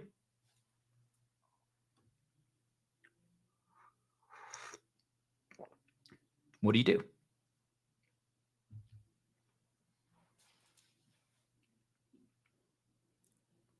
It's frustrating. It is, because it shouldn't have happened. It didn't need to happen. There's no reason for it to have happened, but it did. Yet it did. So when that moment happens, and it's going to, I want all of you to be aware, it's going to. Whether or not you believe that they fabricated it, something is going to happen to that extent. Something that you wanted, something that you thought was going to occur, good or bad, didn't happen and changed. Happens. We all have to make a decision. It's not a reaction. It's a creation. We have to create our own experience.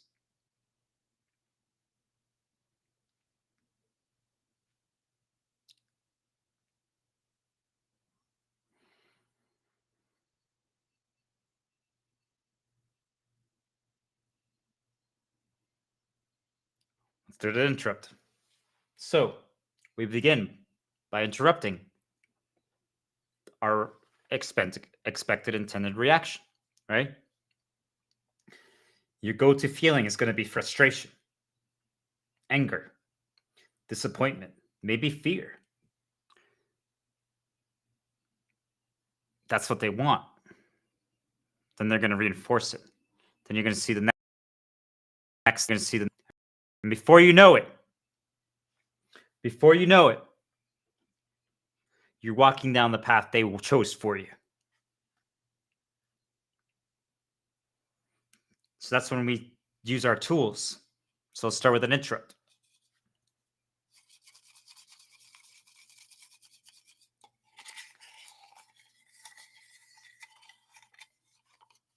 Oh, what we got here?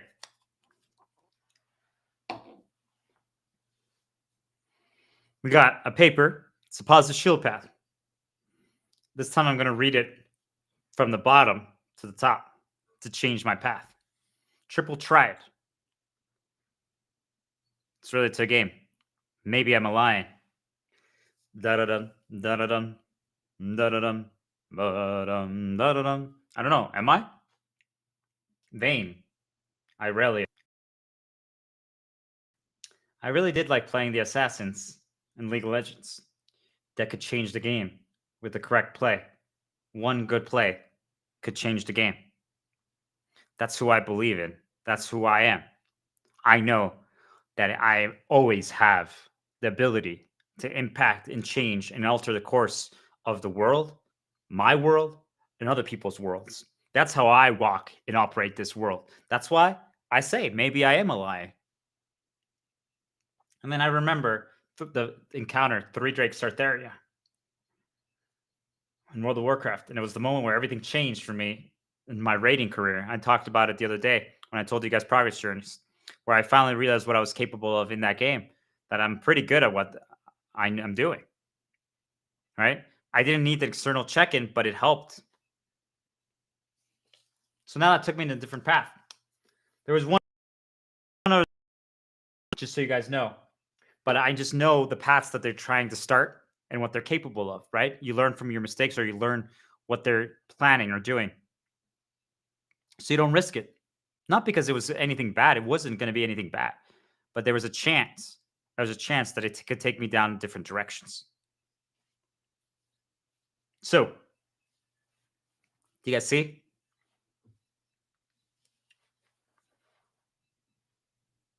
We have a choice every single moment to create our own experience with what we're dealt. I grabbed that paper.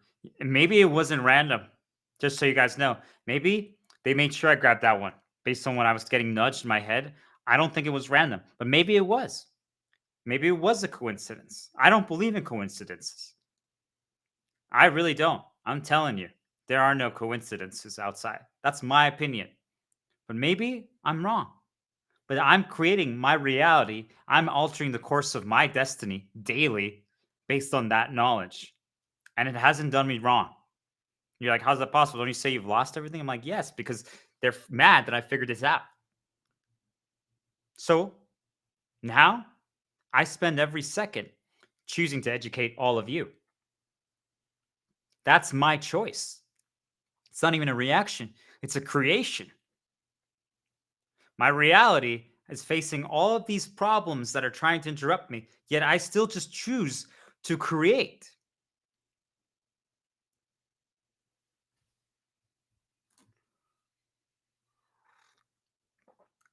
I could choose to create nothing based on what I'm experiencing. Right? We're outside and it's raining.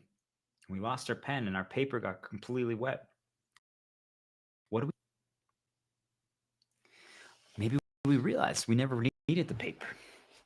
Maybe we realize we never needed the pen. Maybe we realize that we have everything we need right here. And we just talk. And suddenly, as we feel the rain, we hear the rain, we take a look around and we're like, I never even knew I was capable of such things. Yet so many people would say that experience was ruined. The challenge that I set out for you guys, hey, go outside and write your story on a piece of paper. Well, that got ruined. Well, then can you talk about it? But it's raining and I don't like feeling the water on me. Like, do you guys understand what I'm trying to tell you guys? Like, what can you create now?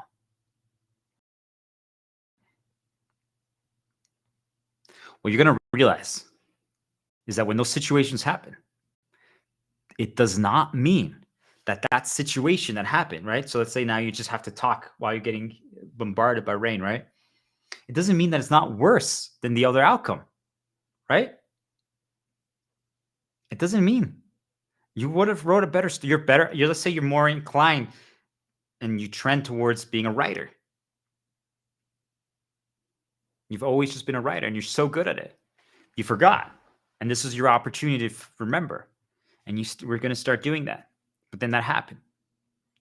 And then you remember my words, my voice. And I'm like, when a situation like this happens, we can choose to create our own experience, to take back control of the narrative. We can choose to create our own experience, to choose to be happier. And you finally decide, I'm going to listen to the shepherd, to the star diplomat, and I'm going to try that out. So what if we view it as it was a self-intentional challenge, despite if it was or not? And you try it out, and you're like, can I just talk, make a speech outside while it's raining? Can I? Could I? What if someone walks by and hears it and gets motivated and believes? What if that person walks up to you and is like, hey, I don't know if you're a motivational speaker, but that was awesome. And now you got a positive reinforcement. And yet before that, you just thought and now all of a sudden you're considering, wait, could I even be a motivational speaker? And it all happened because you created your own experience based on fabrications and challenges and situations that presented themselves to you that you didn't want, that you didn't need. Because remember what we said in the first or second segment, I forget now which one. With the mug, if the handle breaks, it's always better if you have the full choice, right? This time I drink like this. This time I drink like this. This time I drink like this, right? It doesn't matter. You see, like, but if you don't have the handle, you can't choose to do the handle option. So it's always better to have all the options. That's undeniable. But if you lose the handle, and you didn't get a choice, how can I create a better experience for myself, knowing that I can't get the at this? There might be a way. There might be a chance significantly further down the road. But all of you lose something, or all of you go backwards in something, whatever it is, right? We have a great experience in something, and then all of a sudden, the next time we do it, it's worse, or we don't have access to the same resources or benefits. And now this one, it seems horrible, right? It's the Leon example. He no longer has ground beef. He only has the egg or his dog food again. Now he's like, he doesn't know what to do. We have to be able to create our own experience in that situation. We have to. Because if you do, won't you have fun with it? You guys heard how I made like a story and a little speech. You just have fun with it.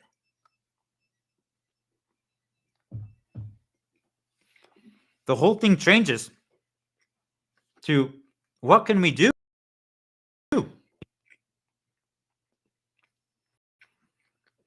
Can we change our focus?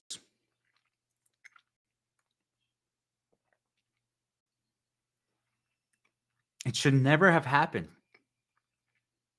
It didn't need to happen. Whether it's the weather, the wind, the handle breaking, an ad playing on my music that I've looped. You guys see, these all have different severity. I'm telling you, none of them should have happened. Yet they did.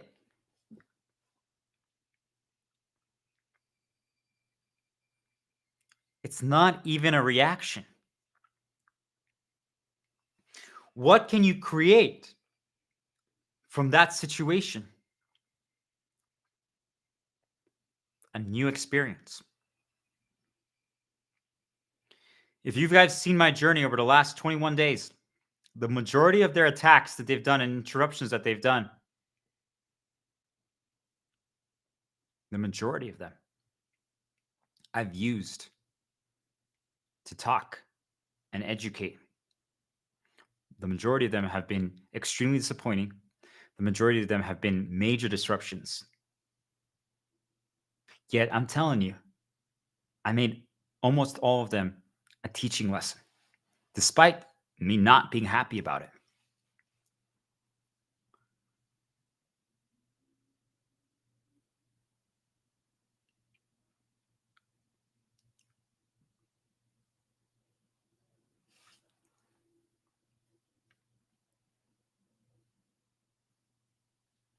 The question that we're practicing, and it's going to lead us to the story that we're going to tell, each and every one of us, our higher purpose. How do we solve a situation? I think we've all thought about this question for many things. Uh-oh, this problem just happened.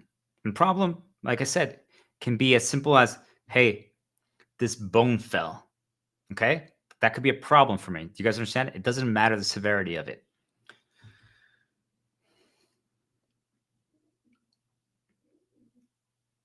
Where do we start? How can we start creating an experience to solve it?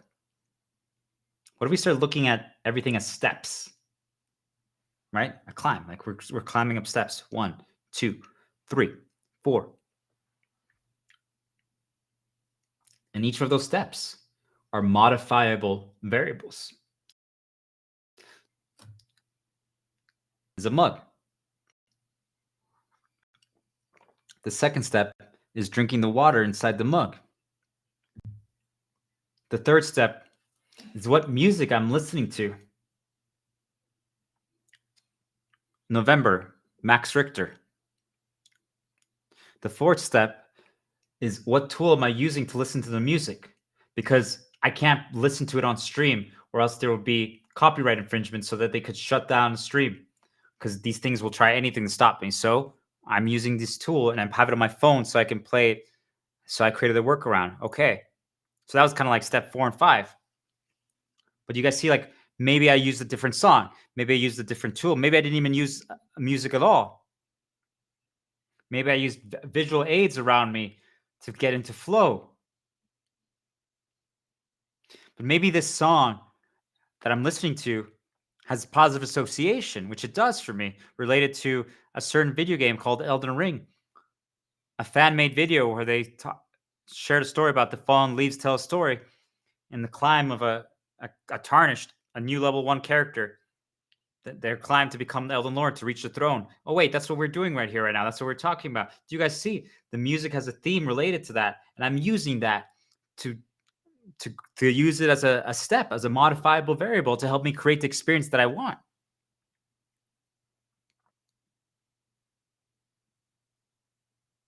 All of a sudden, all the things they presented to me, I used step 6. I used an interrupt. A little jar, a little container, could have been anything. Could have even just been in my hand and I crumpled up the papers and just grabbed them and go shake it up and then drop them. Whatever drops is the one that I used. Do you guys see? Like, I didn't even need this. It was an extra as a bonus. 7 was a paper that I wrote on. Maybe I didn't have that paper paper already written, and I would have wrote it out. So step A would have been the pen or the pencil. What's if I didn't have that because the wind or the rain blew it away? Well, then I just have what's in here. So now I'm creating a creation with all those tools, and I have notes in front of me that I wrote earlier today, right? So I'm using that. So a notebook, that's step 9. Step 10, a laptop. Step 11, a microphone.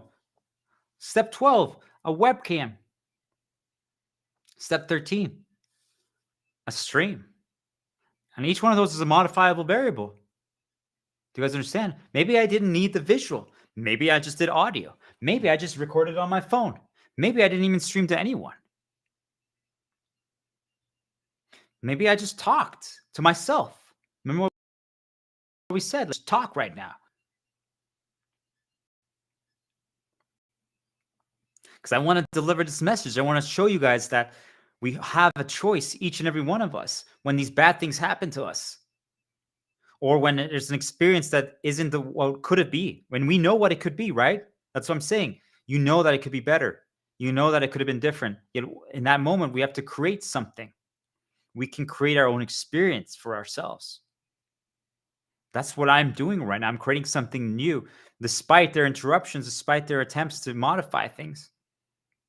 Regardless if it's for good or bad, I'm using it to help me. Maybe they wanted to just use it to help me, right? I don't know, and we never will know exactly. Like I said, what if you do that speech outside and that lets you realize that you were always capable of being like a speaker? Do we understand? But what if you realize, actually, I don't care. Actually, I don't, or like at a convention, or like I don't care about the money or the accolades, and I like it like this. I like doing it in my neighborhood, like park or my apartment playground, and I just like doing speeches there. And you do that. You see, all of a sudden you've created your experience. Maybe whenever you see it raining or snowing outside, you rush out there and you do it. Other people hide and run away from the rain, and you run toward it. How is that possible?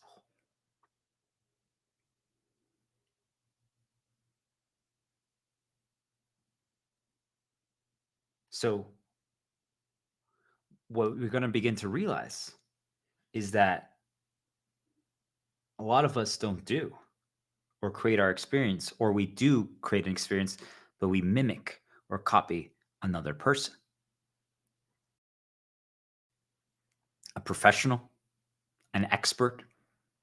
Some of you now that you're listening to me might feel the need to copy and mimic everything I do. Now, I think that you're not gonna go wrong by doing that. But I want you to understand that if you don't take the template, if you don't take the things that I'm doing and understand why, and then attach it to your own way, you're at risk. It's not your creation. Now, if you need to get started like that, that's okay. But that's how we all got trapped. That's how we all got stuck.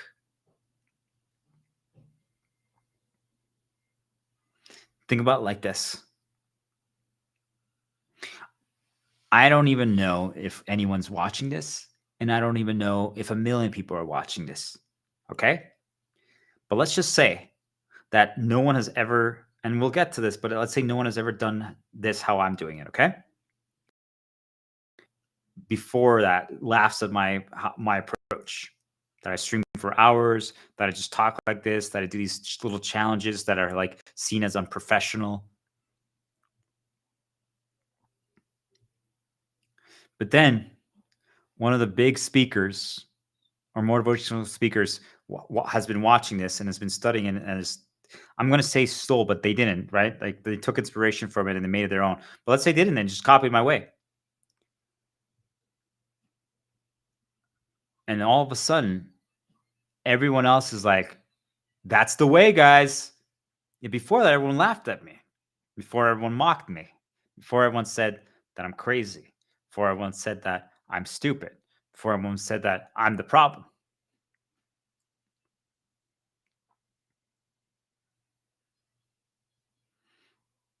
Maybe I didn't execute it as well as this expert or the other person.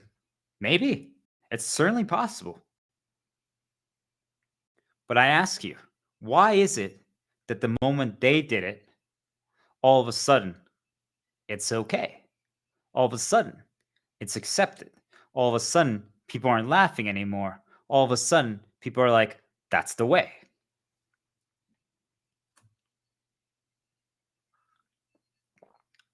We saw the same possibility technically before them. They saw only a possibility and an approach after watching our thing, but they didn't credit us, and it's okay, right? But you guys get it? This is happening to every single one of you. You might have seen possibilities and approaches and different attempts and different styles, yet you didn't even think that it was possible. You didn't think that because no one the people are known aren't doing it that way. So, well, if they aren't doing it, then clearly it must be wrong. That's not true. It's the farthest thing from true. That's how they limit us. That's how they prevent evolution. That's how they prevent possibility. That's how they've prevented new approaches. Because now we are always limited by those people. We can never surpass them because we always have to do it their way. We need permission to do it their way. And if anytime you deviate, it's like you can have to now ask them, like, hey, am I doing this right? Imagine if every single time, I know kids that still ask their parents for permission about or what their opinion is on everything. There's even people in my family that still do this. And I'm like, imagine if right now I called my dad and said, hey, Dad, can you tell me if my stream is right? You guys are doing this. My dad's opinion is irrelevant. Good or bad. No idea any of this stuff. He's never done it.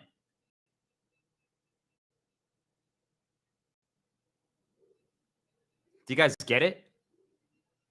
And even then, he used to do like speeches and talks, right? Even then, he used to do that for his work. It's not the same thing.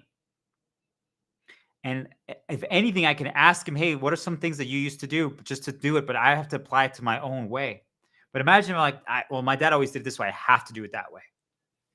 You no longer see possibilities. You no longer see approaches. You see limitations. And you guys don't even understand that this happened to every single one of you. You see the world through limitations. I see the world through possibility. And I'm telling you, I thought I've calculated every single possibility and every single potential outcome. And every day I realize that I have not. And all I do, all single second on seeing what could be possible. What angles have I not considered yet? And I'm telling you, every single day, every single minute, I'm learning new ones. Yet the majority of you think that the world has to be this way, that it needs to stay this way. It's never was meant to be this way. This is the key to everything. When you create your own experience, you learn to see the possibilities. You learn to see other approaches. You don't have to know how to connect all the dots yet. You don't. The idea is the seed. How do we create an apple tree? How do we create an apple tree? We plant a seed. We water the seed. And years later, we have a tree. I need all of you to plant the seed. Because then, every single day from here on out, your equivalent of watering it is going to be modifying it. So now that you're healing, now that you're finally doing that, when you start creating something, when you start figuring out what story you're going to tell, what you're going to try to solve, your day one version of it is not going to be that good. And that's okay. But you know what? There's a chance it actually could be really good. But I'm saying that just so you don't beat yourself up. But I want you to remember, it's still the best thing you've done yet. I want you guys to write that down. It's the best thing you've done yet.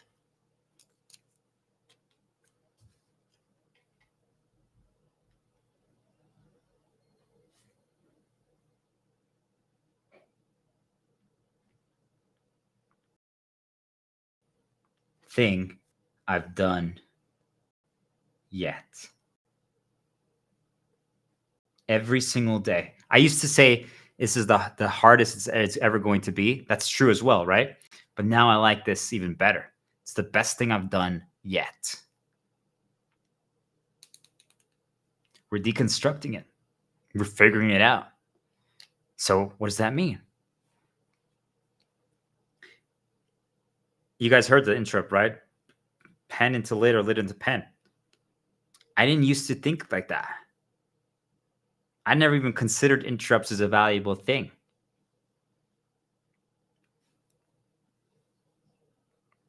We grow. We learn. It's okay if we're not a tree. It's okay if we're just a seed. But what are we doing? The majority of you haven't even planted the seed. But some of you did, and then you gave up on it. And I ask you, why? If you listen to all the streams, you know why. It was intentional. They made you give up on it. It wasn't an accident. But now you have a choice. Now you have a choice that you know this knowledge. What are you going to do about it? Are you never going to try again?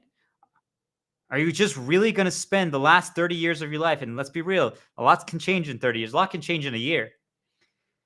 It hasn't even been a year, and I figured out and deciphered all of this knowledge. I've completely changed as a person. Completely. 100%. I'm not even 1% the same person I used to be. I'm a completely evolved, ascended version of it. Yet some of you think you have to still be the same person you were 10 years ago. You're enslaved and rooted by the people around you, and they haven't changed either. The day that you finally start modifying your seed, it's time.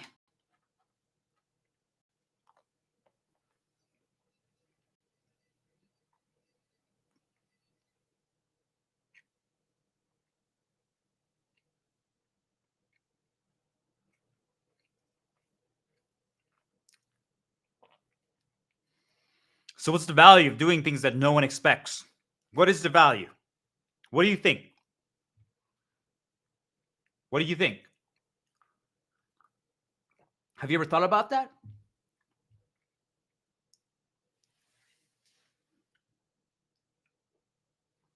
Progression. Awakening our terms. We are one.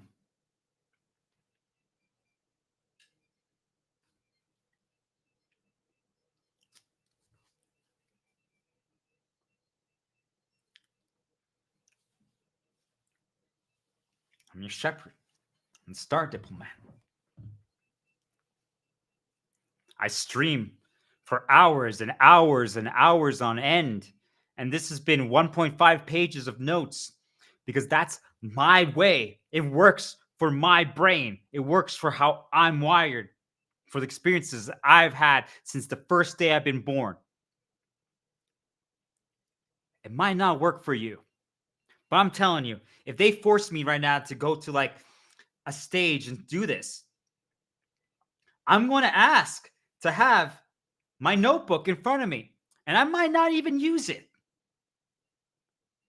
I'm going to ask to have some of these props. I might bring peppermint extract with me. People are like, wait, really? I'm like, yes. I might have my AirPods in music from my phone so I could be in flow. They're like, but you can't do that on stage. I'm like, yes, I can. Like, no one has ever done that way before. I'm like, exactly. Because you want to know what happens when you do something that no one has done before? Free will. Free will is at play. When we force situations that have never been encountered before, everyone who's experiencing it, everyone who's seeing it, everyone who's living it is only operating off of free will. The majority of you, if you're actually watching this, whenever it gets to you, there's so many things that you can't even comprehend or understand why I do it, that you're just operating off of free will. That means that I temporarily can put a halt on your conditioning chain. I can trap your conditioning chain and hide it for the extended stream. The moment the stream ends, but during this moment, you're so confused that you actually have free will for the first time in forever. And then you can choose. This is what I call forcing plays, forcing situations. What do those do? They cause progress, positive or negative. People are like, progress can be negative. I'm like, yes, it can, but not usually. But I want people to understand when we force a situation, right? So if every day I'm streaming like this, and all of a sudden, let's just say, because of the knowledge that I'm giving, it disrupts every single life coach and every single motivational speaker and every single spiritual advisor and every single sales manager and every single HR person and every single political leader and the Pope himself, whatever, right? I'm just throwing out names so people understand, because I'm giving away all this information about and exposing exactly how the game of life works. Maybe it disrupts secret societies because this is the knowledge that they kept for themselves. Maybe it completely makes all those things fall apart. That means that I'm forcing plays, that I'm causing progress to happen because the rest maybe keep it secret. Maybe they've kept it only with their tight-knit circle. Maybe only the billionaires know this. Maybe it's been kept, always gatekept behind excessive amounts of money, or maybe it's never been known. I don't know, and I don't care. Do we get it? But because it's never been done before, and maybe it has, and I just never got exposed to it. But you see, like, that's valid. If you've never seen something before, and it's the first time you experience it, that means that it's never been done before in your reality. Do we get it? That's just how it works.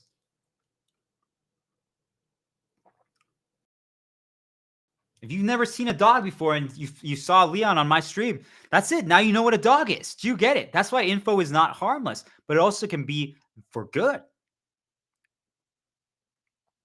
It changes the game. So it causes progress. Now I'm forcing people to respond to me. I'm forcing the spirits to respond to me. They have to react to what I am doing. I'm reacting to them as well, but I'm reacting by creating new. Based on the situations they present to me, I create my own experience. I create my own reality. Yet the most of you are sitting in your house, in your castle, not doing anything. You believe you can't create anything. You believe you can't create your own experience. Imagine if you've actually spent time improving your way, improving this. Every single day you try, you keep trying. Now, what happens? You understand it. You figured it out. It's much more likely to be a positive progression push rather than a negative. Think of it like a gimmick, right? You have to take a leap. You're trying something new. You take a leap. Maybe the first time you don't make the jump. You're like, no. Then you try again. Then you try again. And this time you realize, okay, I now know what to do. Okay, I got targeted by something. I faced this situation. Where do I go with when this happens? Okay, I do this. Okay. And then all of a sudden you're like, wait, now there's this new gimmick that I've never seen before. What is this new gimmick? I'm like, well, they put ads on my phone when I'm listening to music to disrupt my flow. What am I going to do? You know what I did? I just say, F it. I got to keep going. I'm going to be a lion and hunt in the open. What does that do? What happens? You just keep creating new. And if they attack, I just talk about it. I'm like, hey, by the way, guys, this is what they're capable of doing. Do they want to keep attacking? It's fine. I'll talk about it for 2 minutes and go move on.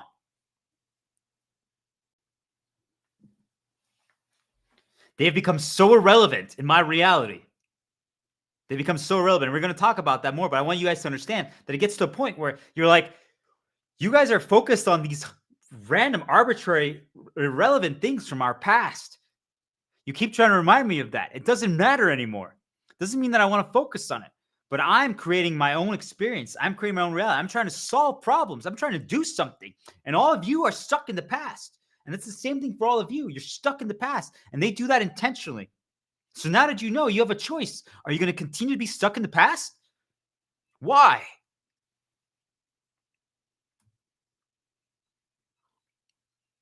The majority of you, because you don't believe in yourself, not because you don't have ideas. Not because you don't see possibilities or approaches. It's because they took away your imagination. They took away your lens that could see the possibilities and approaches. You believe that you're limited by those experts who intentionally put those limitations so you never surpass them.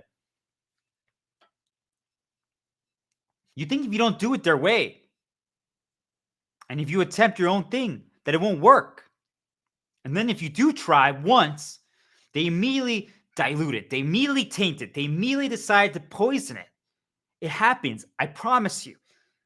Anything you try, I guarantee it with my life. Anything you try that's going to be your way, people around you are going to try to not only destroy it, but poison it. Anything, because it's the answer. You guys heard, and he tried to disconnect internet just to stop me from streaming. He tried to put me in a mental health institute to try to stop me from streaming. Do you guys get what I'm trying to say? They use anything, they use anyone to stop you from reaching the capability that you were supposed to reach. They don't care. That's how desperate they are to ruin what you can become. Why are we okay with that? You guys heard the story in the last segment. The dark being and the religious figure that's pretending to be our benevolent leaders, that's real, guys. They try to stop us. They put people in place to make us worship them and think that they are our leaders. They are our gods. You are your own leader. You are your own God. Until these things help us, you don't worship them.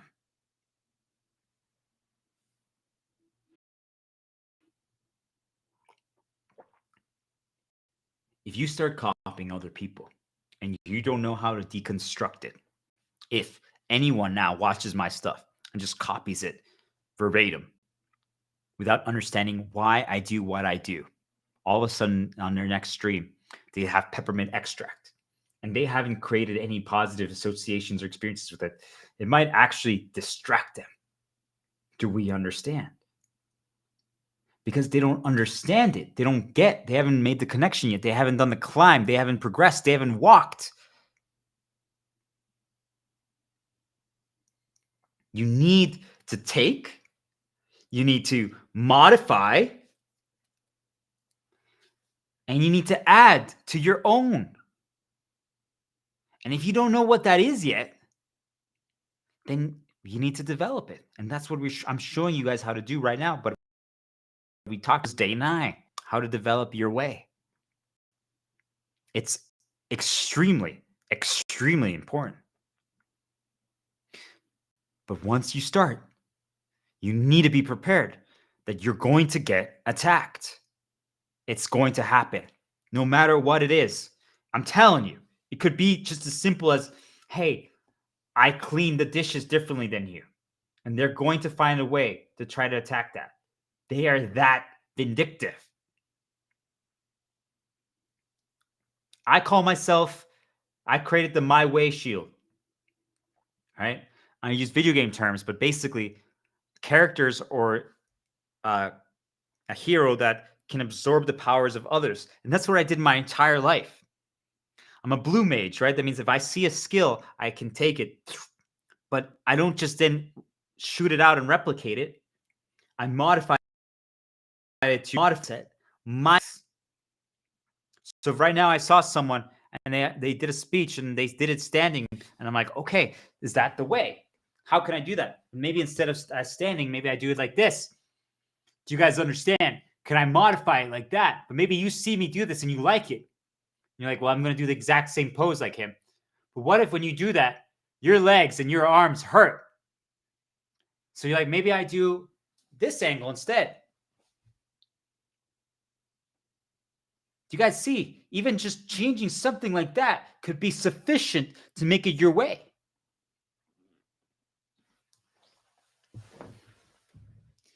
You got inspired by it, but you changed it, you modified it, you added to it. And maybe you realize, well, hey, what if I use this to showcase shields and sword? Hey, let me be your shield, but you need to be your sword. I can shield you.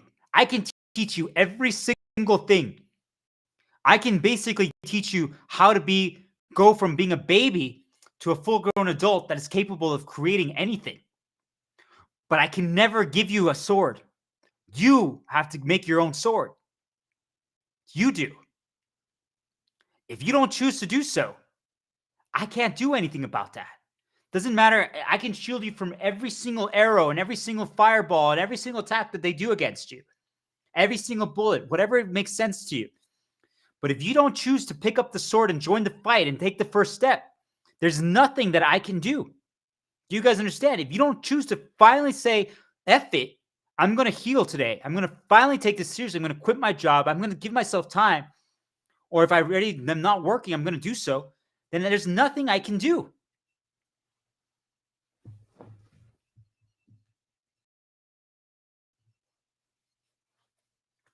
We can learn from others. I can give you those shield paths, right? Because this is my answer. But what is your answer? I can say, hey, use the enemy skill materia, White Wind, to heal. Kimari, Mount Gagaset, right? We have to overcome trials to keep growing, to keep climbing. I told you guys a story yesterday about the Besaid Aurochs. Victory, victory, right? How can we inspire people that don't believe, that don't have hope, to hold that trophy, to overcome an insurmountable challenge? I told you guys just another story a few hours ago of the hero that manages to reinvigorate people that have lost all hope. No one has streamed daily the way I do. I know that for a fact. No one has. People stream daily, but not hours and hours and hours and hours and hours of knowledge that has never been shared before in this shape or form. I'm changing the game, and you all need to do the same thing. But how do you do that? By doing your way. There's something that you're good at. There's something that you know. There's something that you forgot. Something that you believe in, something that you want to solve, something that you want to teach, something that you want to inspire, that no one else can do. No one. No one can do it exactly your way because no one has been conditioned. No one has had the exact same 1,000 experiences. Let's think of it as each person has 1,000 experiences. If you draw from those 1,000 experiences to create your way, it's going to be different than the next person because even if they've had 800 of the same experiences, 200 of them have been different. Do you guys understand? If you draw from every single thing, think about how much I'm talking about League of Legends, World of Warcraft, singing, dancing, Leon, right? Even if I had a different dog, it would be different.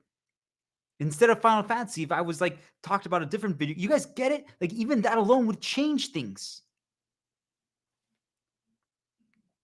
You need to do your way.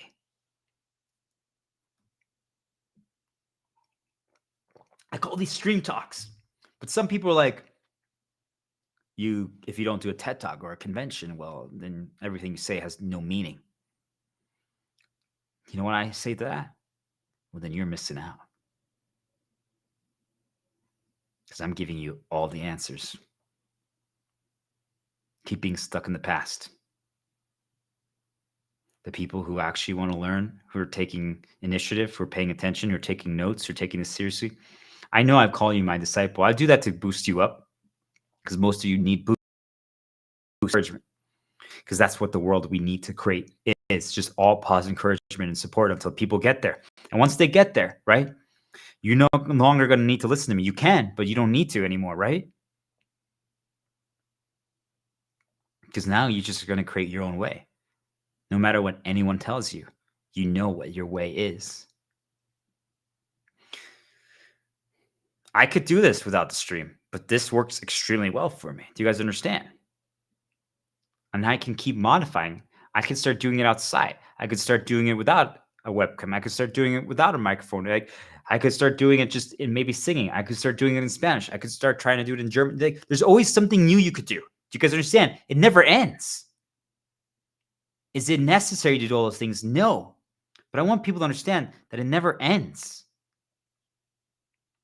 In one way, it's kind of cool to say that because I always said the climb is over. And it is, right? It's right? Something new related to this.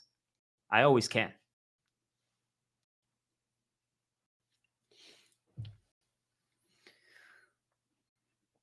This is my way. It's not yours. You might like it.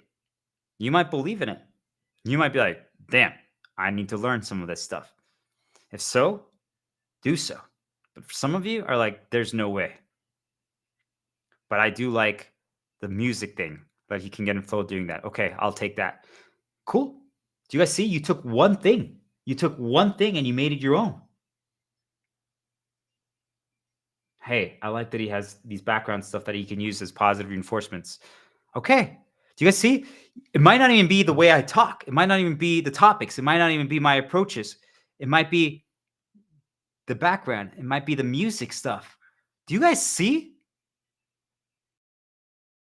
Help you get started, to start developing your way. But once you find it out, you realize you actually don't need to look at other people's methods anymore. If anything, you try to avoid it because you don't want any disruptions anymore to yours. You can resist when people suggest, but you're like, I don't even want to hear anything. I figured it out. I know what I'm doing now.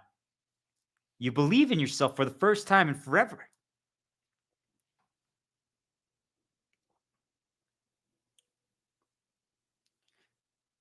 Take the small victories, each and every one of you, when you're creating your own experiences.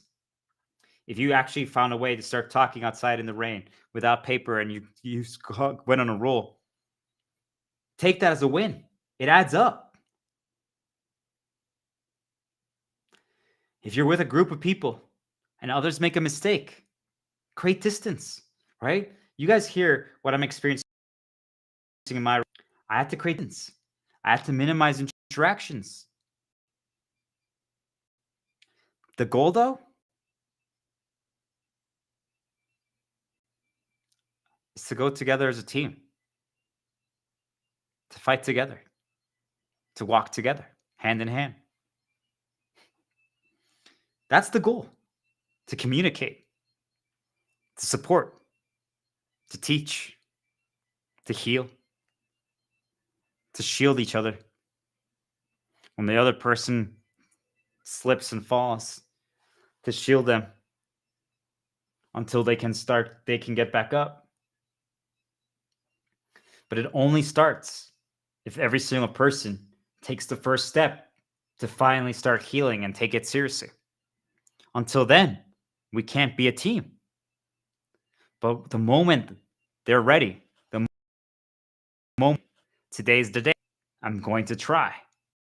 When that day happens, we welcome them with open arms.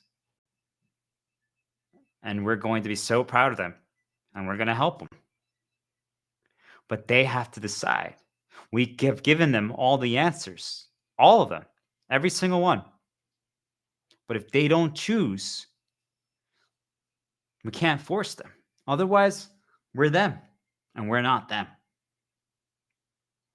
Otherwise, we're the experts limiting people.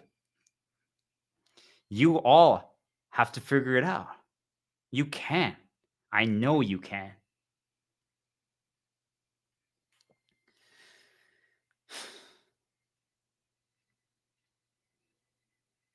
Others are going to get nudged to attack your way. Be prepared for it. In the video game I watched today to get inspired to talk about this, League of Legends. It was a tournament, and there's a Russian team and a Chinese team. Both of them completely changed what they called the meta game, which is the way to play the game, right? North America and Europe had been the popular teams, and they determined that this was the correct way. So everyone copied them before, until this Russian team came into the scene and disrupted everything. They changed how the game was played. They did an unconventional approach. They forced positive progression because everyone started losing to them because no one knew how to counter it, because it was only free will. Before that, everyone knew what to expect. Oh, hey guys, yeah, everyone does these LinkedIn posts that are AI generated. Cool. We already know. Wait, this kid is streams a day of nonstop content that's extremely valuable. And I'm just saying, like, whatever it is, but the same thing, or maybe, hey, you're now do streaming and you're just creating mariachi songs every single day. They're like, wait, what? How is this person creating a new song every single day? Yeah, you, whoever is listening, maybe you just create a song every single day, a new song, because you don't care about worrying about getting it right. You're just really good at writing songs. And I mean, I could probably do that. Do you guys get it? But that's not my mission right now. But I'm just like, hey, I just created 100 songs in 100 days. Maybe some of them are really good. Maybe some of them are really bad. It doesn't matter. But you guys see, all of a sudden that would change things because in the music industry, they're like, well, we create one album like every few years.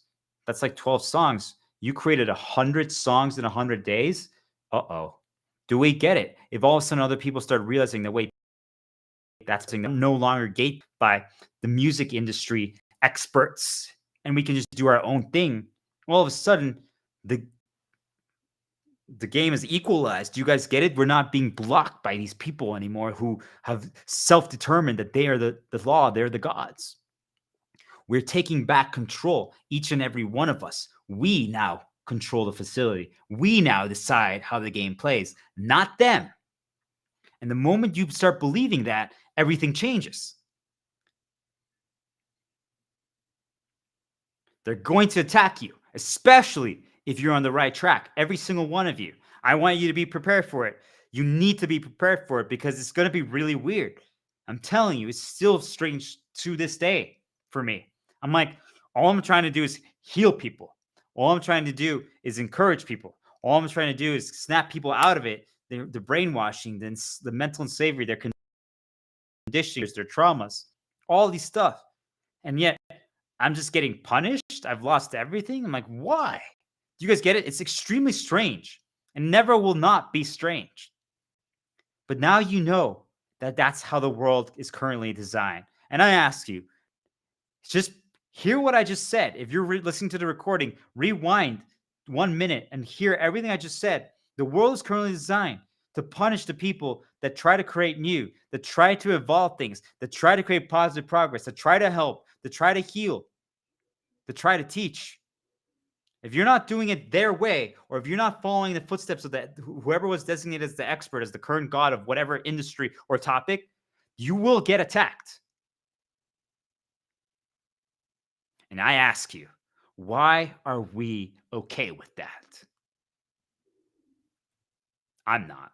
You need to finally start standing up for yourself as well.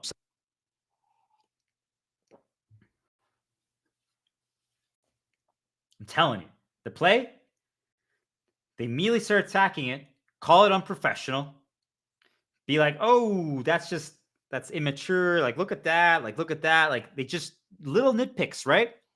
But these people have a voice. These people have a say. People, you guys are sheep. Not anymore. If you've been followed this long, you're no longer a sheep. Okay? Now you're just you. You get to decide what you want to be. If you want to be a sheep in lion's clothing, you can. But don't limit yourself. You can be whatever you want. They intentionally are trying to limit us. Because you want to know why? They can't do what you're doing. They can't. And I'm not saying that you're better than them. They can't. And you can't do what they're doing. You could never do exactly what they're doing. Why do you think they chose themselves to be the experts and they said that that's the way? Because no one else can ever do it like them. We can get close. We can get close, but we will never be better at their way than them. So right now, I told all of you guys, if you can't stream like this, the way I do it, the Shepherd, the Star Diplomat, if you can't do this, then you suck. Then you're a slave. Then you're worthless. Then you don't deserve even $1. Because anyways, we're moving away from money. But you guys get it? Like, that's what they do to each and every single one of you. And you believe them. You believe that you don't have worth. Because they said, well, you don't know how to stream the Shepherd Star Diplomat way. None of you know how to do it because you've never done it before. You can learn and you can change it and make it your own. Exactly my way. I promise you, you are never going to be better at it than I am.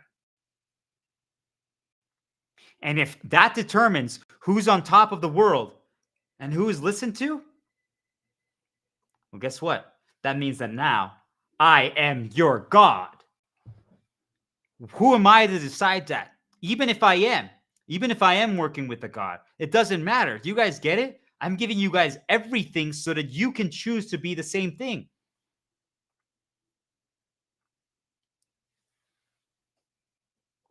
They don't even try to understand it.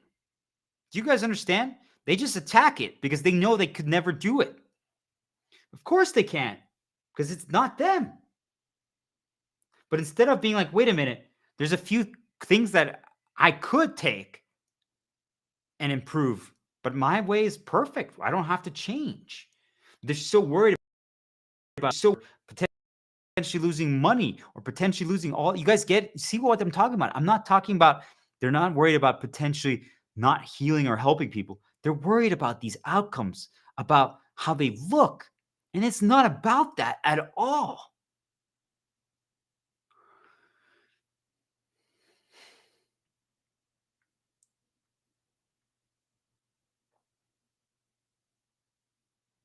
You got to keep doing your way. And you do slight modifications every single day. If you see an area that you could improve, then do so. Take inspiration. But truthfully, the best thing to do is to only continue to way by continuously creating again and again and again and again and again. You get to a point where, like, let's say I watch a show right now or listen to a song. I'm telling you guys, if I listen to a song right now, I might be tempted to talk a little bit about it in my stream today, like whatever the theme of that song is. And it's not a bad thing. You guys understand? But I already had a plan. I had a set thing. So what you can do is then you can write it out for the next day. But do you guys get what I'm trying to say? Like, this is why it's so dangerous to start looking at other people and listening to suggestions, because it starts changing your way. And I'm telling you, I've built up complete resistance to it. And yet, just listening to music can modify my approach. Now, I'm choosing select songs for a reason, but if right now, like on a walk, I'm going to put a different song on, I'm like, it could potentially, if I choose the wrong song, why wrong? Because it's wrong for me, make me want to be like, ooh, maybe I should also talk about this right now. But I'm like, no, I'm good. What am I doing? No. You guys get it? Don't let them entrap you, enslave you. All it is taking from others until you can develop your own way. Because why are we taking from others? Because you're trying to remember who you are, okay? You're trying to gather from everything. And you kind of like need to like destroy. Think of it like there's a million vines in front of you, right? Like think like we're a pirate, or like we have a sword, okay? And we're cutting through vines in a jungle. But every single time we take from other people, we get an extra free sword. We go, oh, and every time we cut a vine, the sword like just vanishes. Other people. And slowly, we get closer, and we get closer, and we get closer, we get closer, until we're right there.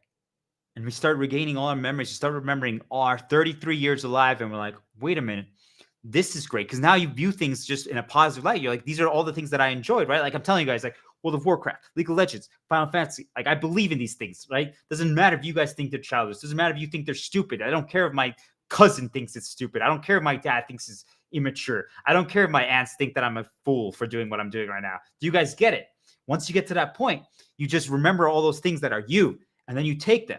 And maybe you discovered some new things from other people that you're like, actually, I really do enjoy that part, right? Like there's been music that I've just discovered in the last year that I'm using even right now. Do you guys get it? It doesn't mean that you only have to take from your beginning, but you take from every single thing, then that develops your way.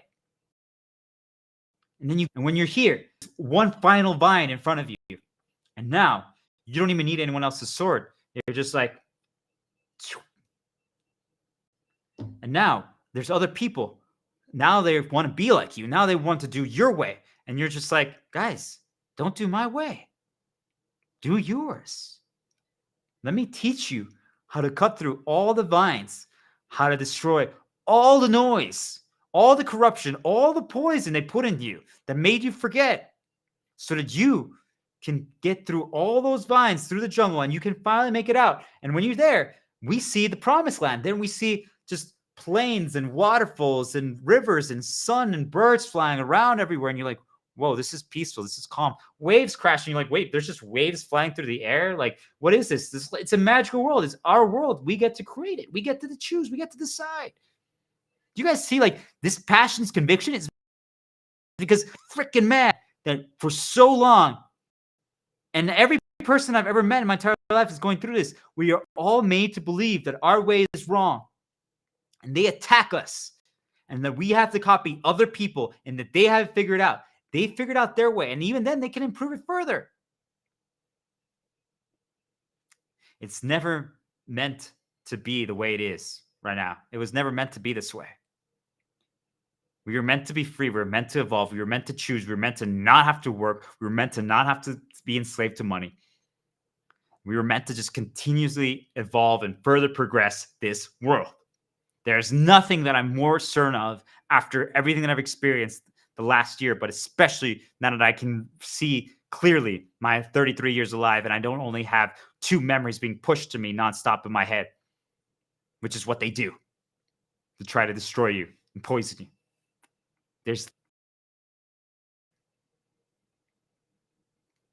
And every single person I've met in my entire life, even the people who have destroyed me, I see it in every single person. My family, my friends, my ex-girlfriend, every single person. This has happened to every single one of them. And I'm telling you, there's a select few people that were chosen to win that these things have enslaved as well. And they put them in places to keep all the rest of us down. Stop giving up all your worth and value to them. They are nothing special. They're exactly like you and I. We're all the same. Why should you listen to me? Because I put in the climb. I've spent every single second on this for the last year. But really, for the last 33 years. This is the only thing I've dedicated my entire life to now that I relook at everything. Even in school, I was doing this stuff without even knowing I was doing this stuff. This has been my entire life. This is not your storyline. This is my story.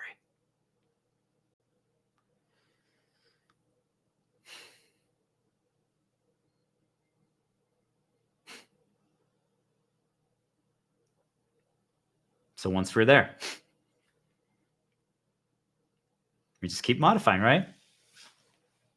It's what you guys are getting to witness live.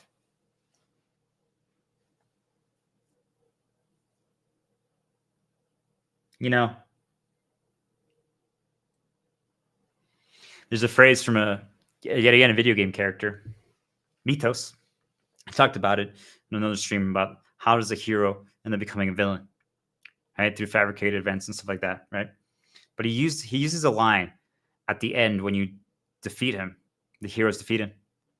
And it stuck with me. Like, it's just something that really, he says, even knowing how this ended, even hearing your answer, he says this to the heroes, I would still choose to do the same thing again, my way. And I didn't understand it when I played it. I couldn't get it. I was like, what? Because normally we portray characters in stories where we try to show it that the villain gets convinced that their way is wrong, that the hero way is right. And usually the villain in this game, this story, Tales of Symphonia, he did realize that, right? That there was another way, that there was another approach. He did. Yet he still believed in his way. And I'm saying that is what each and every one of us needs to do. Because if you think about it, the heroes were attacking the villain's way. Now, it doesn't mean that we can't choose to walk a light path. It doesn't mean that we can't choose to be better. It doesn't mean that we can't choose to heal. it doesn't mean that we can't choose to never choose revenge or harm others. That's all correct, right? But we have to learn how to consistently do our way, despite the attacks that we're going to experience, despite the things that we are experiencing. We have to keep creating our own experience with the situations that we're dealing with, no matter what happens. There's some of you that might think I'm a radical, that I'm crazy, that I'm dumb, that I'm a fool for devaluing money. Doesn't matter. There's some of you that might think that I'm a Jesus. There's some of you that might think that I'm just a nobody. All of you are neither correct or incorrect. But I would choose to do the same to this answer. Now, do I wish that the same situations and experiences would happen again? Absolutely not. I would try to do everything to prevent them from happening. But if you told me that I need to figure out this answer, I would choose to do the same thing again, because this is the answer. This is the answer. People need to believe. People need to do their way. There's nothing that I'm more convinced of. Nothing. It doesn't have to be the way it currently is. It never had to be. And the fact that all of you can't see it is the most disturbing thing of all. It's time for all of you to open your eyes and see the possibilities. Because once you do, the only thing you see is how you can further improve your way. You don't even consider that other people are better than you, because you know that they're better at their way, but they're not better at your way. You guys see, it's not a competition anymore. We're all in our individual lane, but we're working together, collectively lifting the world. Think of it like we're all giants supporting the earth, just pushing it higher and higher and higher until we all collectively ascend. But we each have to do it in our own lane. Like, I almost think of it like Tetris, right? Like, if we're all playing a game of Tetris and instead of competing, though, we all have to just do it. Everyone is playing their own individual game. But right now, for some reason, we decided we're all playing this collective one. We're not. We each are playing our own version. There's nothing I'm more convinced of now. It's why there's no competition anymore. Why do you think I'm giving away all my best knowledge? As I'm learning new things, as I'm learning it, I'm giving it away. As I'm learning it, I'm teaching it. If right now my brother says no more, I'm homeless. I have no money. I have nothing. They stole everything from me. And yet, this is what I choose. What are you doing? You who's listening. When are you finally going to snap out of it and decide enough? It's time to make a change. It's time to view possibility. It's time to see how we can make a new world.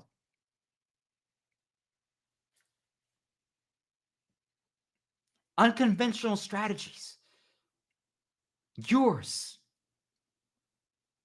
You have so many good ideas. They made you think that they were weird. They made you think that they were dumb. They made you think that they were bad.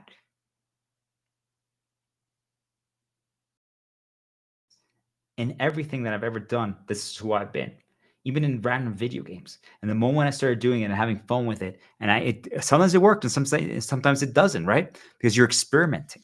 You're trying to push progression. You're trying to force things, situations. But people attacked it, because the people who attacked, just even in the League of Legends video game that I used to play, I created multiple strategies. I got inspired by some, but I made them things my own. And sometimes we won because of my plays, and sometimes we lost, not even because of my plays.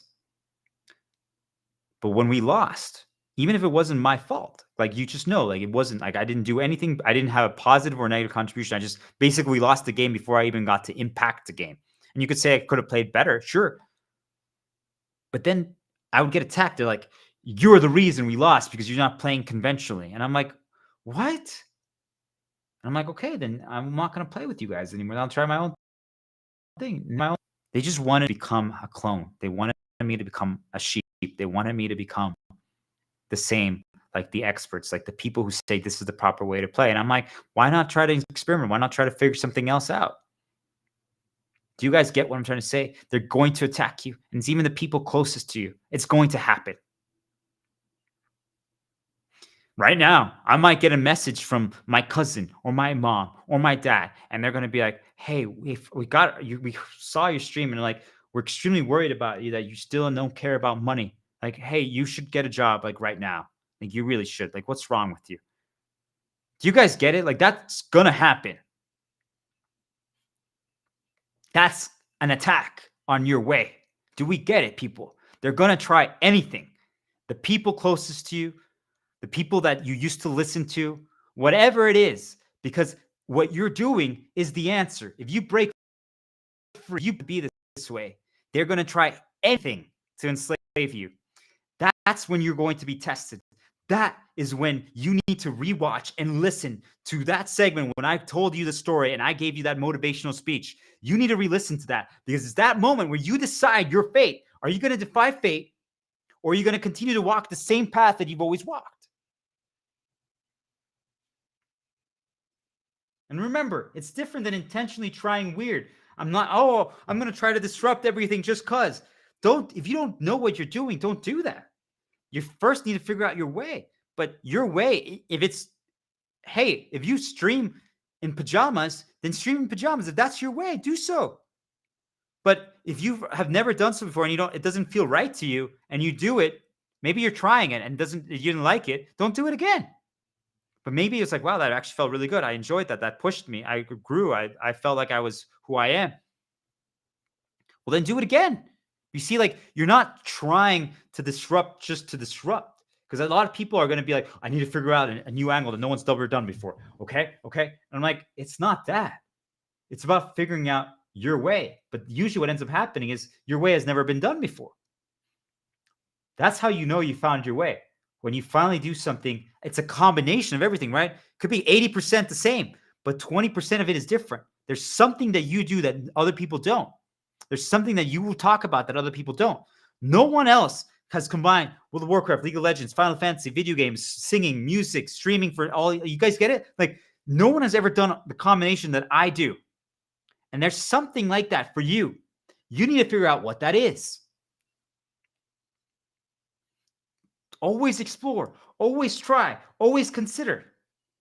And say to yourself, once you figure it out, I again. Remember, guys, if you did the climb with one setup, so I did this climb right now with this streaming setup in this location with this background like this, okay? If it changes, if now all of a sudden people are like, let's say I get eyes on me after this performance and people are like, hey, can you come to the stadium and can you perform for us and can you talk for us and can you do this? And I'm like, sure, maybe. And I'm like, but it's weird because I used to do the stream thing. So maybe I'm like, can I have my laptop in front of me and still talk to everyone? Right? Maybe I don't need it, but see, like, I would still need to redo a climb. It's not the same. Do I have my same setup? Do I have my props? Do I have my tools? Now, maybe it's from 40%. But you guys see, think about that. I'm not the same that I used to be. Now, I will get back into it quickly because once you get to this level, you can learn very quickly. But it's not the same. So sometimes we wonder, right? Like, for example, in League of Legends, most players would do tournaments from their home or from what they call the gaming house. They would all play together. They had their setup. They had their laptop. They had their mouse. They had their keyboard. They had their background. They had their music. All of a sudden, they were forced to play in a stadium in front of a crowd with a different monitor, with a different headset, with a different setup, with a different computer. Maybe they couldn't listen to music. Maybe they weren't allowed to do that. And that's maybe how they played and performed well. Do you guys understand? All of these little things. Now they had a webcam on them. Before, when they played tournaments, they didn't care about that. But now all of a sudden, hey, I'm playing a video. Why do I need a webcam, right? Maybe it's just to get the fans to care more. But you guys see, like, what if they never had that? all of those things impact your performance and change your climb. Every single thing. It would change if they asked me to do this differently. Doesn't mean that I won't be able to figure it out. Doesn't mean that I won't even develop further. Doesn't mean it won't be a good thing. Doesn't mean that I can't do it. But if you guys expected the same performance the first time immediately, maybe I'll get it figured out. Like, I'm like, okay, I'll talk in this stadium, this arena for 5 hours. The first 2 hours are going to be ramp up, are going to be the climb. And maybe I do the full climb in 2 hours. It's possible. Do we understand? It's certainly possible, especially now that I know like how to start paths, that I know that, hey, if I just have some certain props and certain tools like music and things like that, I could do it, right? Do you guys get it? It's possible. It's certainly possible. But maybe it also makes it. I can't myself up. Yet the majority of us, the way we've been conditioned, the way we've been limited by others, we would think, I suck. Why can't I do it? Because guess what? That wasn't your way. Doesn't mean that it can't become your way. Doesn't mean you can't develop that. But think about singers who get crucified for not being as good live. Maybe that's not their way. Why does everyone have to do a live performance? Do you guys see? What if they just start singing on streams in their home nonstop? They do like these concerts without charging anyone. Every single singer right now that has a great voice just says, fuck the music labels and the record labels. I'm just going to start singing every single day. I'm going to just stream nonstop for like 5 hours, just sing covers, their own songs. Imagine that's all they did. And they didn't charge anyone. You're telling me people wouldn't listen to that? Do we understand? And think about that. Like, especially if like we're trying to move away from ads. Hey, if you're streaming and there's no ads, right? Now, hey, now we get to listen to music. What if like Nobuo Uematsu, he's a Final Fantasy video game composer. He's like, I'm just going to compose music live on stream. I'm going to just show people how it's done, how I do it. Every single day, people are like, oh, he's giving away all his secrets. I'm like, so what? Then we can get even develop it further. Hey, I got to watch the stream live when Nobuo Uematsu created To Xanarkand. Do you guys know how cool that song is from Final Fantasy X? Do we understand? Like, why not? Why can't we live in a world like that? Why is that not possible? Especially if we move away from money and survival costs. Why is that not possible? But people are like, nope, the only thing that counts is if it's actually released in a game, or the only thing that counts is if it's in a movie, or the only thing that counts is if it's in a live stage. Do you guys see? They put these arbitrary metrics in these things, that these benchmarks, like this is how it's done. If you don't do this, then you don't have worth, then you're not good. This is what determines if you're good or not. We talked about it yesterday. You don't need the external outcome. It's just a personal thing. I truly believe that there's very few people that will have ever performed to the level that I'm performing in the past few days. Yet, there's so many, especially those experts and those rich people that be like, what a joke. He's streaming. If he can't do that, if he can't have his own convention with his own name on it, he's nothing. Do you guys understand what I'm trying to tell you? And yet, I might have given you guys all the answers that you need to finally heal and finally break free. And yet, there's a rich person right now who would be laughing at this and say, what a fucking joke. And yet, guys, listen to those people. Why?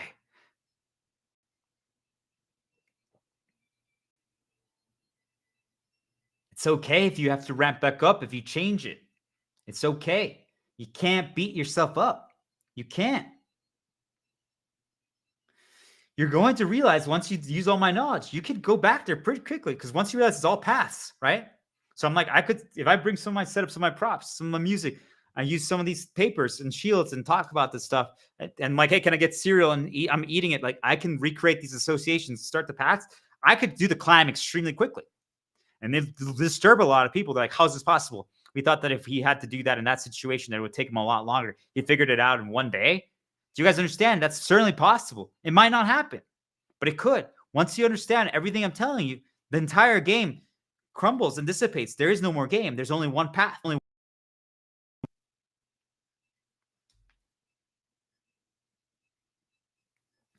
I just have to bring my outfit. Some of my props. I just got to do the nudge path and 1 + R1, right?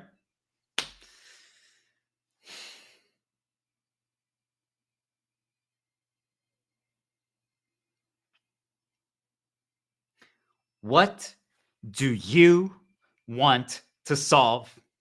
You just heard a 2-hour rant or 1-hour rant about what I am trying to actively solve every single day. That's what you just heard. I just told you my story. I just told you my story.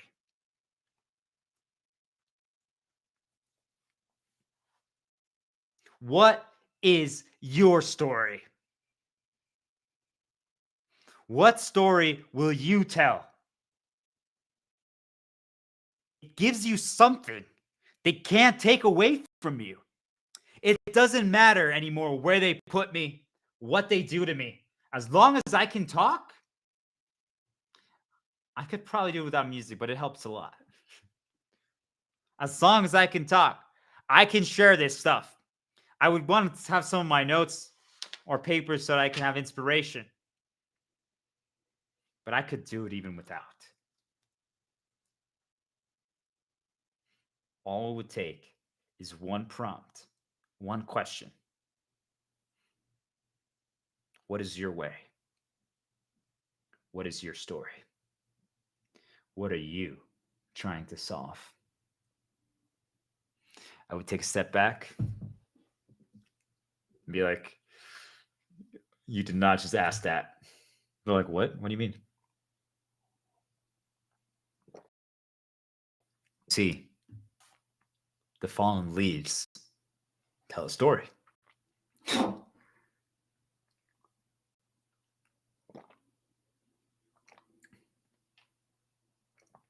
Let's begin.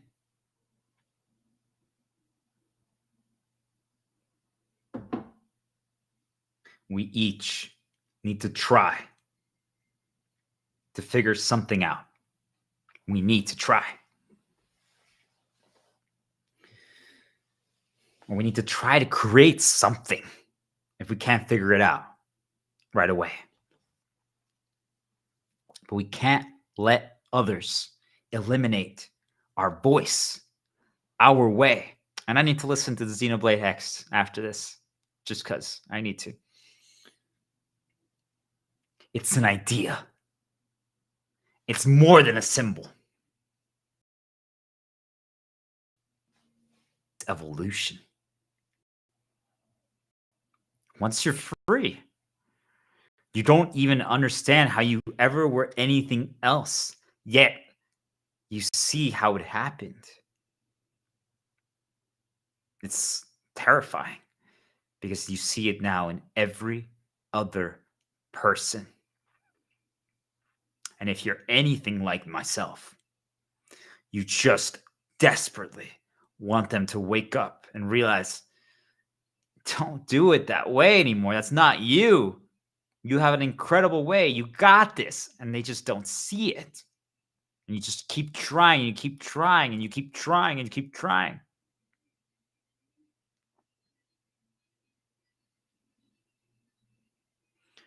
It's your voice. It's your way. The moment we group up, this is why we need to hibernate, just so you guys understand. Until you break free, you need to hibernate. It's not even a question of if. It needs to happen. There's no other path. I'm telling you guys. You can determine who I am and what you think I am. But I'm telling you, after everything I've seen, there's no other path. We have to hibernate because the moment we group up, it begins happening. The suppression, the limitation, the suggestions telling us that our way is wrong. Are some methods and approaches going to work better at first? Yeah. Maybe they figured out something that you haven't. Maybe they just spent more time developing it. Or maybe their part in the narrative and the grand design of the world is currently up. Yet to come. Do you see? We don't know. This is my moment right now. But maybe in a year, my purpose, my role is finished. Doesn't mean that I can't develop new things. But then it'll be your turn. And if you didn't start today, when you listen to this and started actually developing your way and figuring out your voice and remembering that you got this, then in a year from now, when I take a step back and it's your turn to step up, we're missing your pyramid.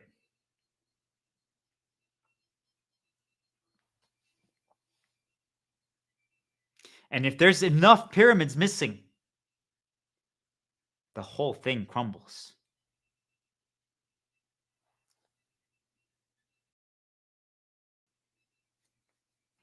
And who knows? Maybe my way right now works better because there's no counter yet developed by these things. They don't know how to destroy this. They don't know how to fight back yet. They've been trying, but they can't. Because it's never been seen before. It's never been understood. No one's ever done it this way. Do you guys see? Like, if you do it your way and it's never been developed before, it's never been figured out. It's never been deciphered. Because the moment it's out there for everyone to see, right? Now people can start spending hours and days and years deconstructing it, deciphering it, trying to figure it out. Yet, as long as you keep evolving at 1% every day, right? They're always going to be behind you. But now we're not saying that our way is the best and telling other people they have to do it our way. We're just giving people the keys to paradise. So what's the real answer? The real answer after everything you've heard.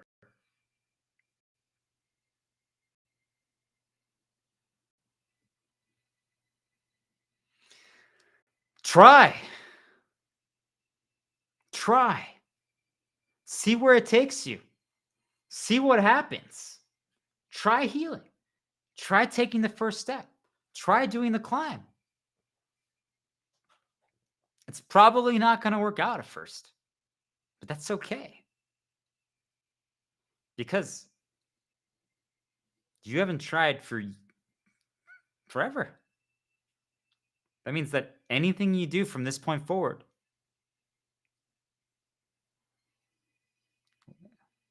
where did I write it? Is the best thing you've done yet.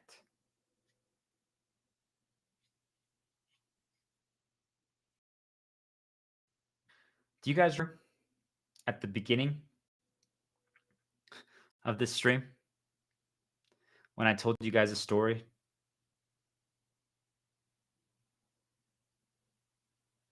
about what would you do if you had no money costs for 3 years? You had no costs, but you also had no money coming in. What would you try to build? What would you try to create? What would you try to solve? What would you try to learn? What would you try to teach?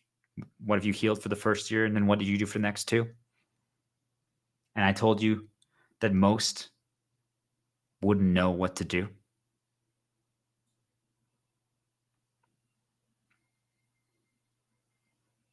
Now that we've talked, now that you've listened, now that you've felt, now that you've experienced, you the right way. Who decides? Once you're free, you do. If you've listened to all of this in all 21 streams, and it keeps adding, I keep adding more, but I just want you guys to know you're free. And if you haven't taken it seriously, then I want you to rewatch all of them and take notes. Now you can choose. So, what are you going to solve?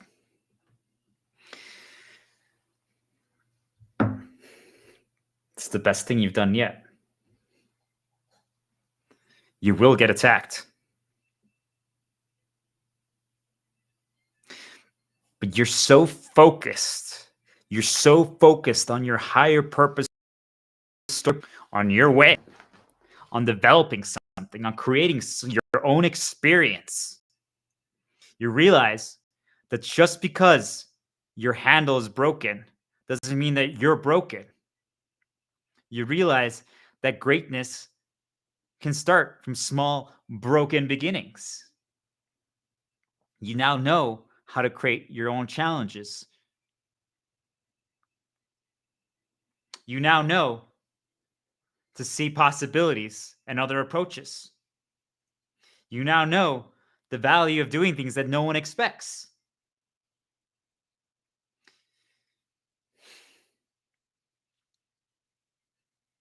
You now see that it shouldn't be about why can't I? It should be about why can I? You now understand how to consistently do your way despite all the attacks.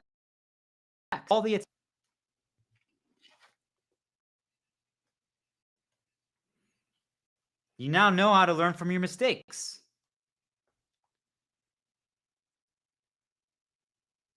You now believe in yourself. You now dream of possible things.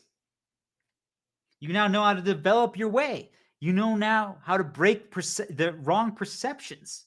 You now know to have fun with challenges and not grade yourself or punish yourself. You know how to come up with situations that push yourself. You know that, hey, I can take small risks to evolve as long as I'm safe.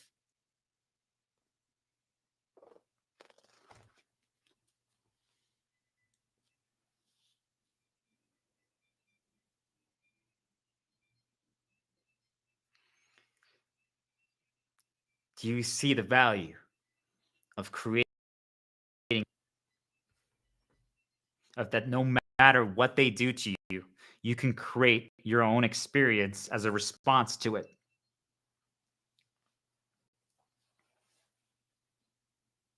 It's so much more important that it doesn't matter that if they attack my hair, it doesn't matter if they attack your symbol, it doesn't matter if they attack your outfit, it doesn't matter if they attack your appearance, your props, your style, what you're drinking, what you're saying.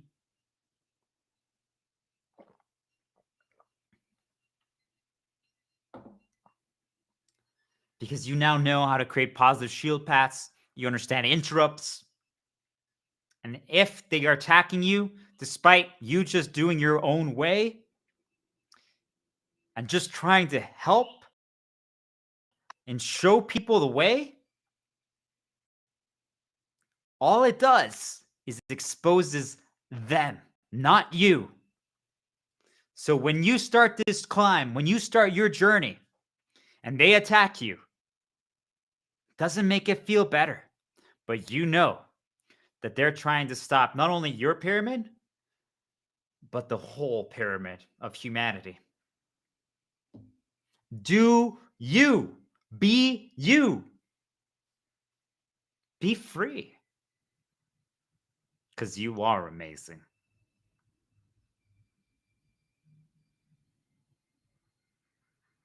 So,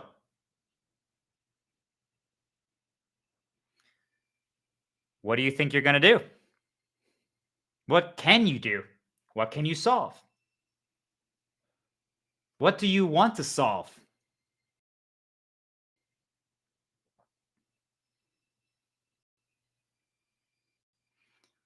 What story will you tell the world? And what story will you tell yourself about yourself?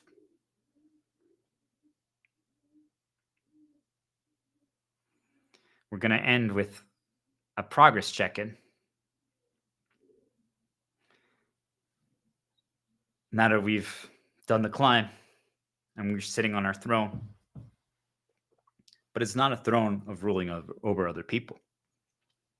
It's just a throne of realizing how far we've come and that everything is a reminder to heal, that we've defeated everything, yet it doesn't mean it's going to get easier.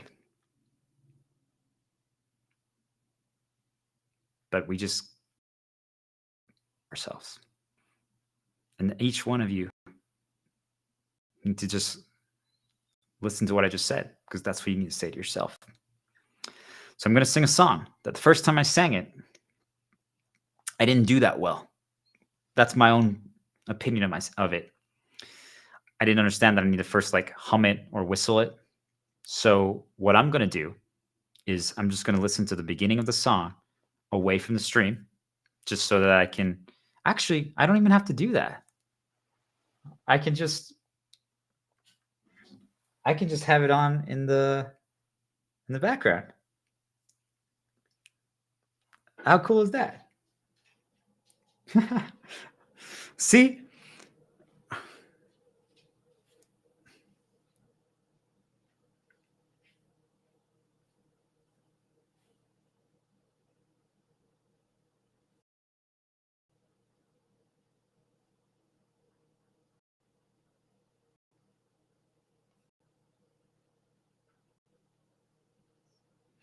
All right.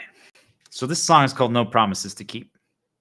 It's not particularly relevant to this stream, but I am making it relevant to it. I just want people to understand that each one of us is chained to something. But I want this to be your moment where you finally break all your chains, your shackles, and realize you're not chained to anything anymore. You get to choose. And what story are you going to choose?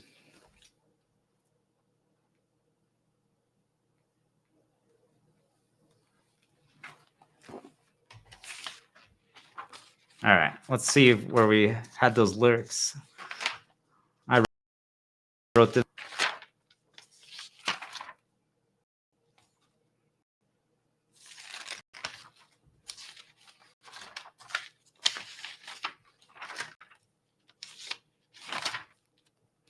So many notes, guys. It's kind of cool actually going back and seeing your journey of everything that you've done.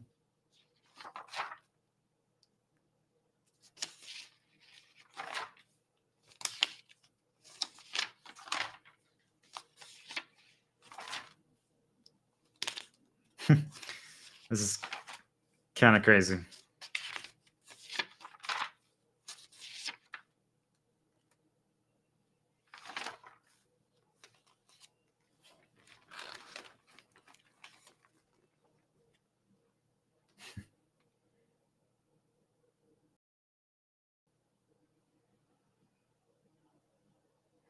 All right, let's do this.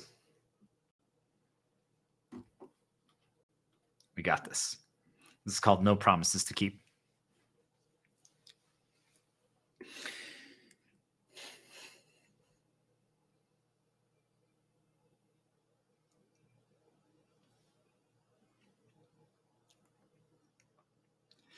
Walking city streets with warm cobblestones, listening to people rushing past to rhythms of their own. Life passing me by, not thinking how the years have flown, until I met you. I won't say that it was fate.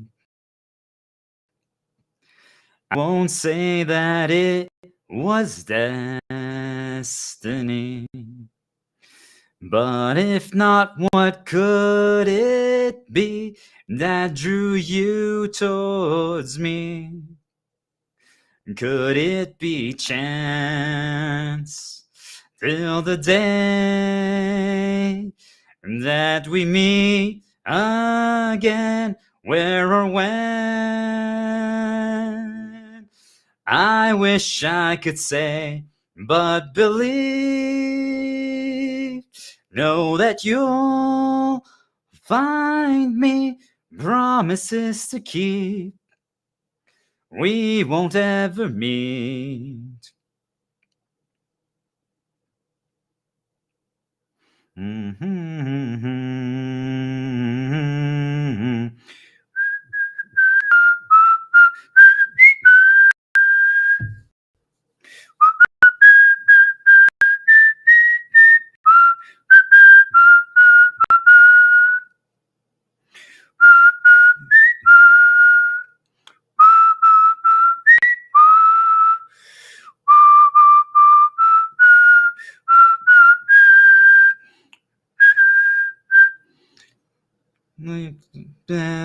No, I didn't write this part down, but it's cool.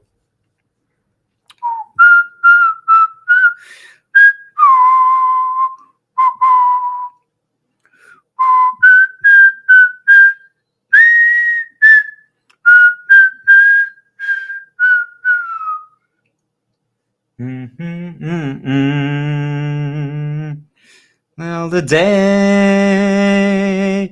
that we meet again and just let me believe in the chance that will come. Take my hand. We won't ever meet. This is awesome. Till the day that we meet again at our place. Just let me believe in the chance that will come. Take my hand and never let me go. Take my hand and believe we can be together evermore.